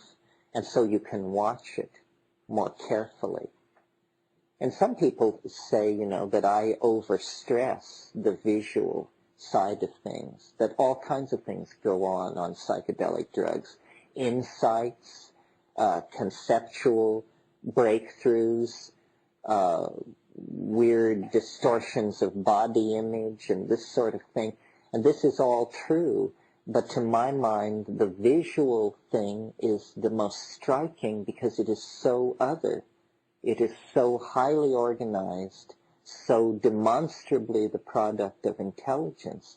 I mean, it's not a feeling, some weird feeling, nausea or subthreshold poisoning or all of these things. These are feelings, but it's simply the release of understanding and somehow visually processed understanding. Yeah. In addition to the other three possibilities that he chose of the dead and extraterrestrial and all that, would you entertain the idea that what we're seeing might be simply constructs from the subconscious? Yes, well, that's the other possibility. Carl Jung had this wonderful phrase in talking about elves and fairies, and he said, autonomous psychic components escape from the ego's control and present themselves as independent beings. Well, that's just a description of a pretty twisted around state of mind. It's the idea, that you see the self in the mirror, and then you bring the mirror down and shatter it, and suddenly there are hundreds of selves. Each fragment of the mirror reflects a self. This would be a conservative theory of what these things are, except that they don't look very much like the self. The shock in DMT is, if this is myself, then I don't know who I am. But, yeah, one thing I've thought of in an effort to explain it is that they are fractally parts of the personality. That an elf is, you put 10 elves together and you have a personality, or something like that. And so these elves are literally autonomous psychic components that have broken free from the control of the ego. We say we've fallen to pieces, always talking about the psychedelic as a boundary dissolver. Well, maybe what happens when you smoke DMT is the boundary dissolves so quickly that you can say of the situation, that's me all over, because you're literally bouncing off the walls and visible to yourself. The illusion that you are stitched together within a body has been shattered, and your several or multiple personality components are jumping around the room. I think the most extreme case of that I ever saw was once I used to smoke. I don't recommend this, but in my vanished youth, I used to smoke DMT, and I smoked the DMT, and it was wild. It went on for a long, long time, and was very intense anyway. And suddenly, right in the middle of this trip, this woman came back from Easter vacation, came charging up onto the front porch of this house, and threw open the front door and ran into my bedroom door and started beating on my door furiously. Well, being a double Scorpio and secretive anyway, I just was like, had a heart attack. And I jumped off the bed, right out of this DMT flash. I jumped out and I landed on my feet in the middle of this room, and something about moving so suddenly had like shattered the distinction between the two continua, and I carried it all into the room with me. And so the room was then filled with elves, and they were hanging off my arms and spinning me around, and there was this geometric object in the room that was spinning and clicking, and every time it would click, it would hurl a plastic chit across the room that had a letter in an alien language written on it. And these elves were screaming and bouncing off the walls. This machine was spinning in the air. These chits were ricocheting off the walls. And I was trying to deal with Rosemary in the middle of this. And, it was a too muchness. It was a case of seeing too deeply into it. And you have, too many of those stacked up, and then you become reluctant. And this is why I'm very cautious with it. The notion of having enough chutzpah or will or something to want to try and use this stuff, I can hardly imagine using it. I mean, every time I encounter it, my wish is to not be destroyed by it. And the idea of using it for anything just seems like blasphemy, and probably is blasphemy. It's probably a good way to get cut down to size. Yeah. Last night you were talking about how certain times harken back to other times. Right. According to this formula. And in the beginning of this weekend, you were talking about the archaic revival. We're going toward the through. And I thought you were talking about going back to the time of that city in Turkey, that 30,000 years. Chatal Uh-huh. Could you say a few words about that? I mean, does that connect? Well, no, that's the basic notion, that somehow our future lies in our past. Right. And shamanism, well, the particular past that I wanted to concentrate on was this period of time after the melting of the last glacier 20,000 years ago, and for the 10,000 years following that, when there were pastoral populations in Africa and leaving Africa that had ecological balance and this shamanic doorway to nature. See, at every, the computer isn't here, but at every glaciation, human populations were bottled up in Africa during the time when the ice pack was thick. Nobody was getting out. But only the last time where was pastoralism developed in the intervening period. So it was 20,000 years ago. Those people leaving Africa were herders of domesticated cattle, and all previous radiations out of Africa had been hunter-gatherers.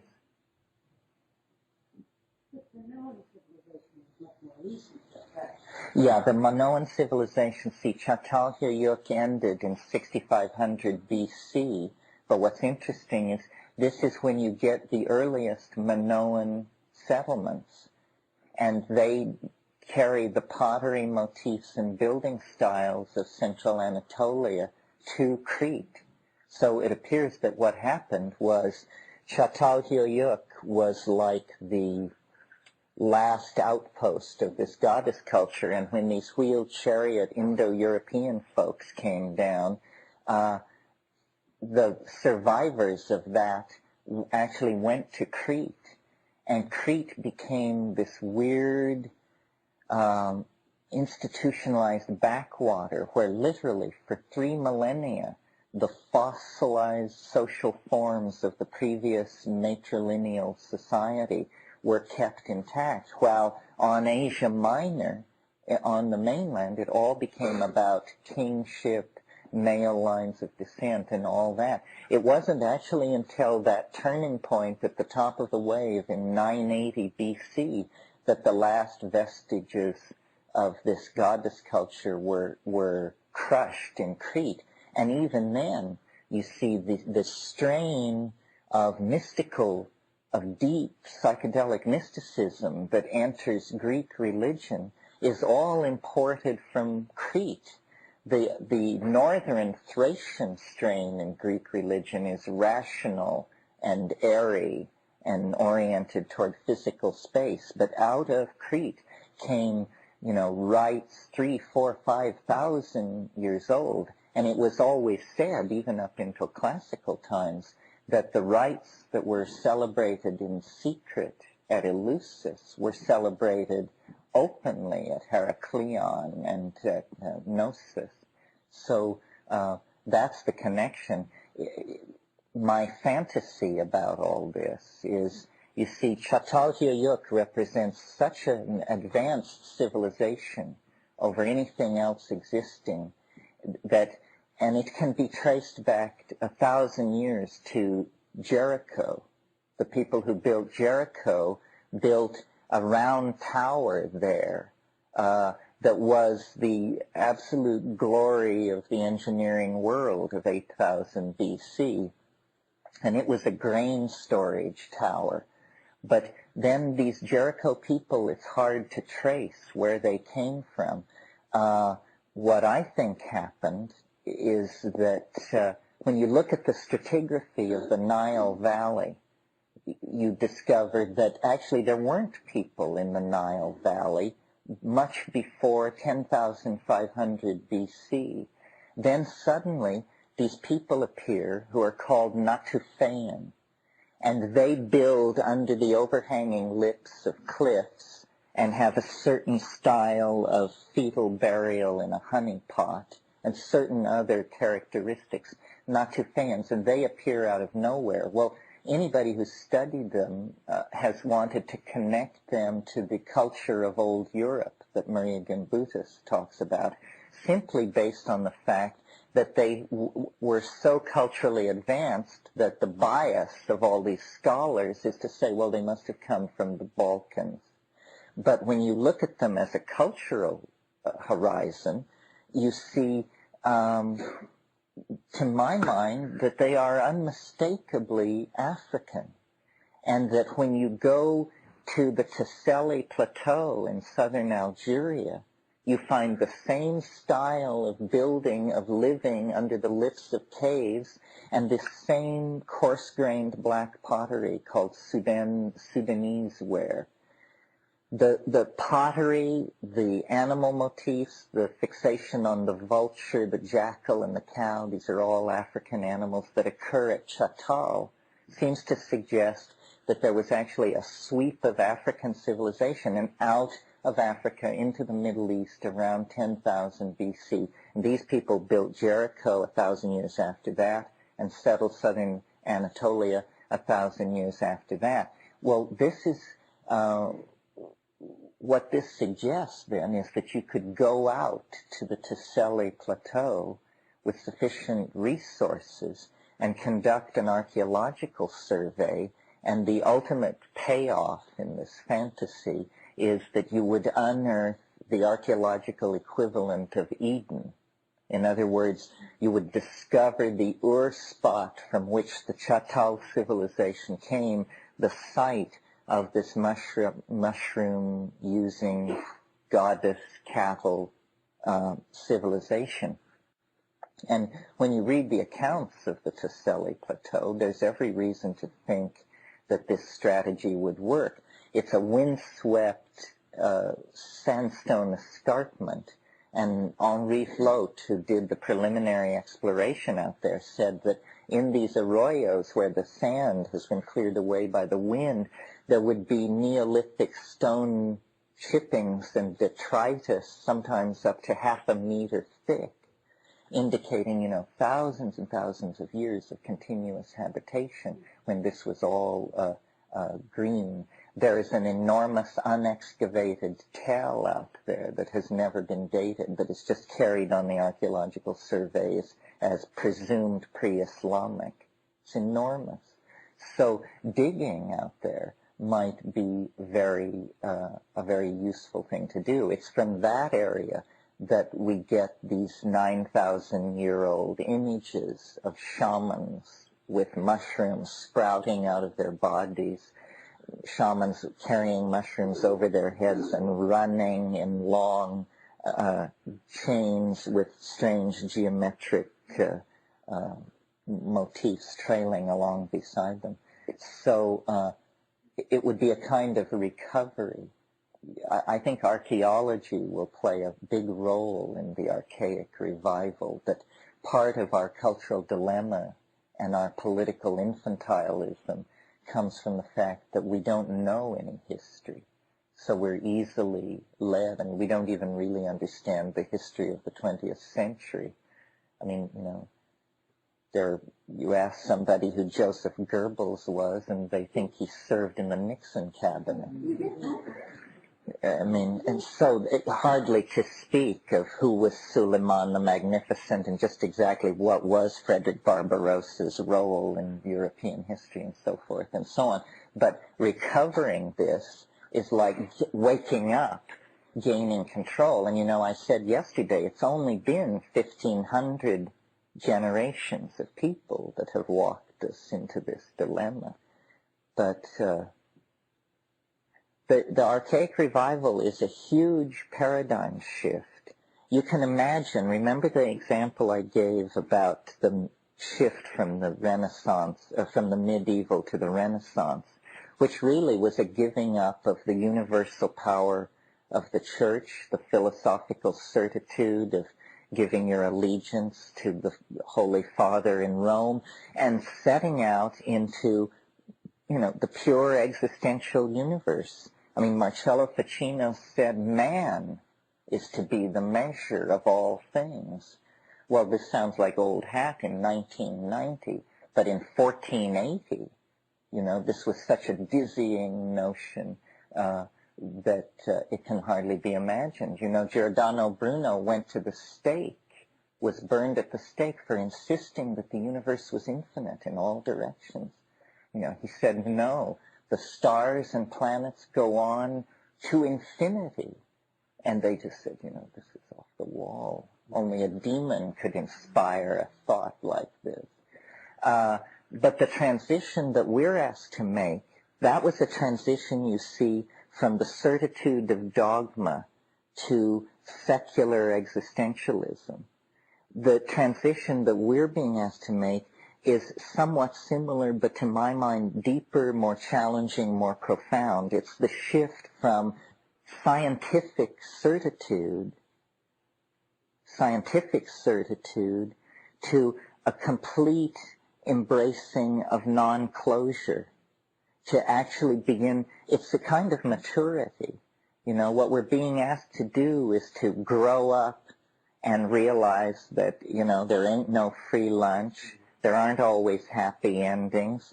Not every story ends with the German Shepherd running in and licking Grandpa's face and everybody laughing, and so forth and so on. Hard truths. And this lack of closure thing, I feel it in myself. And I assume, that ontogeny recapitulates and so forth. So that, the struggle to become a real human being is the struggle to give up having it actually make any sense, ultimately. Where I think it was, of all people, Robert Frost who said, the secret of a happy life is learning to enjoy people you don't approve of. Well, there's something, what that means is you're surrendering to life. You're just saying, it's bigger than I am. I may not like drag queens, but there they are, and I should get used to it. I should make the adjustment. This kind of thing. In other words, recognizing the complexity of the situation. And science has been like a centuries-long bender to exorcise precisely this kind of uncertainty from life. And, to reduce it all to atoms blindly running under the control of mathematically describable fields of force. The problem is, all the higher order phenomena, sociological, political, aesthetic, human organizational, got shoved off to one side and just sort of festered there for a long time while technology perfected itself, mass production, mass media, information transfer, but the human dimension lagged. And now there is this tremendous imbalance between the technological descriptive power of the culture and its moral and ethical power to direct itself toward any kind of rational goal. Well, when this happens in a society or even in a personality, you can sort of make a Jungian model of this, you get what's called compensatory phenomena, or at least that's what it used to be called, means eruptions of material from the unconscious that is organized and constellated like a message, like an attention-claiming thing, in a person, in a personality, it ruptures as a symptom. It may be an attention-getting symptom to then bring other people into the caregiving loop or something like that. In a society like our own, a scientific society, it takes the form of the irrational appearing in strange forms. A good example of this in the past is the birth of Christianity in the center of the late Roman Empire, or the early Middle Roman Empire, where, the people who were administering the world at that time were Romans educated by Greeks who were Epicurean atomists, not Platonists, not followers of Heraclitus or Pythagoras or any of the flashy folks we're into. They were Democritean atomists, rationalists, materialists, would have been very comfortable in a modern chemical engineering company. And they could not conceive that the irrational could hold any threat to their world. Meanwhile, they had dark-skinned servants in the kitchens and in the gardens, Jews, Greeks, Phoenicians, people brought from Eastern Mediterranean. And among these people, specifically the Jews, this rumor began to tear loose about a Galilean politician who had somehow tweaked the Romans and then risen from the dead. Well, any Roman administrator listening to his illiterate cook or gardener babble out this story would just, think, these folks is getting stranger every day. But what was actually happening, was a message was being enunciated which within 50 years would be hammering at the gate, well, make it 90 years, would be hammering at the gates of Rome with all the power of an invading army. In a similar way, the kinds of eruptions from the unconscious that characterize the 20th century are trying to serve a similar function. Well, I don't know where you want to put it, but like, for instance, the eruption of the beast man in the episodes of persecution that happened in Europe during the 20th century, persecution of Jews and Gypsies and Slavs. This, was tremendously shocking to the sensibilities of so-called civilized people, because people said, my God, we thought that ended with Frederick Barbarossa, or we thought that ended with Nero. How can 20th century people, the neatly clipped and manicured cities of prosperous intellectual Germany, how could it spawn a thing like this? Well, the answers are complex and multi-leveled, but from a very broad perspective, what is happening is the unconscious is erupting into history, leaping onto the stage of history, claiming the undivided attention of people in a way that surrealism, which was a limp-wristed artistic movement by comparison to fascism, never could. Similarly, you get that under control. The beast is supposedly suppressed by making, notice, a pact with a greater beast, that a demon can be summoned from the heart of matter with the purpose of wasting the cities of Germany, but then it arrives too late for that, but then it's good for the Japanese. So it's this opera about how evil begets greater evil, and people are reaching for ever greater weapons. Then the intrusion of the atomic bomb into history sort of halts that cycle. Everyone stands back and goes for a middle-class existence, and suddenly the skies of the planet are filled with the craft of meddling extraterrestrials who are obligingly dying in the desert and turning up on blocks of ice for Eisenhower to inspect, and all, this whole crazy story.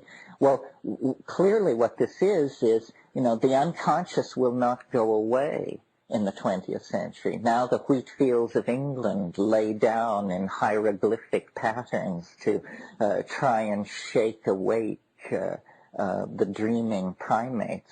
It's as though the whole of nature, is infused with a linguistic intent to communicate. I mean, I think this is one of the things you learn on psychedelics, that everything has a story, everything has a lesson, and it's not abstract or remote or removed. I mean, to the degree that you can hold your ego aside, nature can teach you almost anything you want to know. I mean, you can learn hydrology by staring into a mud puddle, I mean, it is all happening right there. But ego is a very subtly interfering factor. I always think, in my own experience at one time in the Amazon when I was at my most illuminated, I could walk into the jungle and invite butterflies to come down and settle on my outstretched hands, like St. Francis of Assisi, And I would do this, and it would bring tears of joy and affirmation to my eyes, and then it would go on, and the tears of joy and affirmation would clear from my eyes, and in the midst of this pure, unadulterated ecstasy, a tiny thought would form, which was, wouldn't it be nice to show this to somebody else so they could see how great I am?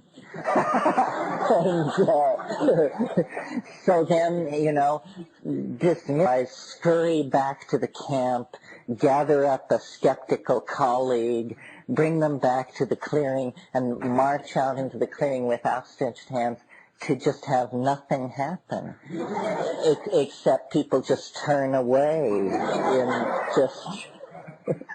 My God, what an embarrassment you've become. That it's all going to end like this. Better you should be eaten by termites. It's a better story. So, it's weird. I mean, Tao is like that. You can't push it. You can't use it. Somebody asked me once, was I worried that the mushroom could be used for evil somehow? And actually, early on, this occurred to me, and I put it to the mushroom. And it basically said, you can't grasp it. It isn't even there if you have wrong intent. You can't even perceive it. It's very selective. And it must be so, because one of the puzzles for me, being in the communication business, is how it spreads, how the tree of information spreads, where it's tolerated, where it's repressed, where it's embraced. It's very interesting.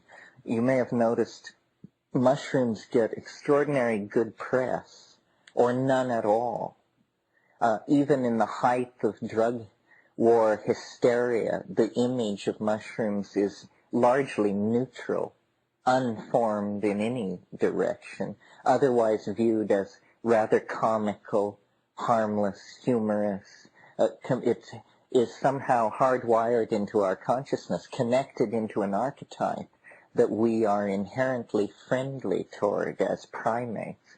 Probably this has to do with this deep food programming that went on for a long, long time. We literally cannot bite the hand that feeds us. So we have a kind of intellectual blind spot to this. Nevertheless, of course, it is a highly repressed Schedule I drug, viewed in the same category as heroin, cocaine, and what have you. This is because it has, quote-unquote, no recognized medical application.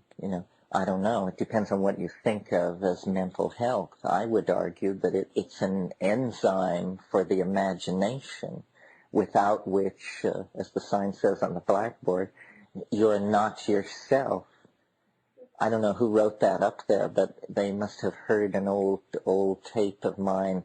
This was a graffiti on a wall in Cali, in Colombia. Without this, you are not yourself. Elf, the self. Please continue to tape 5. Mystic Fire, Video and Audio proudly presents Terence McKenna. History Ends in Green. This is tape 5 of a 6-cassette series.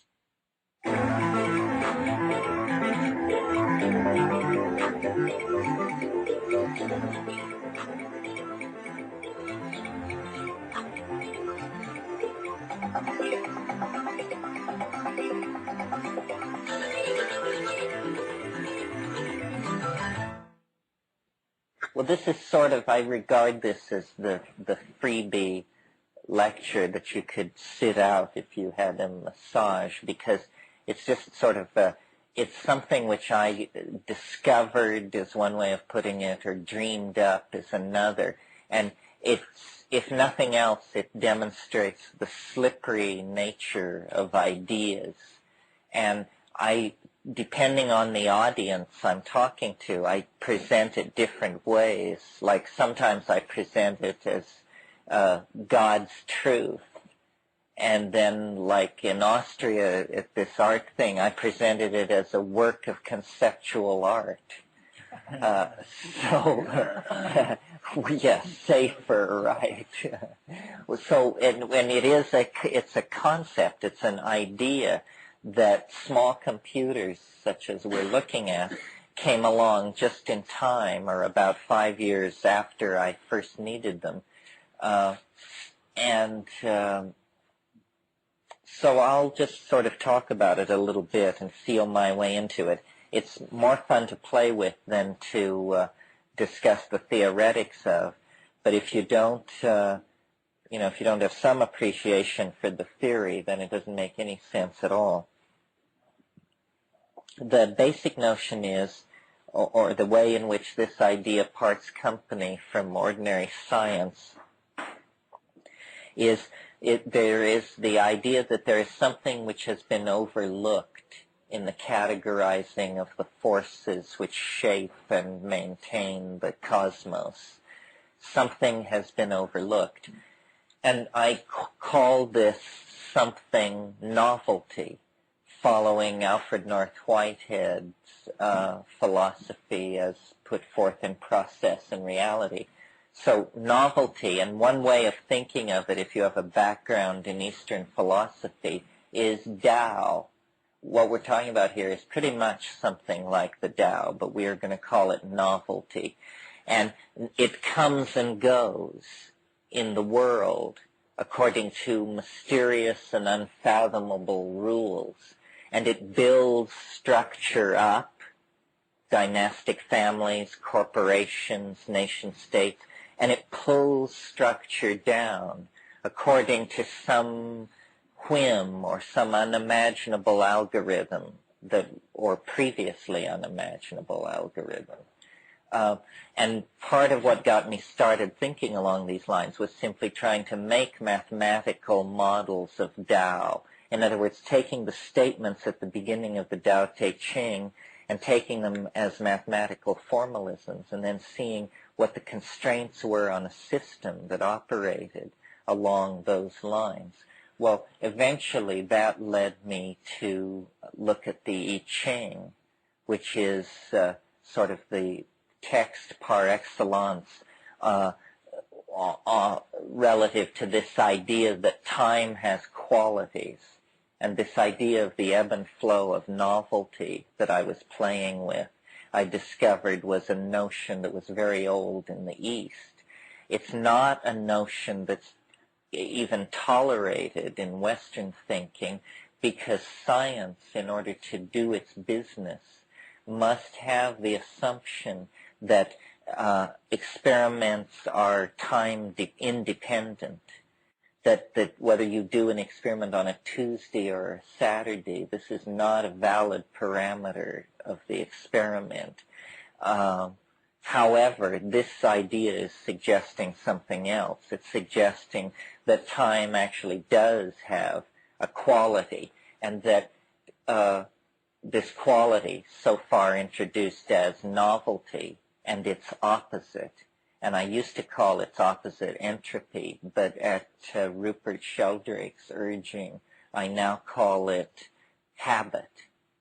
So this is a kind of Manichaean cosmology in which habit and novelty are in a constant struggle with each other, one gaining dominance for a period of time and then the other gaining dominance in an endless dynamic relationship, the result of which over long periods of time is that novelty is conserved. I think I used this phrase last night in the introductory talk, but without explaining the ideas which lay behind it. But the idea is that from the psychedelic point of view, or from this point of view, the universe is perceived as a kind of engine for producing and distilling and maintaining novelty, and passing novelty on to yet higher states of novelty, each level of novelty somehow allowing the emergence of properties previously forbidden at more constrained levels, so that the whole thing is a bootstrapping process to greater and greater novelty and self-reflection.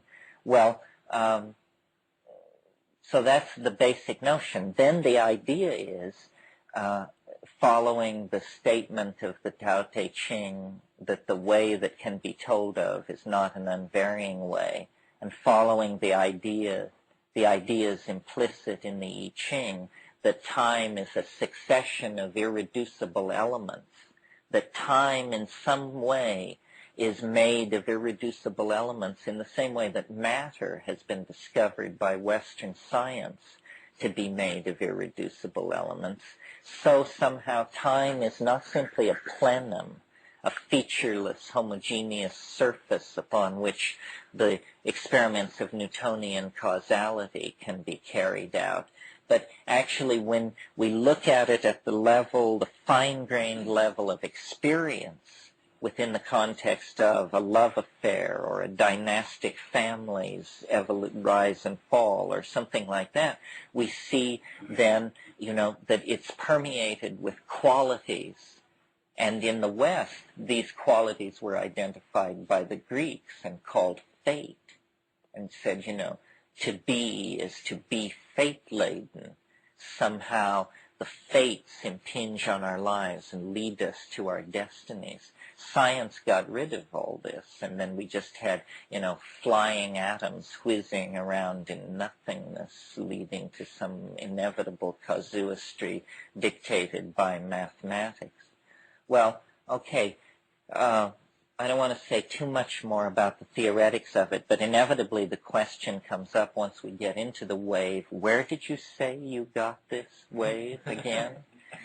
And the answer is it arose from a fairly stoned circumstances, but a fairly dry problem. Meaning, I was quite swept away and in the grip of the mushroom and so forth on a scale of weeks and years, not days. But it posed a conundrum, a koan, a peculiar and confined problem, which was, what is the nature of the order of the King Wen sequence? Now, background. The King Wen sequence is a certain arrangement of the 64 hexagrams of the I Ching. And this particular arrangement is very old, found on shoulder bones, 3,500 years old, and so forth.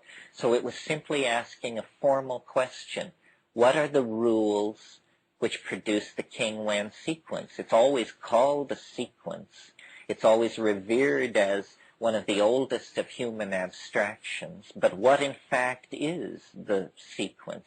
Well, in looking at that, and I won't try to lead you through it tonight unless in a question and answer period some maniac insists.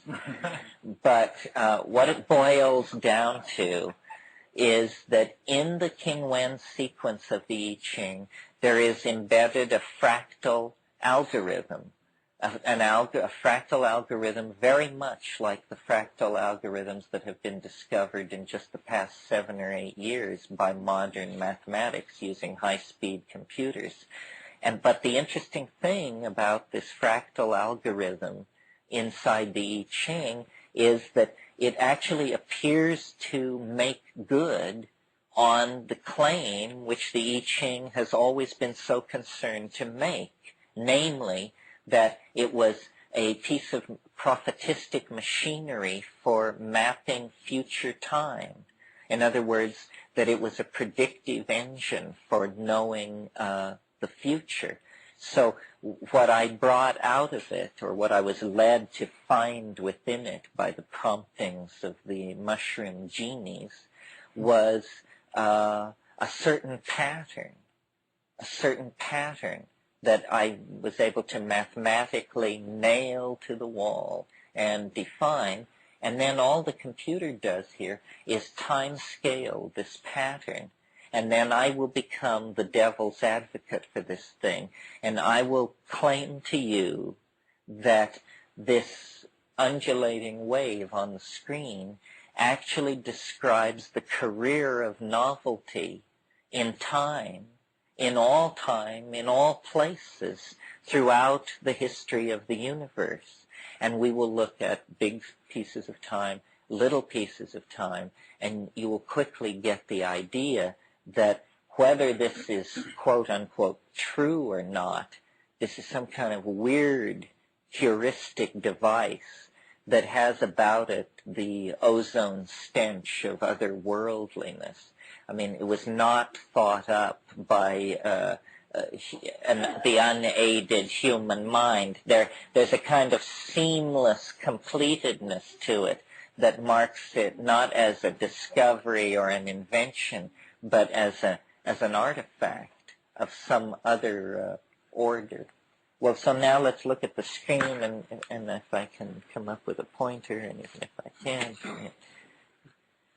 and I'll show you how this game is played, if the software will cooperate. The software is very good. It was written by Peter Meyer. The idea existed before the software, but before the software, these screens that you're going to see, it took an entire day to make one of them, and it just left you, red-eyed and tremoring, and there was the possibility for hundreds of arithmetic errors, and any one of which would throw off the signature. So the invention of small computers in 1977 really opened this up for us. Before, we ran telephone directory size lists of numbers, which we could then look up and go off and then produce graphs somewhat like this. Okay, now I know it's hard to see, but the main thing you have to see is the line and what it's doing, and then I'll try and explain everything else and make sense of it. These are novelty units along this axis, and we've never named them, but you can think of them as escatons or whatever, whitehead-ons. But this is the important axis, and this is the time axis. Now, what's being portrayed on the screen right now is 6 billion years. 6 billion years. In other words, a time span longer than most people require for the life of this planet. The Earth is thought to have condensed around 5.5 billion years ago. And that very fact is portrayed here, because here's a convention that you have to internalize, or nothing from this point on will make sense.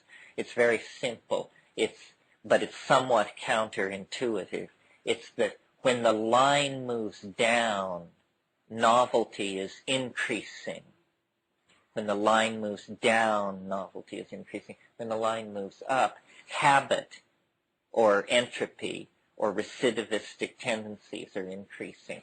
Okay, well, so then looking at the life of the universe on the scale of 6 billion years, you see why I say it's an engine for the conservation of novelty.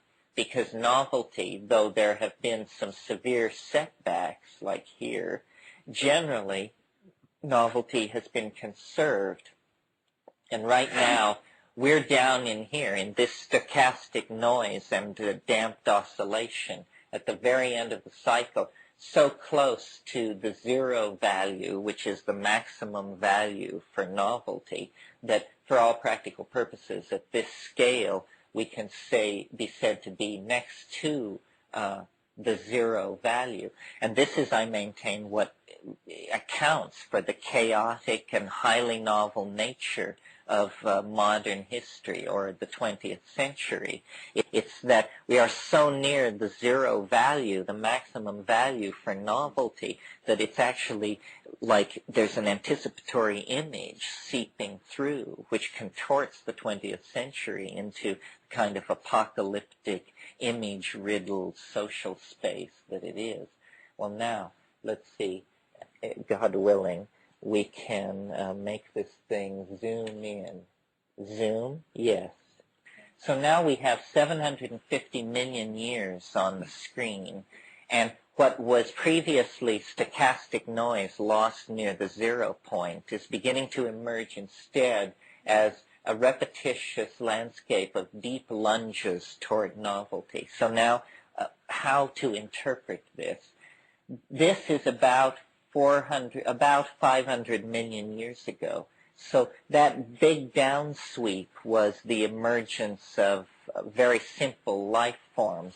But the major career of biology has gone on along this sawtoothed edge that is about 500 million years from here to here.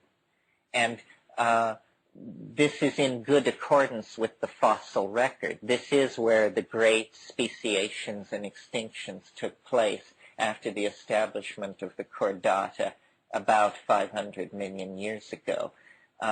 Okay, now I'll restart the zoom. Do you begin to get the idea of how, what you as the viewer or the jury or whatever should be asking yourself is, does the wave fit my personal interpretation and understanding of novelty as we move through time?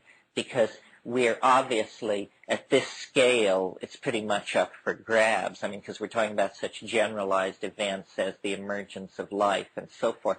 But we're going to get down on it. We're going to enter at some point the cognizable domains of known history. I mean, let's say since the fall of the Roman Empire, or since the fall of Richard Nixon, depending on how long your memory is. Okay, let me get this thing going again here. Here is the last 100 million years. Now, I stopped the screen here because there is an event in the last 100 million years which this thing would have to successfully predict in order to proceed further as a successful theory. It's that 65 million years ago, either there was an enormous volcanic eruption on the surface of the Earth like nothing anybody has ever seen or imagined, or there was a planetesimal impact on the North Atlantic Ridge, which seems to be the more probable candidate for what happened. And this laid down the so-called iridium here 65 million years ago. It's a perfect hit. In other words, the two cannot be dated precisely enough that we can't say that one is not precisely the other. So this is our first here at 65 million years ago. And actually there was one earlier, I think 170 million years ago, which it also picks up. But we've shot beyond that. So now, and that was the event which caused the extinction of the dinosaurs. Nothing larger than a chicken walked away from this event on the entire planet right here. And it gave the permission for the emergence of the mammals, and the whole phyla of the Earth took a sudden different turn, which was explored along here until about 45 million years ago. And then there was some kind of carrying capacity problem, or who knows what it is. This is really approaching the height of the speciation of the age of mammals. Occurred about 35 million years ago at the bottom of this trough. Okay, so what we're looking at here is 100 million years, And this is the period in which we emerged as a species out of arboreal primates, out of bipedal proto-hominids on the grasslands of Africa. We come out of this, but most of the action for us as a thinking species is on this, this period here toward the very end, this perfect kind of volcanic-looking cone, which I call history's fractal mountain, and which is sort of the signature of the whole wave, as you'll see as we get into it. Okay, now let's again start the zoom, 5 million years. And let's look at this. Because now what it's saying is that suddenly 5 million and just slightly further back, there's large punctuation in the novelty on the planet. And we know a lot about this period. And strangely enough, what we know about this period confirms this model very closely, because what these things are known to be are glaciations, which begin on this time scale, and these low points here correspond very closely with the interglacial periods. You see, what's happening is populations of human beings and animals are being locked up when the ice moves south. Then during the interglacials, these islanded populations are mixing, and you're getting movement, progressive speciation in the fossil record along at the bottom of these gradients. And, it's a technical matter to match the glaciations in different parts of the world with this, but the agreement is pretty close. Or, a case can be made. 45,000 years, and let's look at this. Okay, this is a period of time where we actually begin to get artifacts, human artifacts of an interesting sort.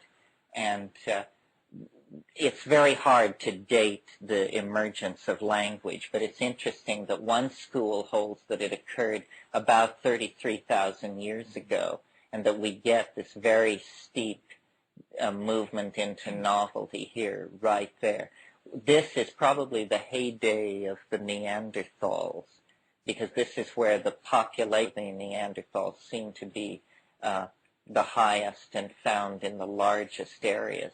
But this is a glacial period, the last glacial period.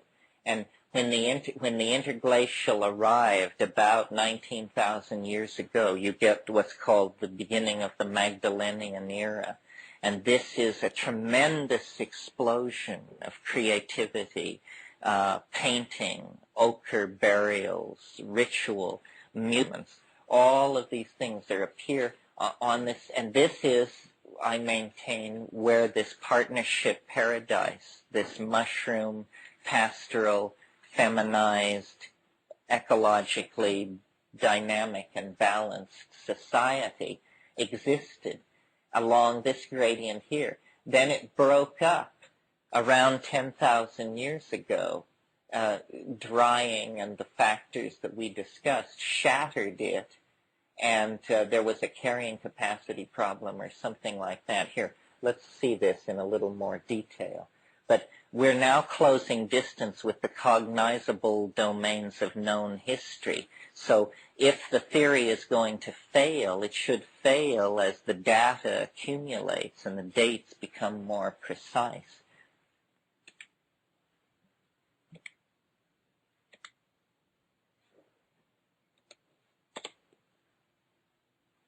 We're looking at 45,000 years, 22,000 years, 11,000 years. Let's look at this. Okay. Now, what it's saying is that after this carrying capacity problem around 10,000 BC was somehow overcome, and there was a very, very steep descent into novelty, which reached its culmination around 6300 BC. Well, this corresponds very well with the dates for Çatalhöyük in Turkey, which is this Anatolian town, 9,000 years old, that achieved a level of civilization that was not similar seen at any other site until 1,000 or more years later. In other words, until there were civilizations establishing themselves along this gradient. This was the last bastion of the goddess partnership mushroom symbiosis. And what destroyed these people, we know Çatalhöyük level 5 was destroyed in 6500 BC by wheeled chariot people from the north. In other words, this spells the Indo-European bad guys who came from north of the Caspian Sea. And then you see this tremendous reestablishment of traditional pattern. Well, then along this gradient here, you know, when I went to school, what we were taught was history begins at Sumer. This was what we were always told, that it went Sumer, Chaldea, Babylon, Egypt. And in fact, those great patriarchal river-based civilizations established themselves on a gradient down here with Egypt right here at the bottom, establishing a new high water mark for novelty, a high water mark that would not be surpassed until the establishment of the Greco-Roman civilization over here. Along this upswing, what you get are a series of meathead civilizations, the Hittites, the Mitanni, the Assyrians. These are all kick-ass chariot warfare, warrior caste, that rigmarole. All that's going along here. Then there's the great turning point. I mean, here again, you're seeing the signature of the algorithm, and I call it history's fractal mountain. Notice that what I'm saying is that all of history, from the building of the Great Pyramids to the present moment, is portrayed by that much of the screen. And now we can go into this and explore parts of it. Let's look at it a little closer. 11,000 years on the screen. There's history's fractal mountain, 5,000 years. Let's look at this for a minute. Okay, this is 5,000 years. We're still targeted on today.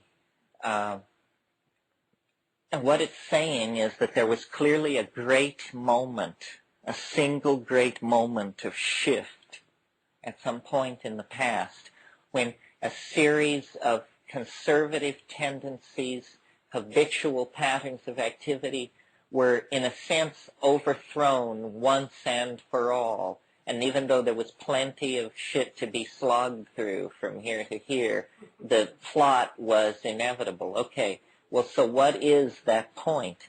Well, it's about 980 BC. So what was going on then? This is the shift to, it's essentially that moment when Mycenaean piracy overwhelmed the goddess religion, and the Greeks stopped being fishermen and pulled their boats up on the shore and started to talk philosophy.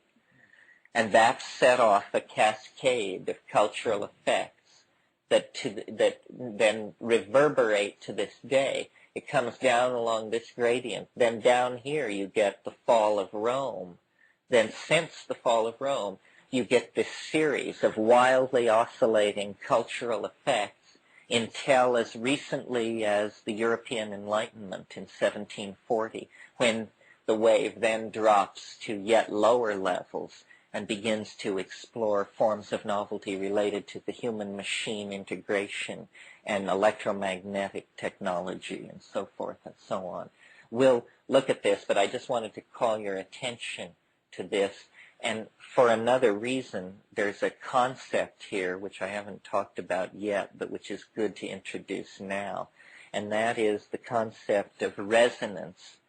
Because this algorithm is fractal, because it is self-nested on many levels, you encounter the same topological manifold over and over again.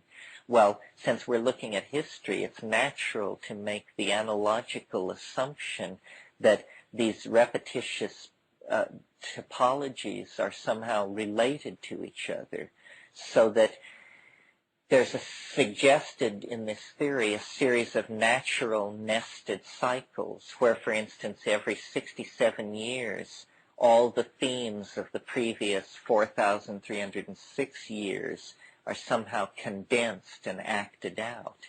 And it's the interface and interference patterns set up by these times in the past and in the future, sliding against each other, that create phenomena like fads and fashions and outbreaks of hysteria and weird taste things and ripples in the collective mind. Okay, so this is the signature of history's fractal mountain. Greco-Roman civilization and its spectrum of effects are this long cascade down here. Now let's look at it a little more. 1,430 years. And this I wanted you to see because this is the period of history that we all know the most about. And strangely enough, the wave is very willing to make predictions in this region of history. This is one of those levels of magnification where the ebb and flow of novelty is predicted as very radical and highly punctuated. So, he looks for his crib sheet here. So when you go through this and you're trying to understand what's going on, you're supposed to have novelty occurring at the bottoms of these troughs. Well, this one in the 930s, in the 10th century, is the culmination of Islam, the creation of the caliphates of Baghdad, and this was the one where Europe gets left out. All this mathematics and poetry and alchemy is being created down here. Then there's a series of bounce-offs, recidivist tendencies, until you get over to this one, which is about 1119. And what this is all about is it's the height of the Gothic revival and of the Crusades. The people who are active in the bottom of that thing are people like Bernard of Clairvaux, Peter Lombard, Eleanor of Aquitaine, Thomas of Becket, Pope Adrian IV, all those folks famous from Masterpiece Theater. They were all happening right down there. So, then the next steep descent into novelty is this one here in 1354, 56. Well, this was the greatest demographic catastrophe that Europe ever experienced. It was the Black Death. A third of the population of Europe died there. Okay, well then this very steep plunge into novelty, the top up here is 1440. Gutenberg is inventing printing in Mainz near Frankfurt. And by the time you get to the bottom down here, it's 1492. The entire Italian Renaissance lies on the gradient of that plunge. So you see what the argument is, and it seems to emerge with more clarity as we have more data, is that history is actually some kind of process on a vast scale that is under the control of this particular mathematical algorithm for some reason. I mean, this is the fractal dimension of the historical unfolding of the experience of the species. What you get down here is the discovery of the New World, the lost half of the planet, and that sets off a round of discovery and exploration that keeps things novel for a while.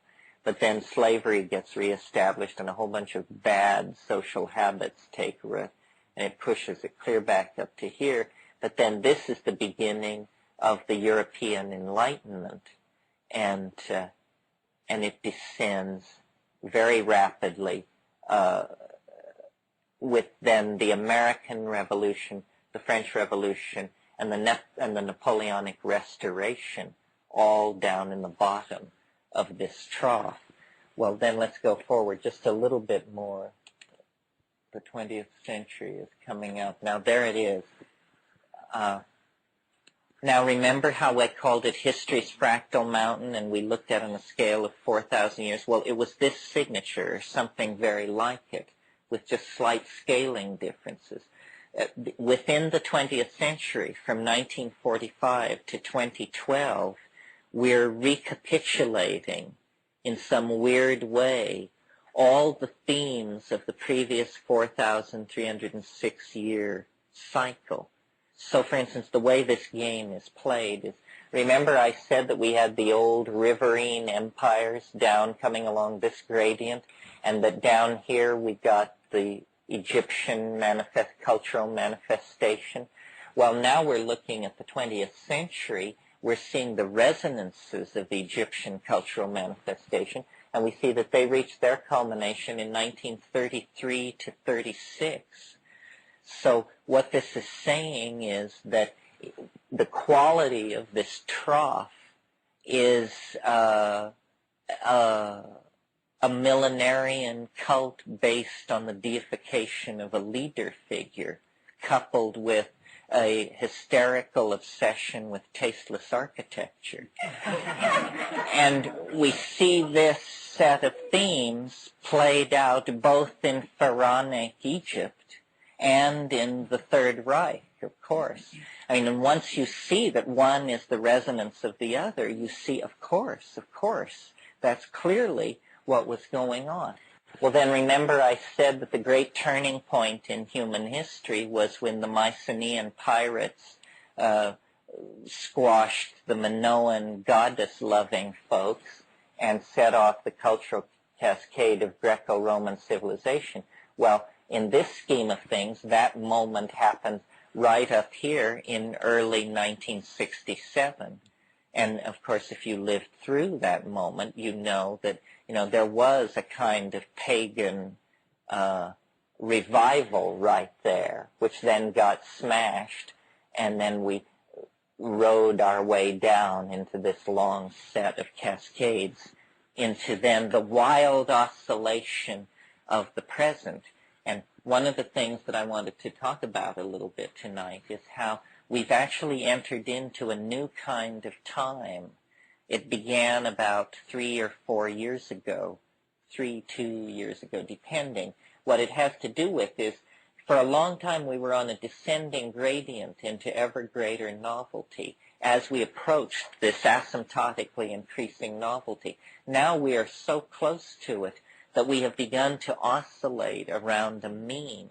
And this explains, the end of the Cold War, the breakup of the Soviet Union, a number of things. And we are going to live in this kind of time unto the culmination of the time wave itself, which occurs in 2012. The time wave is unable to make predictions past 2012 AD. One observation is its self-limiting property, because as a fractal description of a data field, it only works if you assume that the whole thing wraps itself around itself and disappears up its own gullet on December 2012 AD, only 22 years in the future. Now there we could talk about how could this be and what does it mean.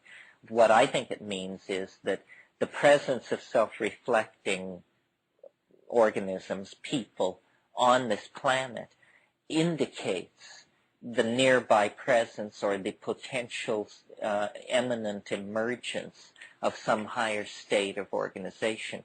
We are not simply the startled witnesses to this emergence of a new level of organization. Our presence here is the first indication that it's going to happen. It's almost like you can think of a pond. When the surface of the pond begins to churn, the smart money knows that something is moving toward the surface and is going to burst through. Well, history, human history, all this dream exchange and information trading and lying and so forth that goes on, is the churning of the surface of the pond. And the smart money should know, that there's a momentous hidden force moving beneath the surface, that all this is presaging. And so I think this is that kind of thing, that as we approach the hyperdimensional meltdown point, or the chronosynclastic infundibulum, precursive images of it will be thrown off. I think everybody's visions now tend to take the form of totality symbols, and this is because it's constellating itself into a totality. We are so close now to the transdimensional object that it invades our dreams, our advertising, our waking fantasy, our art, our mathematics. Everything is contorted by the attraction of this transcendental object. Blake talked about this kind of thing. Anyway, now, let's go in a little closer there, because, well, to humor me, basically. 44 years, here's 1967. It's pointing at today, remember. 22 years, 11 years, 5 years. Now let's stop it and look at it for a minute so we can see how we're doing. This is the last 5 years. Well, it's not so much the last 5 years, it's pointing at today. That's today. And what we've got is 2 years, 9 months, and 16 days on the screen. Okay, well, what's it saying here? It predicted a high novelty maxima here, here, here, and then here, which we haven't gotten to yet. But we've been through all of this, so let's see how we're doing. Okay, to the day, this high novelty maxima corresponds to the business in Tiananmen Square, not the massacre, which is slightly off the trough and up on this side, but the day they put 1 million people into the square peaceably is right at the bottom of that thing. Well, okay, so then we know that that ended unhappily. There was a reassertion of traditional patterns, i.e. shooting students. What could be more traditional than that? So there was a lot of that. And then that sort of peaked out, and then there was another try at a novel maxima. And at the bottom of this one, the Berlin Wall is torn down, right at the bottom of this one.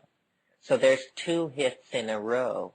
Now, you remember that after the Berlin Wall was torn down, there were a series of revolutions.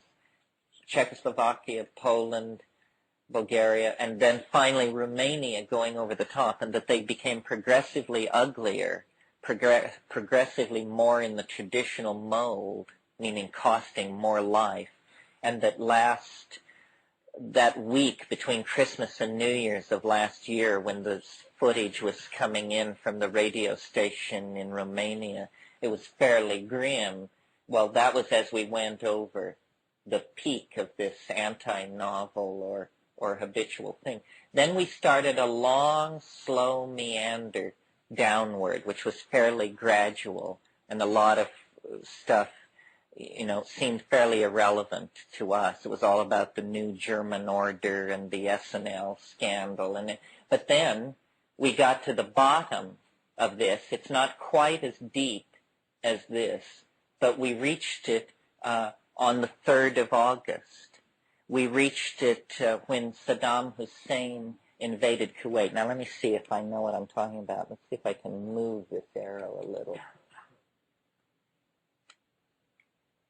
Yes, there's the 27th of July. At that point, they're massed on the border and so forth, and then the invasion takes place just a few days later. Well, what can we say about the prognosis for the future based on what we're looking at? This concludes Side A.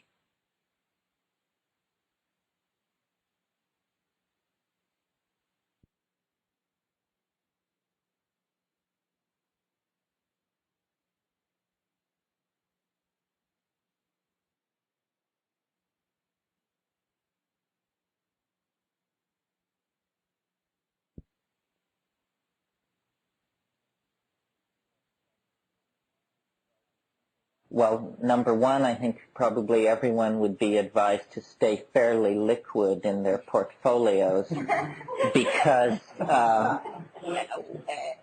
this crisis is being very carefully managed, but only up to a point.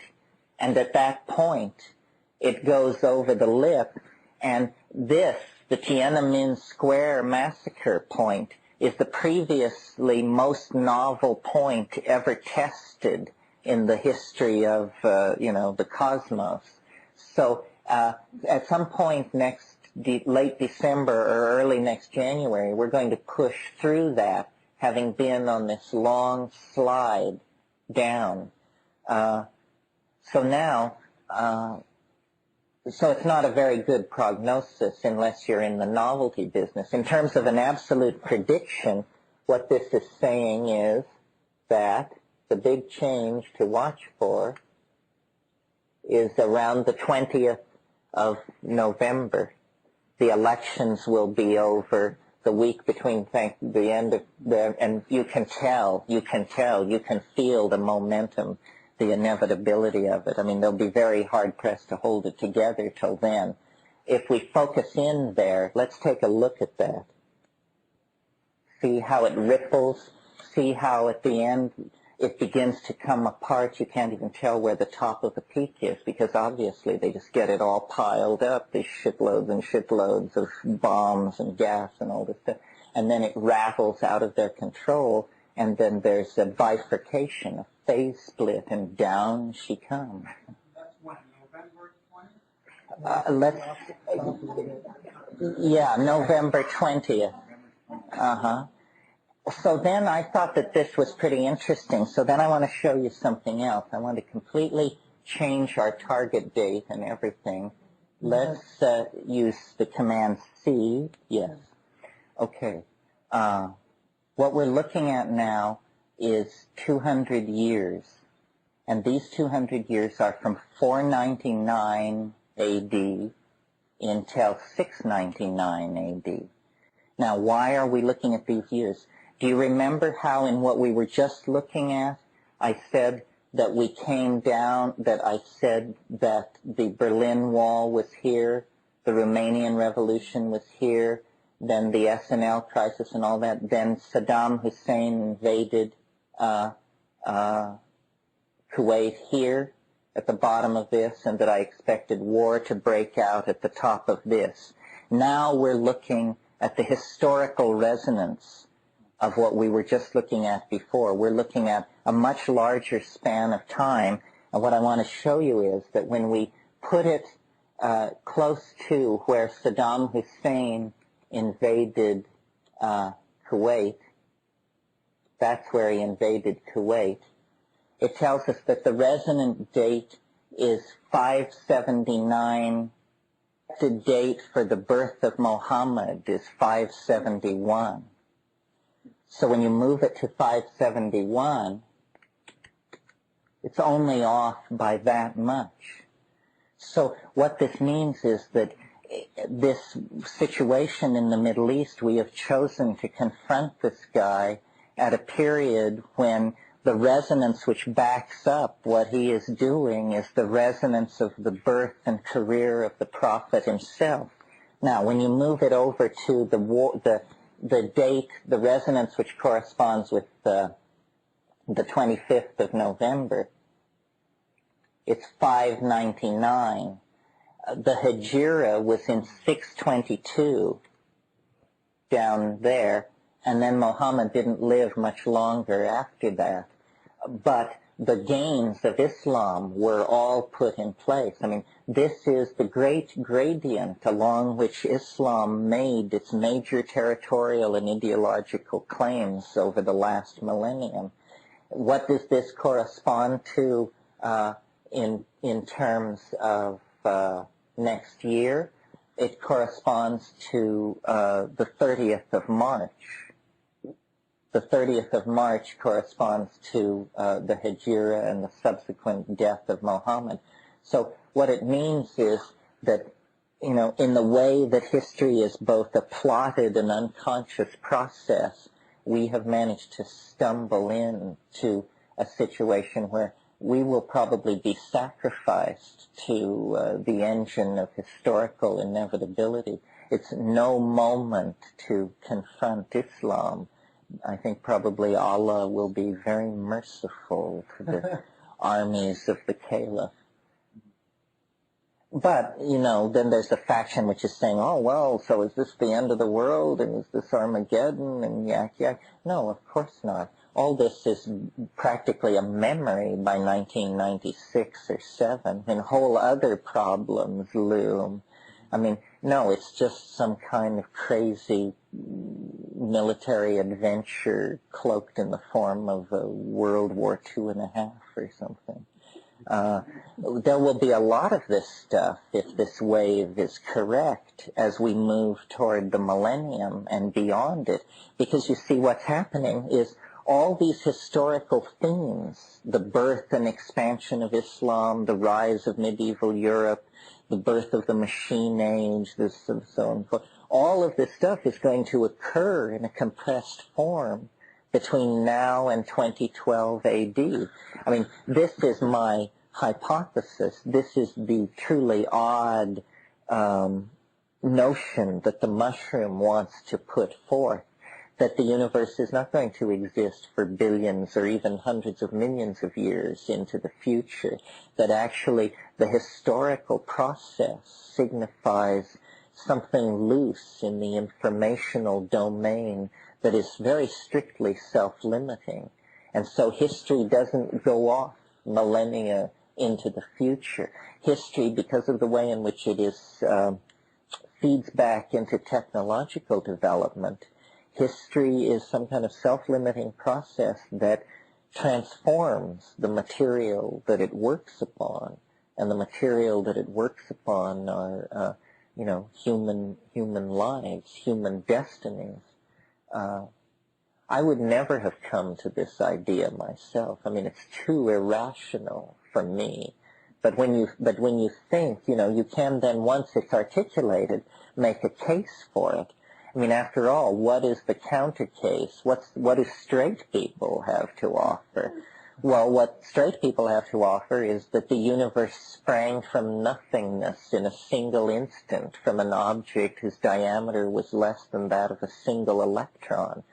Well, hell, if you could buy into that, what couldn't you buy into? I mean, it's like the grossest series of imponderabilities and unlikelihoods that you could string together. Yeah. What does happen if you extrapolate the curve backwards to 20 billion years before the Big Bang? You mean, where does this go? Yeah, you started at 6 billion years. What if you had started at 20 billion years ago? Well, the duration of the wave, it has no...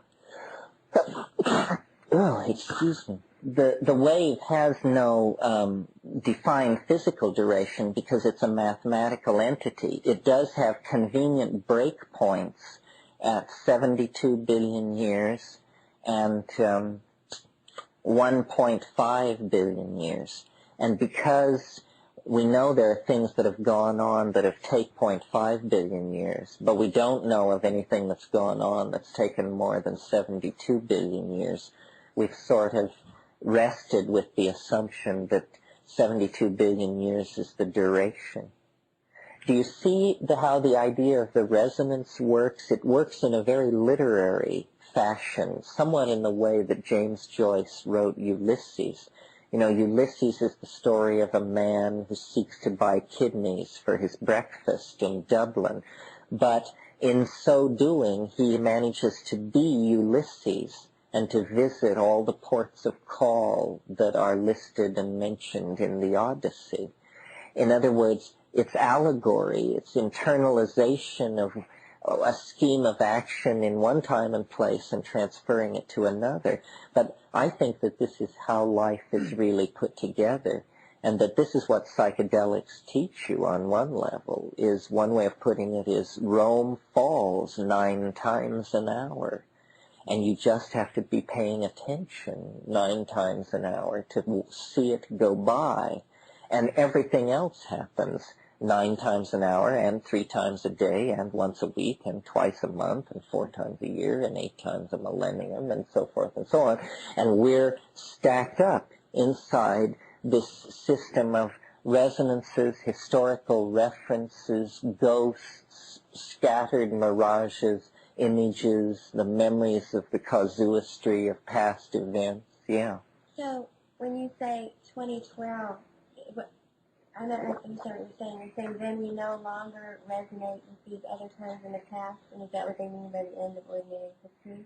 Well, yeah, I sort of fudged. I didn't say what happens in 2012. I don't really know. I imagine it to be this fairly grandiose event that has to do with, you know how I said the universe is a machine for the conservation of novelty, but that it conserves and produces novelty at an ever faster and faster rate, and that the presence of human history actually indicates that we have entered into what Whitehead called the short epochs, meaning kinds of time that are coherent unto themselves, but that may last only a few centuries or only a few decades, you know. I mean, the way in which the 20th century is a time unto itself. Well, I see this speeding up until the point where nobody will be unaware of the fact that the whole space-time continuum is somehow collapsing on itself.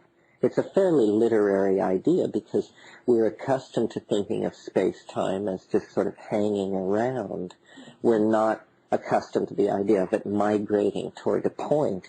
But I think that the whole human species is involved in birthing some kind of alchemical object or some kind of transcendental something, and that, you know, the reason our history is haunted by messiahs and prophets and wild-eyed characters preaching doom and redemption is because in our dreams, in our visions, we're picking up like 5% seepage from the transcendental object in hyperspace, and it's what gives history a kind of direction. You know, I said that the academic theory of history was that it was a random walk. The object in hyperspace is picking up the vibration point. That's the thing in the future. Yes, and it's giving history a kind of compass, so that we keep correcting our course. We're not even aware this is what we're doing, but we are actually stumbling toward and defining into narrower and narrower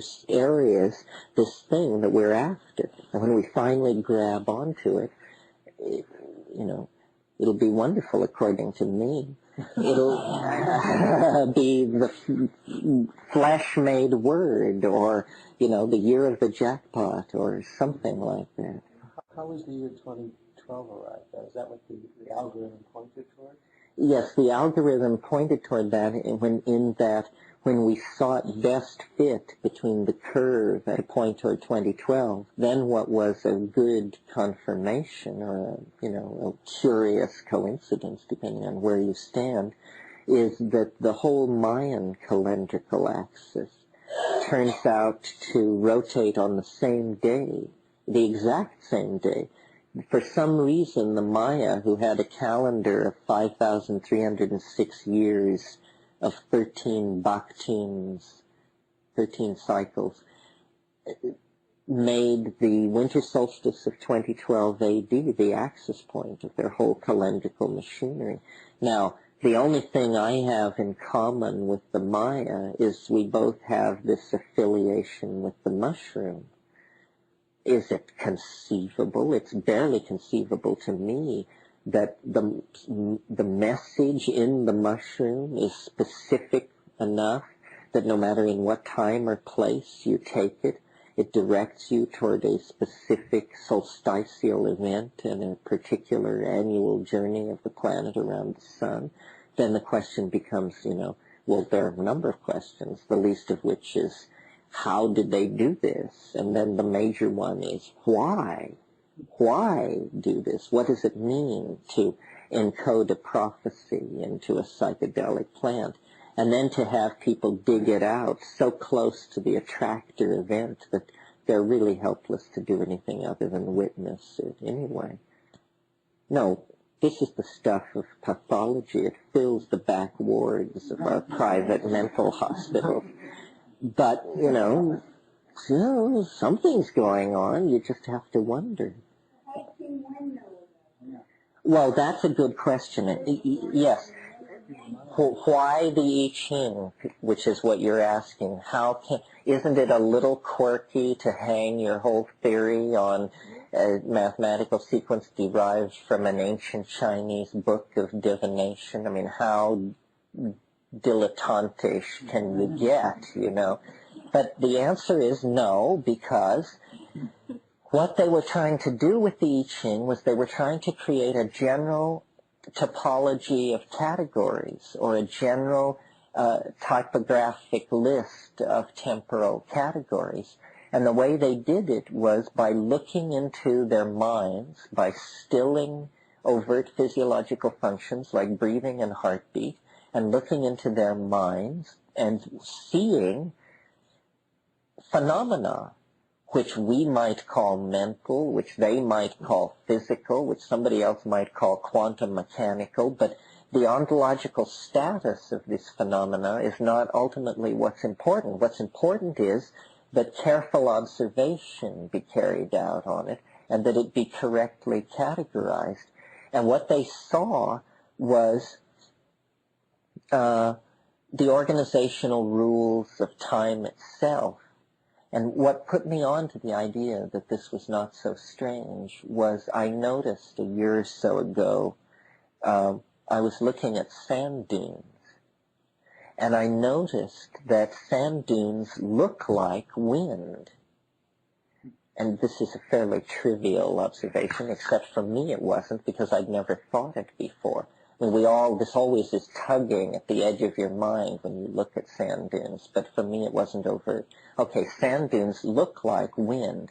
What does this mean? It means that a physical phenomenon, sand dunes, takes its form from its interaction against a wave mechanical phenomenon, to wit, the pressure fluctuation of wind over time. And I said, so sand dune looks like wind because it was made by wind. So then I said, well then, everything in the world bears the signature of the time wave within it, because everything in the world arose within the context of time. So, it's no more odd that we have within ourselves the time wave than that pebbles are round from being rolled in the ocean. It's just a consequence of being in time is to carry the signature of what time is etched upon you, within you.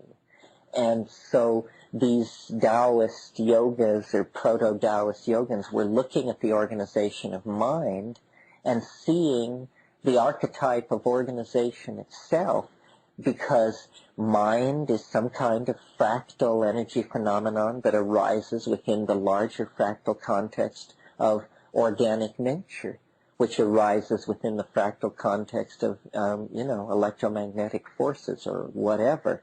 So it's what starts out looking like a miracle, that the King Wen sequence could have a magical wave inside it that would describe human history, ends up looking like a kind of unavoidable and trivial fact writ large over the face of all existence, that all objects in time have internalized within themselves images of the larger process in which they are embedded.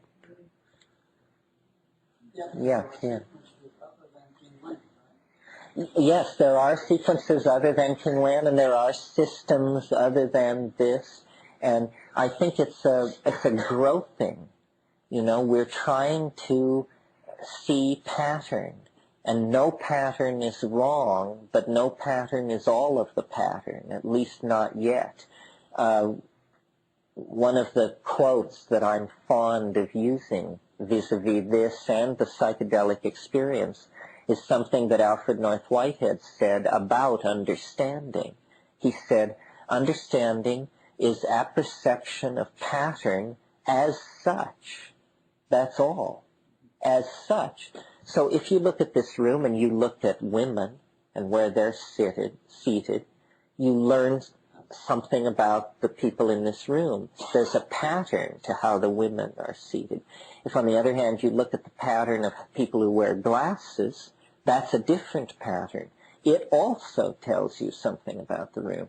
And there is just pattern upon pattern upon pattern. The people with blue eyes, where the Jews are sitting, where the Irish are sitting, the older people, the younger people. There's no limit to the number of patterns that can be extracted from a situation, and each one somehow gives us more control over the situation. So what this is the pattern to process. We know that there's a pattern to process because we have a very simple model like this in English and in most languages. It's that most of us agree that most things have a beginning, a middle, and an end. And, if we're in the beginning, we look for the middle. If we've passed the middle, we're looking out for the end. This means we have a theory of process. And in a way, when you look at history's fractal mountain, it looks like the single discharge of a nerve. All it is a beginning, a middle, and an end. And process can probably be broken down to that simple a level. But then, of course, as William Blake said, attend the minute particulars. It's all in the details. This is what psychedelics teach, I think. It's all in the details. Getting there is half the fun. The experience of life is in the fabric of it, the actual tactility of the passing moment. Yeah. Well, what does the pattern look like between now and 2012? Between now and 2012, let me see if I'm still together enough to get such a thing together. Is anything correlated with astrology?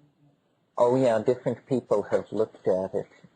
Let's see, specify target date.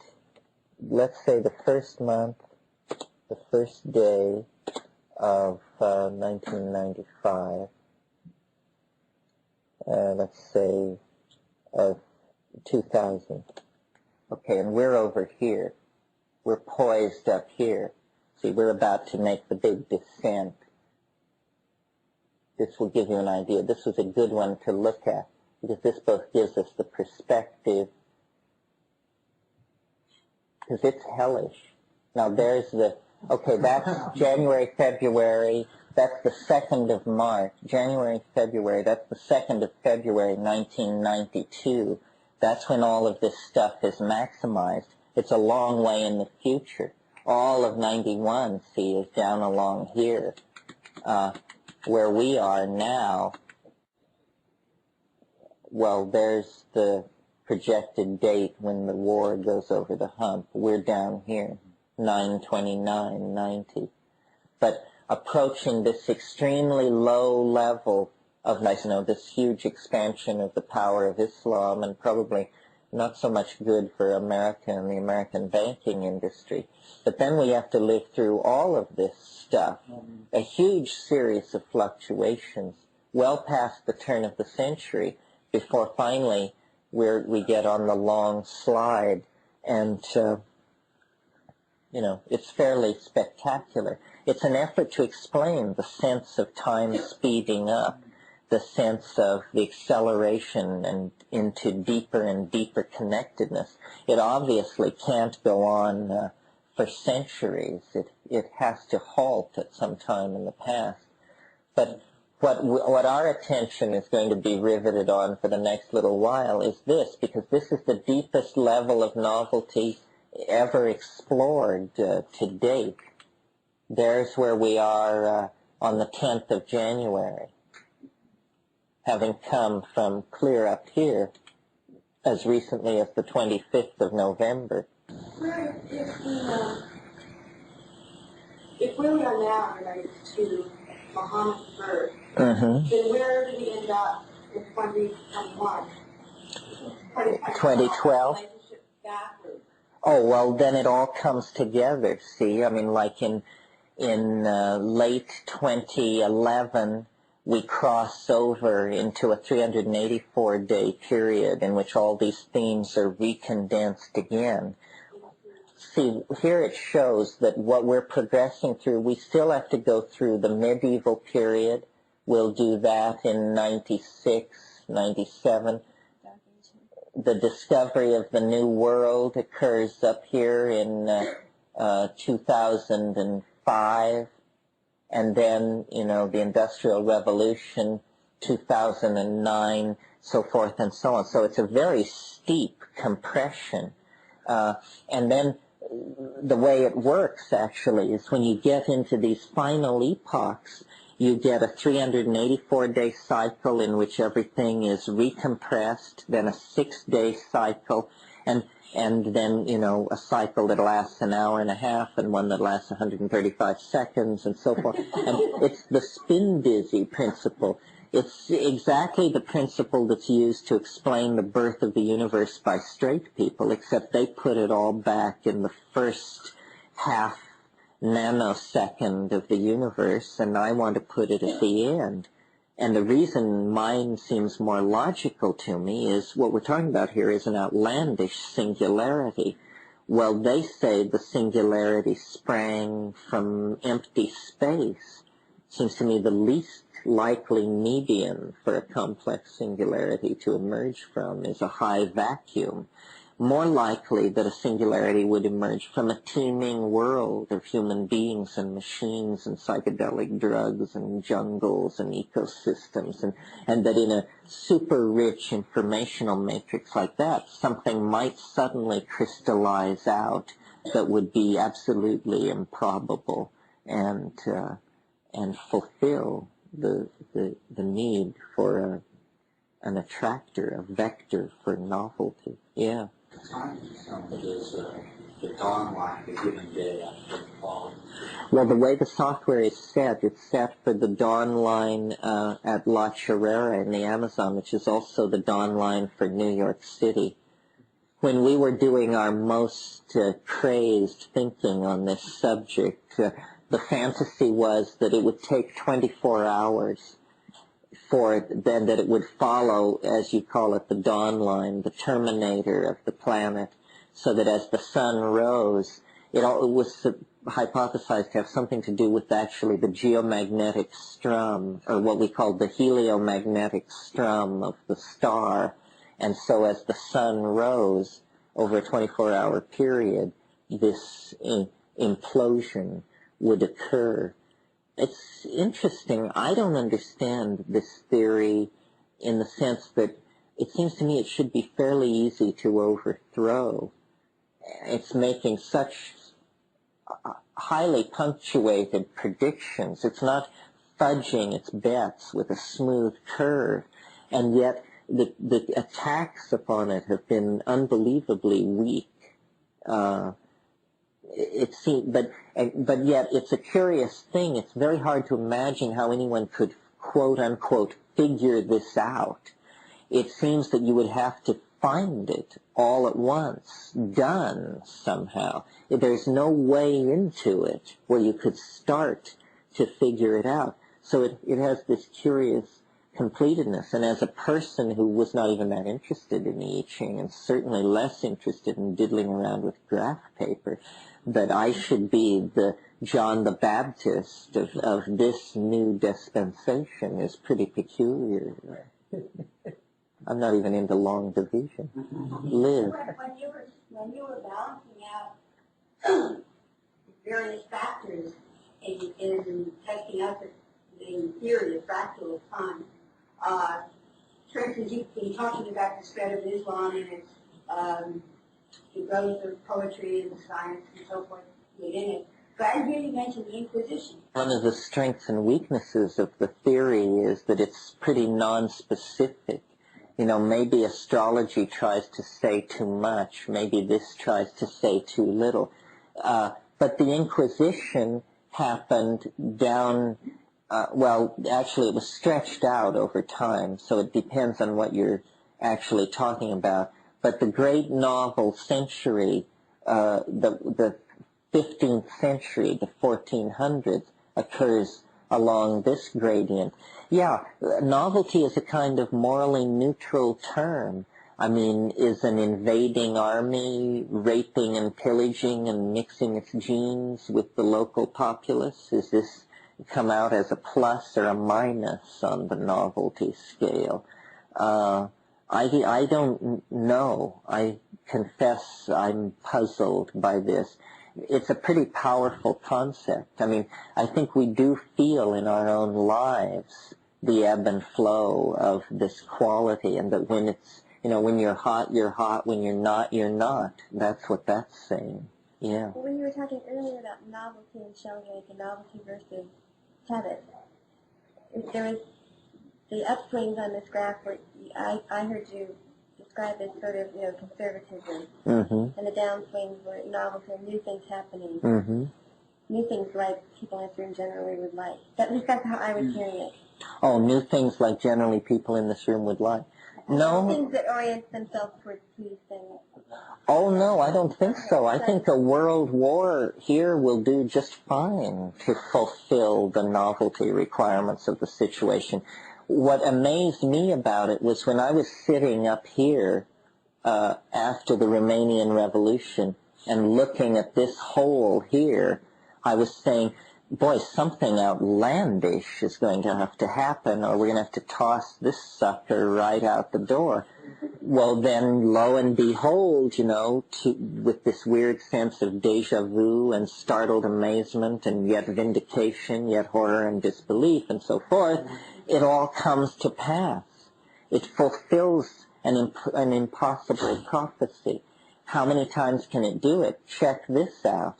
We've got to get through this. But this thing occurs over a 3-month period in 1995. From March to May of 1995, we have to undergo a descent into novelty that makes what we've been through and are going to go through look like peanuts. So there are built-in tests in the wave so that if it's junk, we should be able to get rid of it long before we're anywhere near 2012. And yet we're meeting now the first of these difficult tests, the first prediction of a steep descent into radical novelty. And, the armies and chancelleries of the world are just rushing furiously to fulfill the prophecy. Yeah. Well, except that that's a kind of a fart at the opera if what you believe is happening is a conservation of novelty, a knitting together, an ever deepening and enriching and connecting kind of thing, and then they drop the bomb. The only way that could redeem it is if our real destiny is in another dimension, and sort of like that wonderful scene at the end of Dr. Strangelove where they sing the song, "We'll meet again someday, somewhere." I don't think it is nuclear holocaust. I think nuclear holocaust is the shadow of the Al-Qaeda. Is somehow a way of coaxing the human soul into physical manifestation. I mean, the flying saucer, the extraterrestrial visitant, the philosopher's stone, alchemical mercury, to really realize our dreams. I mean, I think that is really the promise of the psychedelic experience. The thing you find out at the core of the psychedelic experience that you cannot believe, no matter how hard you try, because it's so liberating, is that, dreams are real, apparently. History, there is a way out. It isn't the high walls, all that. It's an illusion. There's some tremendous act of intellectual apprehension or courage or something, and then you break through. You penetrate beyond the mask. There is a mask, there is a beyond the mask. But most people go to the grave without ever even making the effort. Yeah. Have you tried superimposing it on any other phenomenon, like a heartbeat on an EKG or a microscope readout of music or anything that you could get formed to underway? Yeah, I mean, the way I think of it is all phenomena are describable within this wave matrix. And when I was at my most illuminated or loaded, or however you want to put it, I could actually see it overlaid over reality. I could actually see that people are knots of novelty in local genetic space. The local space is largely empty, and then there are these knots of space-time where genetic expression and protein transcription is going on. And these are people, and they represent, this extreme concrescence of novelty. Well, then, if you're in a city or something, you see that it is a larger yet more diffuse knot of the same kind of novelty. And, I don't know whether you're losing your mind or assimilating a wave mechanical way of looking at things, but this is it comes close almost to some of the ravings of Carlos Castaneda, that there's a way of shifting perception and processing information, and then you see that, people are interlocking networks of light. They are confluences of casuistry, both in space and time as well as in matter. And no, I was quite into all of this. And it sort of sticks with me. It's model building. Yeah. I see the relationship between like chaos and novelty, but this seems like such a rigid order to me, and I don't see a balance and chaos to it. Do you know what I'm saying?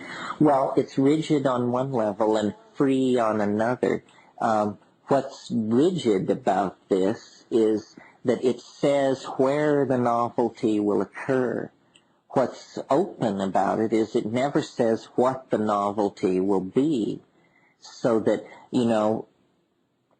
Saddam Hussein could probably avert a world war by just announcing that he's going on a world ballet tour, and that would be so novel that the wave would be fulfilled and the war averted and his touring ballet company. What? He could be assassinated, although that isn't in his situation. That wouldn't exactly be absolutely startling. It would be a fairly traditional pattern asserting itself. But you're right, assassinations are interesting because history comes to such a micro pivot there. I find assassinations very interesting. They're very little wear and tear on innocent people, you'll notice. That's why it's so little favored as a way of settling political problems.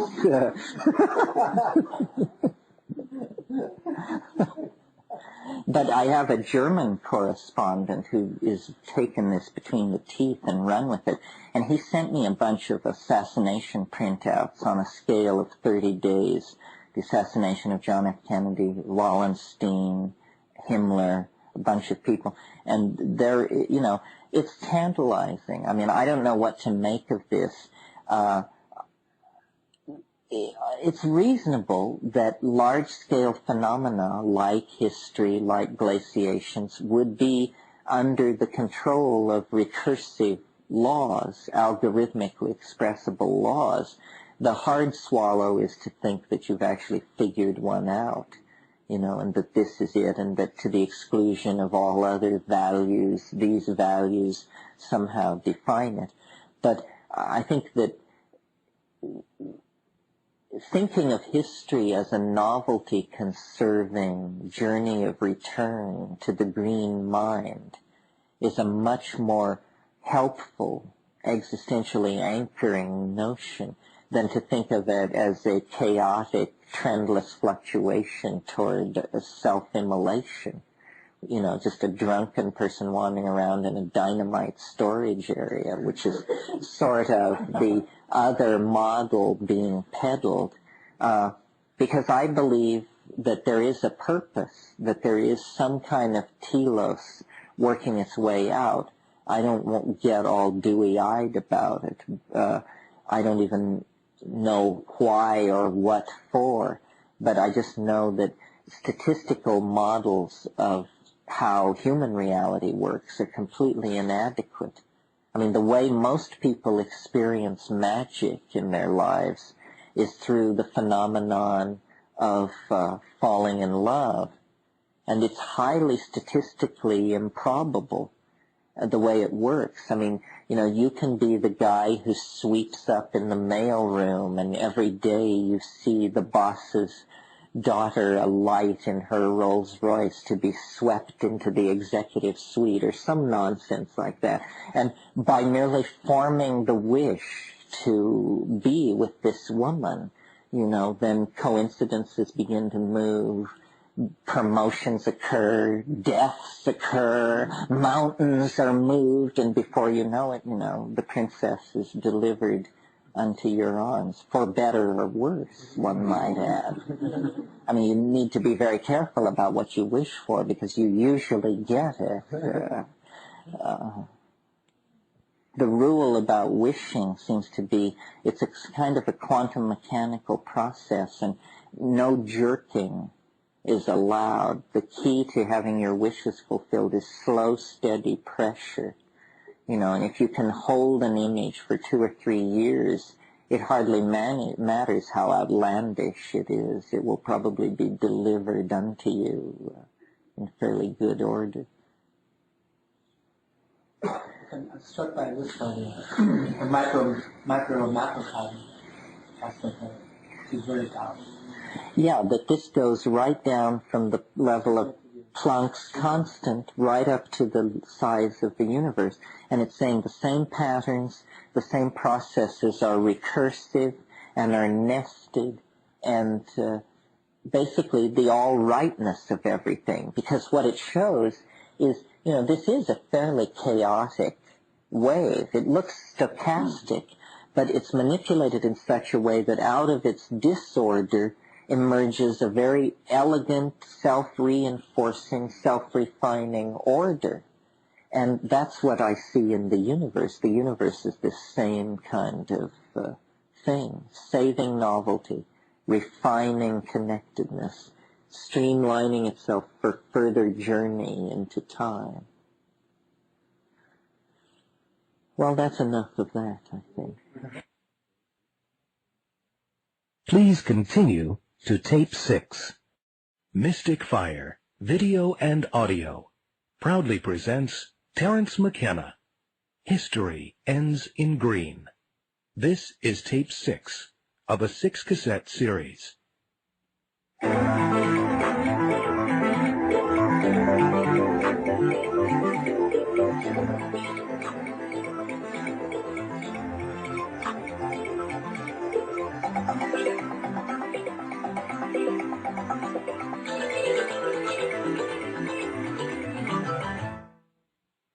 Well, what else is hanging for anybody this morning? How about healing using motion states, other techniques? Well, shamanism, we tend to lose sight of the fact that for the people who actually practice shamanism as a day-to-day thing, healing is what it's always all about. And the shaman isn't making these journeys for his own education or so forth. It's always to heal. I don't really see the mushrooms as specifically a cure in the ordinary sense for X, Y, or Z condition. It's more that in the psychedelic state, this is kind of hard to articulate and sounds like mumbo-jumbo, and maybe it is. But I've noticed that in the psychedelic state, it's as though within the parameters of the body, the ordinary laws of physics are somewhat in suspension. And there's a great deal to be learned by somebody about touch and light and sound, especially sound, I think. Sound, to me, is the key to understanding and going deeper with the psychedelic thing, not only in the healing modality, and in that case it's about sound directed into the body, because we do have extraordinary senses on psilocybin and on these other tryptamines, and I'm not mystical or woolly-eyed about this, and I don't make any claims about what senses, but if you sit down with a person or a watermelon, for that matter, when you're stoned and sing into it, the quality of the hallucination is such that there is a way of thinking about it where you could say this is an acoustical hologram of the interior of their body. I don't say that. I just say, my goodness, isn't it strange that I seem to be able to see the inside of the watermelon when I'm doing this. Touch. I'm not an aura man under ordinary circumstances. I'm not sensitive to these things that you have to be sensitive to. If you have to be sensitive to something, that's not for me, because I'm basically insensitive. But nevertheless, there do seem to be qualities of density to the energy around the body. And I suppose, I'm not really an experimentalist in these areas. Like, I don't immediately grab somebody and start kneading them and working them over. I tend to just sit and watch. But I do see all these possibilities. Sound has such, sound does pierce, non-dense objects and return an echo. And we may have the neurological processing capacity that we're unaware of or that is ordinarily suppressed. For instance, I have quite a good ability to navigate in darkness. I always have been able to do this. It doesn't seem that strange to me. I'm pretty good at it, to the point where there have been times in the Amazon when I've gone for water at night and literally forgotten to take the flashlight and gotten there and gotten halfway back before I noticed that, and it's a combination of projective memory, so forth and so on. I noticed in the Amazon when I was quite keyed up that I had a sense that I've never heard anybody talk about. It was a kind of geometric sense that told me the shortest distance between any 2 points in terms of energy expenditure. It was something which I could see that Aboriginal people would just absolutely have to have. It's a whole thing about following the edges of ridges and never descending unless you have to, and always keeping to the high ground. And my mind would just tell me this stuff, draw these lines through space. The fact that ayahuasca, which makes possible, this visual language that seems to me the evolutionary compass for language and culture, the fact that the compounds which allow that occur in the ordinary brain suggests, that we could be as close as a 1 gene mutation away from different styles of neural processing.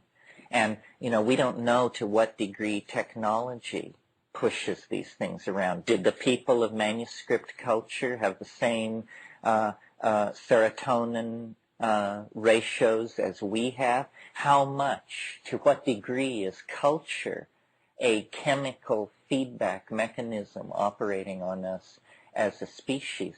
We're like fish trying to discover water. These are fairly subtle issues, but the payoff is being able to design our way toward a more humane culture. Because what the psychedelics are teaching on one level, I think, is that our prison and our palace is language, and that to date we have just allowed it to grow like topsy because it was like an unconscious function.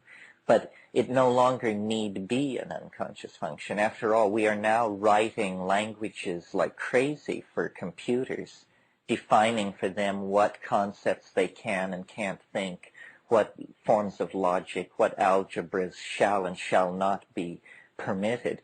We need to also think about, taking control of the design process of language. Up to this point, the only people who have gotten onto this principle have been fascists of one sort or another, either Joseph Goebbels and his crowd, or advertising weasels, or people like that. Everyone else has been sort of the victim of the linguistic agenda of those cliques. You know, it's like the Bob Dylan song, the strong men make the rules for the wise men and the fools. Well, if the rules are syntactical rules, then nobody even realized Acton held up. It's just that, you know, you can't think any other way, so why do you have this itch that you can't seem to ever scratch? Well, it's because, you know, it's freedom calling out to you from the unconscious. I don't really talk about all this with any sense of urgency. One of the issues that sometimes comes up, or often comes up in these groups is, you know, am I saying it's all okay? Is it all okay? Is there a political agenda? What should be done? And, you know, it was Mahatma Gandhi who said, what you do has very little importance, and it's very important that you do it. And I think that's how we have to act.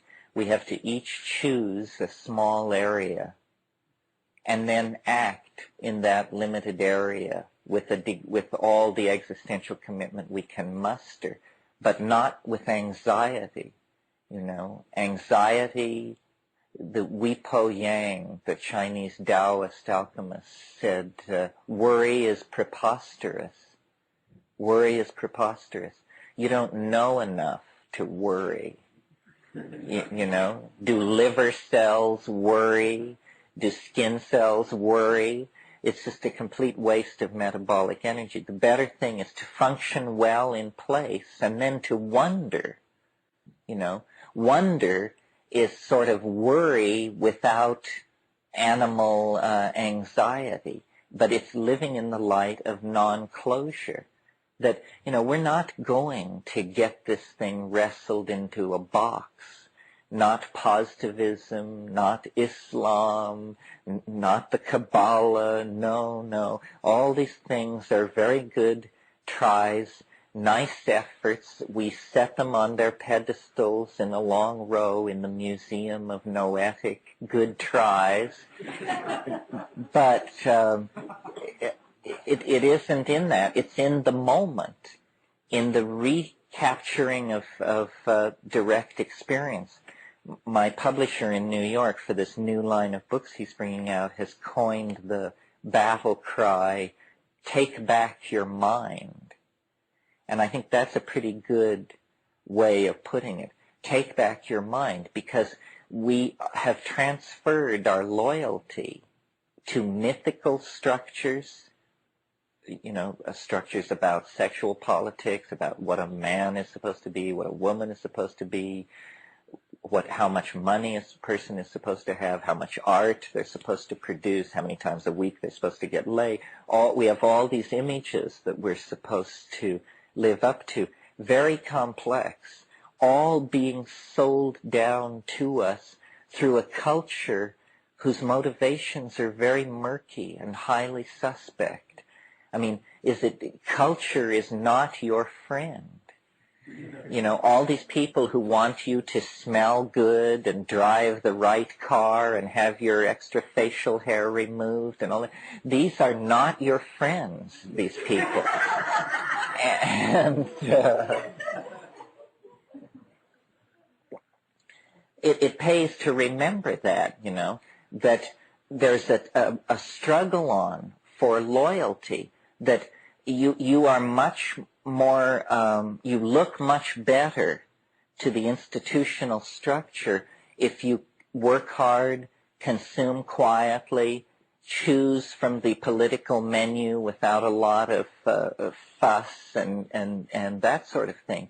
But in fact, you know, this kind of business as usual has led to the sort of lethal crisis we're in. Our real problem Well, it's two things which are two sides of the same coin. It's ego and an inability to emotionally connect with the true outline of the situation. Because the true outline of the situation is fairly horrendous. It's that somewhere around 1945, or you name it, but that seems all right, we began to loot the future as a strategy for survival. As some kind of ethical norm was shattered in the same way that in in early mercantile civilization, there was this horrifying moment when, even though slavery had been dead for 1,000 years, they realized that if they brought back the wholesale sale and transport of human beings, they could make millions in sugar. And it was like the heart of darkness reared up, and they went for it. And our circumstance is somewhat similar. We have embarked on a similar kind of descent into an ethical dark dimension by looting the future.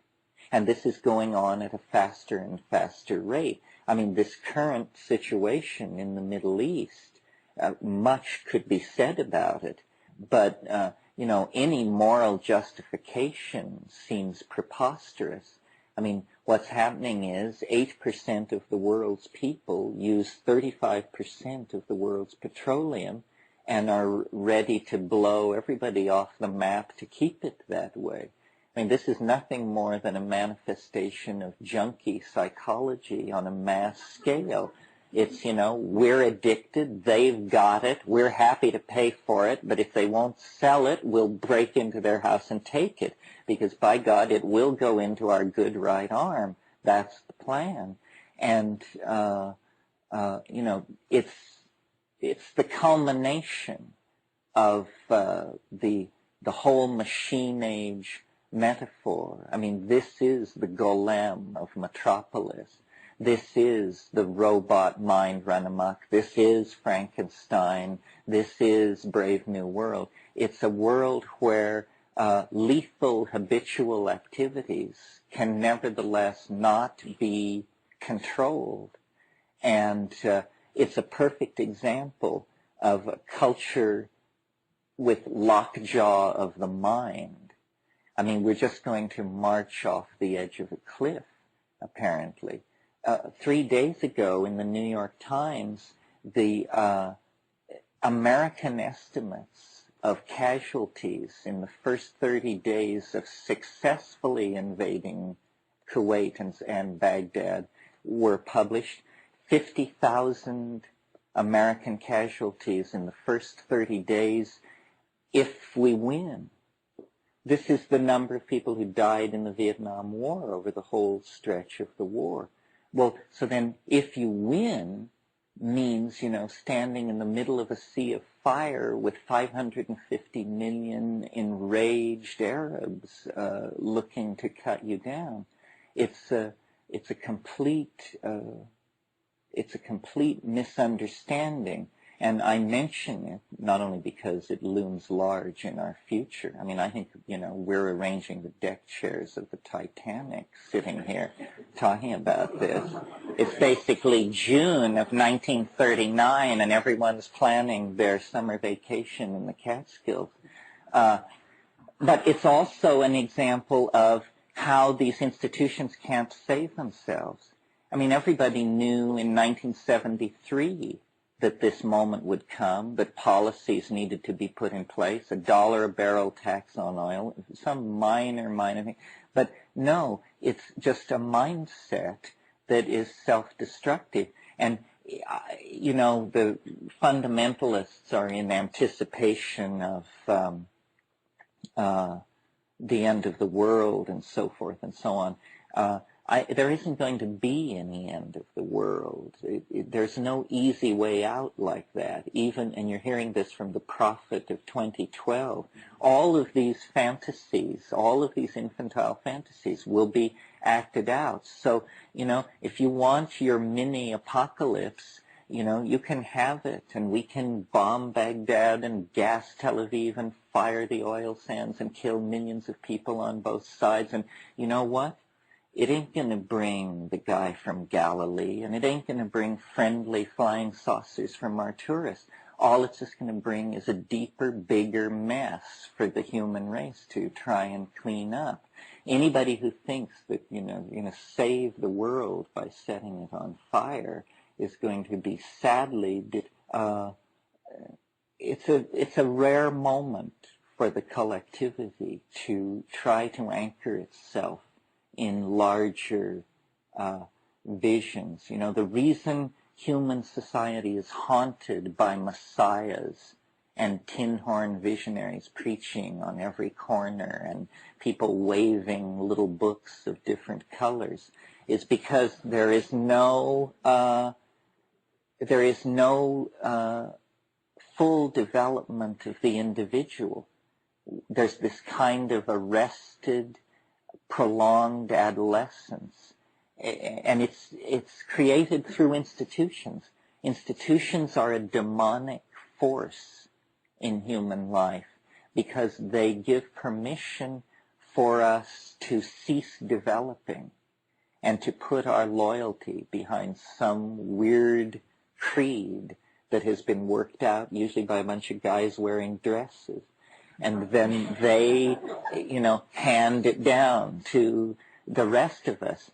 Anarchy and chaos, anarchy is always just, that's, surely not, my dear fellow. That's so awful to contemplate. But what it's coming down to is a real make-or-break revelation on what is human nature. The French cartoonist Mobius asks the question in one of his books, is man good? And he answers it, sufficiently seasoned and marinated, yes. But, we're actually going to get the chance to answer this question because all barriers to the expression of our will, our vision, our dream is falling away. And, are we some kind of anti-life, sadomasochistic, suicidal contradiction? Or, can we break through the millions of years of primate programming and alpha male hierarchical dominance and so forth to actually uncover the angelic force that we glimpse within ourselves, that we glimpse with high definition? I mean, it's really there. If there is a demon in human nature, there is surely equally an angel of equal power. So then it's just about breaking this free. And I don't think it can happen in the monkey body on the surface of this planet. Somehow there has to be an act of surrender to our own nature, and then concomitant with that, a kind of making of a peace with nature as it is. And I don't know how to envision the future. In the past year, there's been a lot of flack about virtual reality. Does this hold any hope?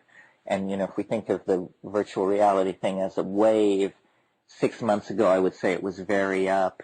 Now enough people have done it to be disappointed, and a bunch of people are saying, holy shit, you must be kidding. This is going to save us?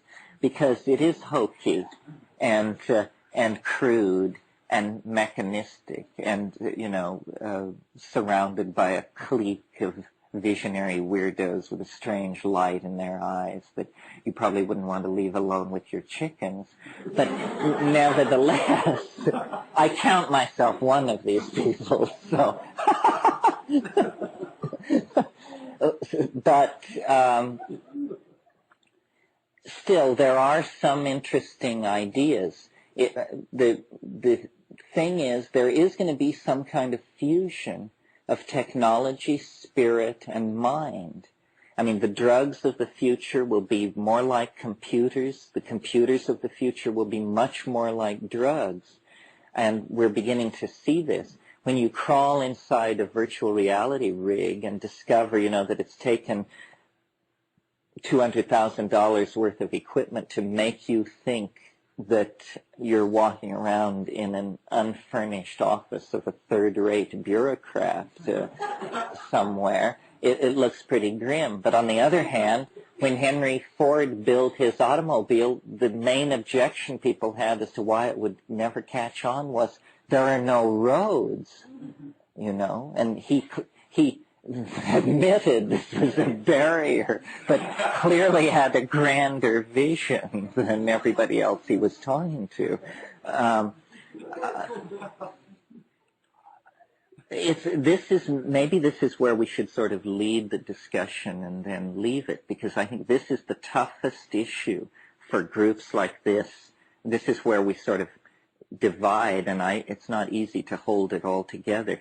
And that is, is the psychedelic agenda somehow the preservation, nurturing, caring for, and completion, and even reconstruction and recovery of what we have destroyed and ravaged and mauled to get where we are at this moment?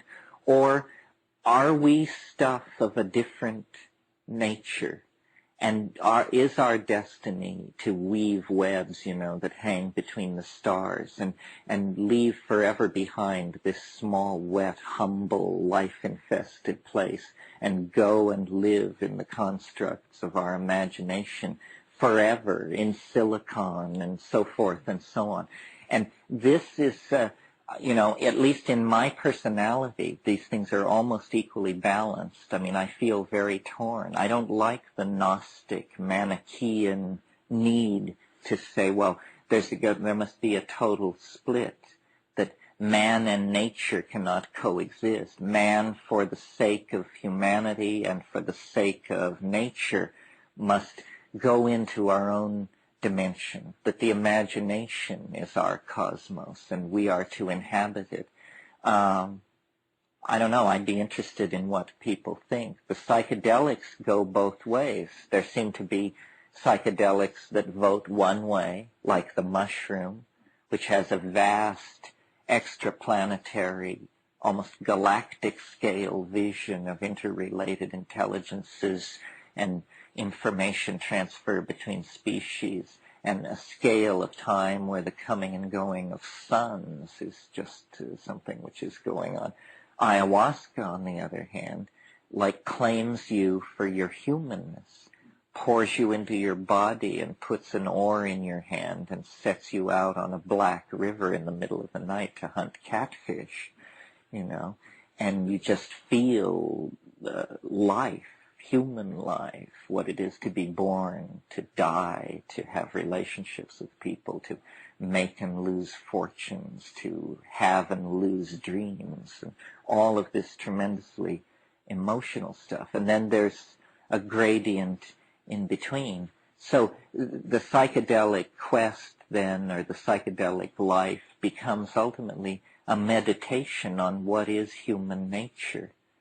Is it these titanic aspirations to the techno-organo, metallo, immortal kind of existence? Or is it some kind of Tao-like, Zen-like acceptance of place and position and destiny? Or can it be both?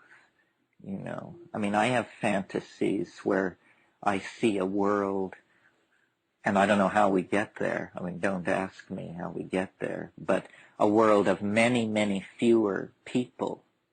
And people live basically as people lived 25,000 years ago, basically naked, except that everybody has a little thread, like Brahmins have in India, a little thread that goes around your shoulder and around your waist. And on this thread you could get maybe a couple of thousand small beads on this thread. Well, each one is essentially a menu, an interface into a piece of software which is hidden in hyperspace. And by just moving this thread around and touching these beads, you navigate into mental dimensions. I mean, I can imagine the person of the future would look like a rainforest primitive, but when they closed their eyes, there would be menus hanging in space, and you select and navigate and move through these things. But, then there are issues, different aspects of this same issue of the human split with nature. What do we do with the human body, monkey body? Is it a monkey animal body that drags us down into territoriality and violence? Or is it somehow, the glory and the purpose? Where do you put the body in a psychedelic value system? If we're talking about more and more ephemeralization, depersonalization, decentralization, electronic diffuseness, well, then where is sexuality in all that? Still more, where is biology in all that? It's very, we are the generation of people who actually will take the reins of the human dream in a way that it's never been taken before. As recently as a single generation ago, there were like insoluble problems of a technological and resource delivery type. Now, it's basically, I think I began this weekend by saying this, it's all problems have become problems of human psychology. Everything can be done. It's all about how do you convince people in a democracy to pay for it? How do you convince people in a, whatever to follow along? All problems have achieved a human dimension. The state of the atmosphere, it's a human problem. The temperature of the ocean, human problem. Everything has to do with changing and re-engineering the human mind. Now, the real barrier to doing this, as I see it, is the cultural momentum of the past, and that's a very nice and sanitized way of saying fundamentalist religion. Fundamentalist religion goes into a tizzy when you start to, they would say, tamper with human nature. This is why drugs, abortion, homosexuality, notice that what these things all have in common is they slightly seek to tweak or define human nature. And, this is extremely unwelcome. But, if we're all God's children, how come we've rigged the earth with dynamite and are, flipping coins to see who gets to set it off? This concludes Side A.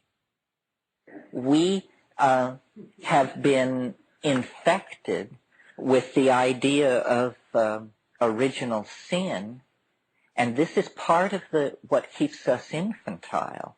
We actually believe, I think, every single one of us at some level, that we are flawed, unfit, and this is paralyzing because if we start talking about redesigning human nature, people say, oh, wow, this is what Hitler was talking about. As soon as you start redefining human nature, you redefine it worse. The beast returns. It means, we have no faith whatsoever, and we believe, that the given situation is the best of all possible worlds, is what that's saying. And I don't believe that. I agree there have been horrendous misapplications of the wish to redesign human nature. But on the other hand, the style which lets it just develop like an untended, weedy lot has produced a fairly weedy lot of leaders. with no great apparent commitment to the salvation of the human race either. What it comes down to is responsibility. Politics without responsibility is fascism. And politics responsibly practiced is, the only other option available. All this goes back to this theme of the primacy of experience, recapturing the primary importance of yourself, first of all, and then your affinity group, the people around you. McLuhan said that this would happen naturally, and from what I see over the past few years, it seems to me this is so, that he called it electronic feudalism, and said that the nation-state would dissolve under the impact of electronic media. His timetable was a little too short. This is really a problem for prophets. But he was perfectly right. I mean, what happened in Tiananmen Square, what happened in Eastern Europe, was entirely the product of information technology, just conveying images from the West, dissolved the whole myth of Marxism, which relied on, a false view of reality. The thing is, these images are value neutral. They're corrosive wherever they move. The same forces that destroyed the Communist Party in Eastern Europe will destroy the ruling families of the Arabian Peninsula with equal ease, because what it is it's an anti-oligarchic virus that has gotten loose in the language ocean of the planet. I mean, the thing that happened in Tiananmen Square, you could feel every government on earth heave a sigh of relief when they got that under control, because the nightmare of every government on earth is 1 million peaceable people assembled in the main square of your capital city demanding that you pack up for Switzerland. I mean, that is it. And if it happens in Bucharest, you go. If it happens in Tirana, you go. If it happens in Washington, you go. Nobody says no to 1 million people in the streets. That's what the Shah of Iran found out. I mean, he made a decree that if more than 3 people gathered in any place, they would be shot dead. The next day, 2.5 million people marched screaming beneath his window for his head. You look at a scene like that and say, hey, it's time to retrench. It's time to seriously cut a deal here. Well, this is a long, rambling answer to the question, what is to be done? How can we make a difference? And I think the way that it's to be done is by empowering individual discourse and recognizing the power of the individual. Huge amounts of global civilization are operating on automatic pilot. You think that if you were to walk into the World Trade Center or the Pentagon or NATO headquarters in Brussels, that there would be smart people furiously running things. There are idiots everywhere, at every level of organization. I mean, if you were to attend a cabinet meeting, one guy will be asleep with his face in his plate. I swear, it makes no difference.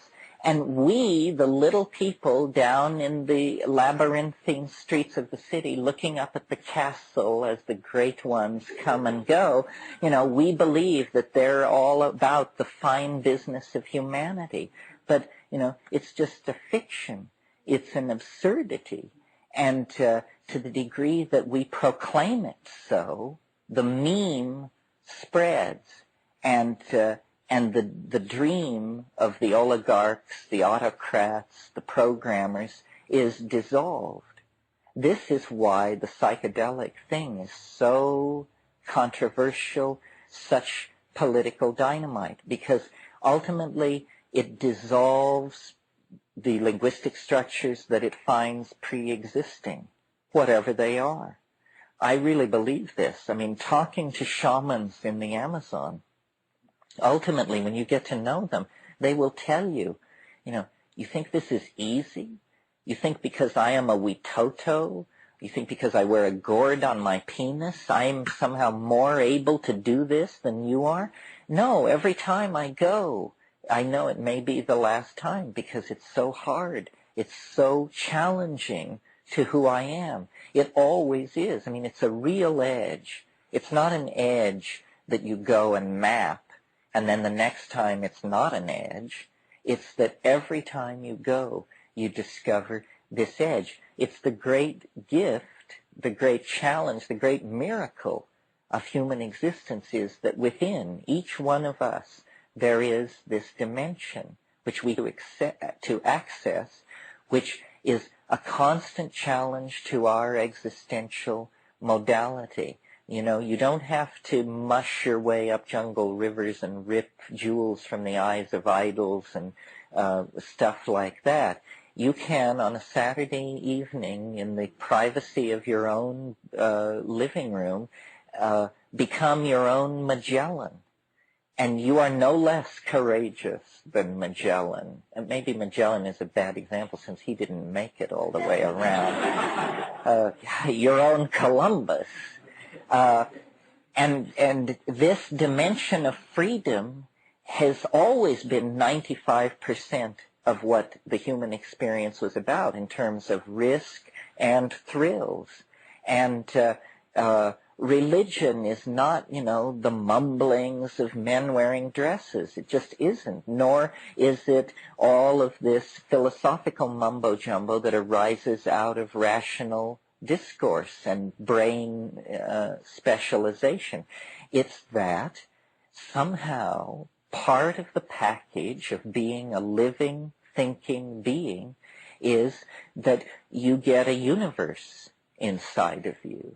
You know, you get a galaxy-sized object inside you that you can access. And there are the mountains, the rivers, the jungles, the dynastic families, the ruins, the planets, the works of art, the poetry, the sciences, the magics of millions upon millions upon millions of worlds. And this is apparently who we each are. We're a little bit of eternity sticking into three-dimensional space and for some reason occupying time in a monkey body. But when you turn your eyes then inward, you discover the birthright, the existential facts out of which this particular existence emerged. And, you know, without going dewy-eyed, without lining up with all the religious people, it's more real than religion because it's apparently rooted in biology. And it's a great secret and a great comfort because it means, you know, mystery didn't die with the fall of Arthur or the fall of Atlantis or the fall of anything. Mystery is alive in the moment, in the here and now. It just simply lies on the other side of a barrier of courage, and it isn't even that high a barrier. It just is a barrier high enough to keep out the insincere and the misdirected. But for those who will claim it, in the midst of the historical chaos of the late 20th century, they become the archaic pioneers. They become the first people to carry the Ouroboros serpent around to its own tail and to make a closure. And to the degree that any one of us has this connection back to the archaic in our life, it makes where we have been make a lot more sense, and it makes where we're going seem a lot more inviting, which it really is, I think. Well, that's all I have to say. I think we can probably, it's a little early. Does anybody have anything they want to add? Yeah. We've been talking about the ego a lot and its dissolution and breaking through the boundaries of it. And it sometimes sounds like ego has a pejorative connotation. On the other hand, we've just been talking very briefly about the fact that it's up to each of us in our own unique individuation to claim what can be claimed, and that even the small individual little ego can virtually change the world if it has the right place to stand. It seems like these So three how are, do you balance these things? Yeah, really the question is, what is the future of the ego as we know it? After, say, post-2012, will the ego really be more of a group ego or a transformation of our ego, or is the ultimate goal to shed our egos completely and become some form of individuation which we can't even dream about at this point? Well, you're right. There's a dynamic tension there. Sometimes when this comes up, I answer it by saying, that you need an ego. If you didn't have an ego, you wouldn't know whose mouth to put food in when you have dinner with someone at a restaurant. So ego is necessary to keep straight whose orifices are whose, and that's the main function of ego. But then, there is a deeper level to it. Somehow, the way I imagine it is that the ego is, the correct expression of ego is when there is ego present, but it is perceived as Tao. In other words, Tao is this state where you just go along and somehow get along. And ego is a state where you're somehow pushing the river, and that's how you get along. I think the ego of the future will be much less possessive, and that it's the possessiveness, the projection of the domain, really, of the ego outside of itself, specifically the control of other people. Sexual partners, children, parents. The way I imagine this pastoral situation of 12 or 15,000 years ago to work was people simply had group values because the children were group-owned.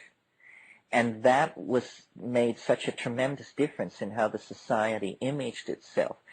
People lived for the group, and at the core of the group were the children, and people always put them first. So everyone identified with the children. Everyone was willing to face risk to preserve the core of the younger gene pool, and that was what made the difference. This concern for male paternity is really a poisonous factor. And see, when you look at primatology generally, it's pretty clear that as a group of species, primates do tend to male dominance. That even the apes and the squirrel monkeys and the New World primates, in the wild, there's usually an alpha male that's dominant. So this symbiosis between human beings, cattle, and psychedelic plants that allowed the feminine to emerge was something that was emerging against the grain of primate organization. So really what has happened is we have returned to a more animal kind of existence. We are more like beasts than the people of 10, 15,000 years ago, because they were using psychedelics to artificially, you could say, or pharmacologically inflate feminine values. And this allowed them to become civilized people. I mean, I have a somewhat elaborate theory about this, but I think that women are responsible for the emergence of language, because I think that the division of labor that we know went on very early because of the male's larger body size in the upper half of the body, that the males tended to specialize toward hunting. Hunting puts a premium on physical strength and stoicism, meaning sitting a long time with your mouth shut. And then you have a limited number of commands. The women, and bladder control is very important, where women fail that test. So then what the women were doing was they were specialized as gatherers, of plants and roots and insects and stuff like that. Well, this is a tremendous pressure to develop descriptive taxonomy, because gathering is the art of descriptive taxonomy. You want to know that you want, the little bulbous root with the yellow flowers that grows down between the shattered granite boulders near the creek. It's all language, language, language. And the pressure is life and death. If you eat the wrong plant, you become very sick, or you abort your fetus, or you die.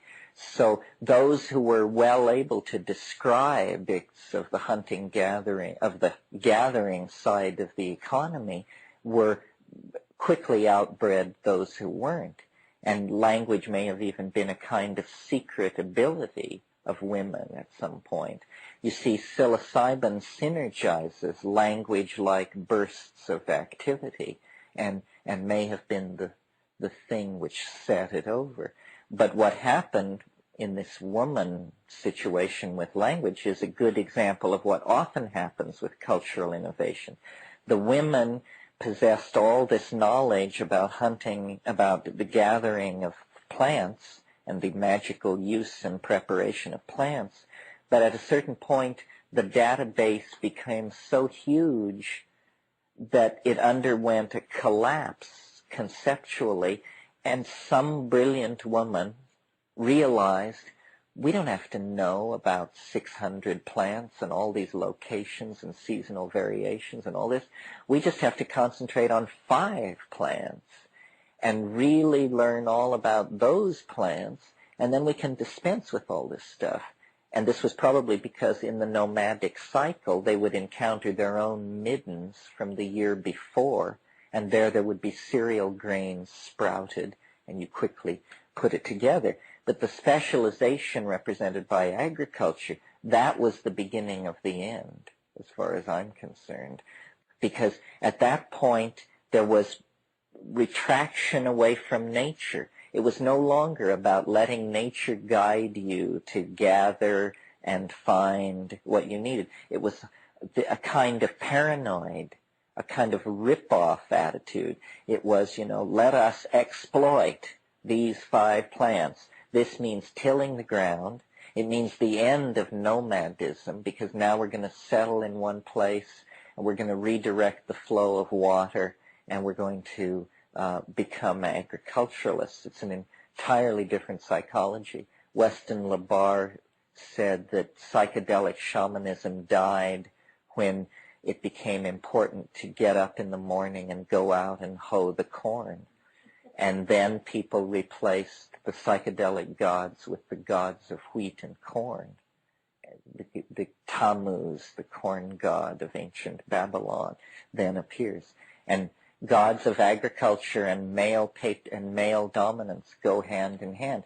The previous religion at the edge of the high Neolithic was this religion of the great horned goddess, and it was a religion of nomadic pastoralism, orgiastic sexual, activity, psychedelic drugs, and tremendous emphasis on cattle. Cattle were the great bridge to all these concepts. We start out as a baboon-like creature wandering behind these herds of ungulate cattle. I've seen baboons do this in Kenya, flipping over cow pies, looking for carrion beetle grubs as a source of fat and protein. But then, we went from predation on carrion, the kills of larger animals, to slowly actually domesticating these things. And the milk and the blood and the manure and the meat and the mushroom would all be seen to be things which came quite naturally from the cow. The cow was like this supreme feminine symbol, and all over North Africa and the ancient Middle East, you get this late Paleolithic great horned goddess. The cattle religion and the emergence of consciousness seem to go hand in hand. One time I was waiting for a load of mushrooms to come on, And it was very strong. I had sort of miscalculated, and I had gotten too much, and I could see this thing just coming at me, huge force. And I heard a voice. It was actually the Swiss air stewardess from Federico Fellini's 8½. But it was that voice, and she said, they say it helps to lay down, cowboy. And I was amused at the time, or later when I had time to be amused, I was amused. But then I realized this mode of address, cowboy, is probably typical of the mushroom, because for 95% of its existence, most of what it's dealt with are cowboys and cowgirls, because these are the people who follow along behind the cows. These are the people who invented astrology from watching the stars. And many people, myself included, have reported the experience of looking at the stars stoned on psilocybin and having the mushrooms supply dotted lines between the constellations. I mean, there it is. There's the math. Yes. Pastoralists, herders, they invented the calendar from watching the horizon. And, you know, what we looked at last night was partially a calendar. It's very interesting if you want a meditation on shamanism, politics, time, and so forth, look at hexagram 49 in the I Ching, which is revolution. And you might go to this expecting a treatise on political upheaval, and it says instead, the magician is a calendar maker. He measures the seasons and sets them right. And it's this idea of reconstruction of time. The message that I get out of the psychedelics is that we need to reframe the largest frames in our linguistic cosmology. Means reformation of the calendar, reformation of language, that we cannot evolve any faster than the languages that we are imprisoned within. We are linguistic creatures somehow.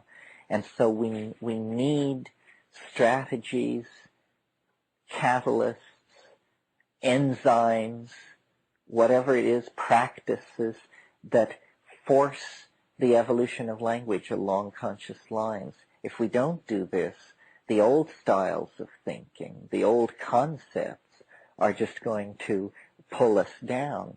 Well, to my mind, that this makes psychedelics central to any political reconstruction, because psychedelics are the only force in nature that actually dissolves linguistic structure, lets the mechanics of syntax be visible, allows the possibility for the introduction, rapid introduction and spread of new concepts, gives permission for new ways of seeing.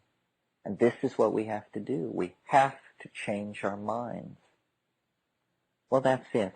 Thank you very much. I enjoyed this.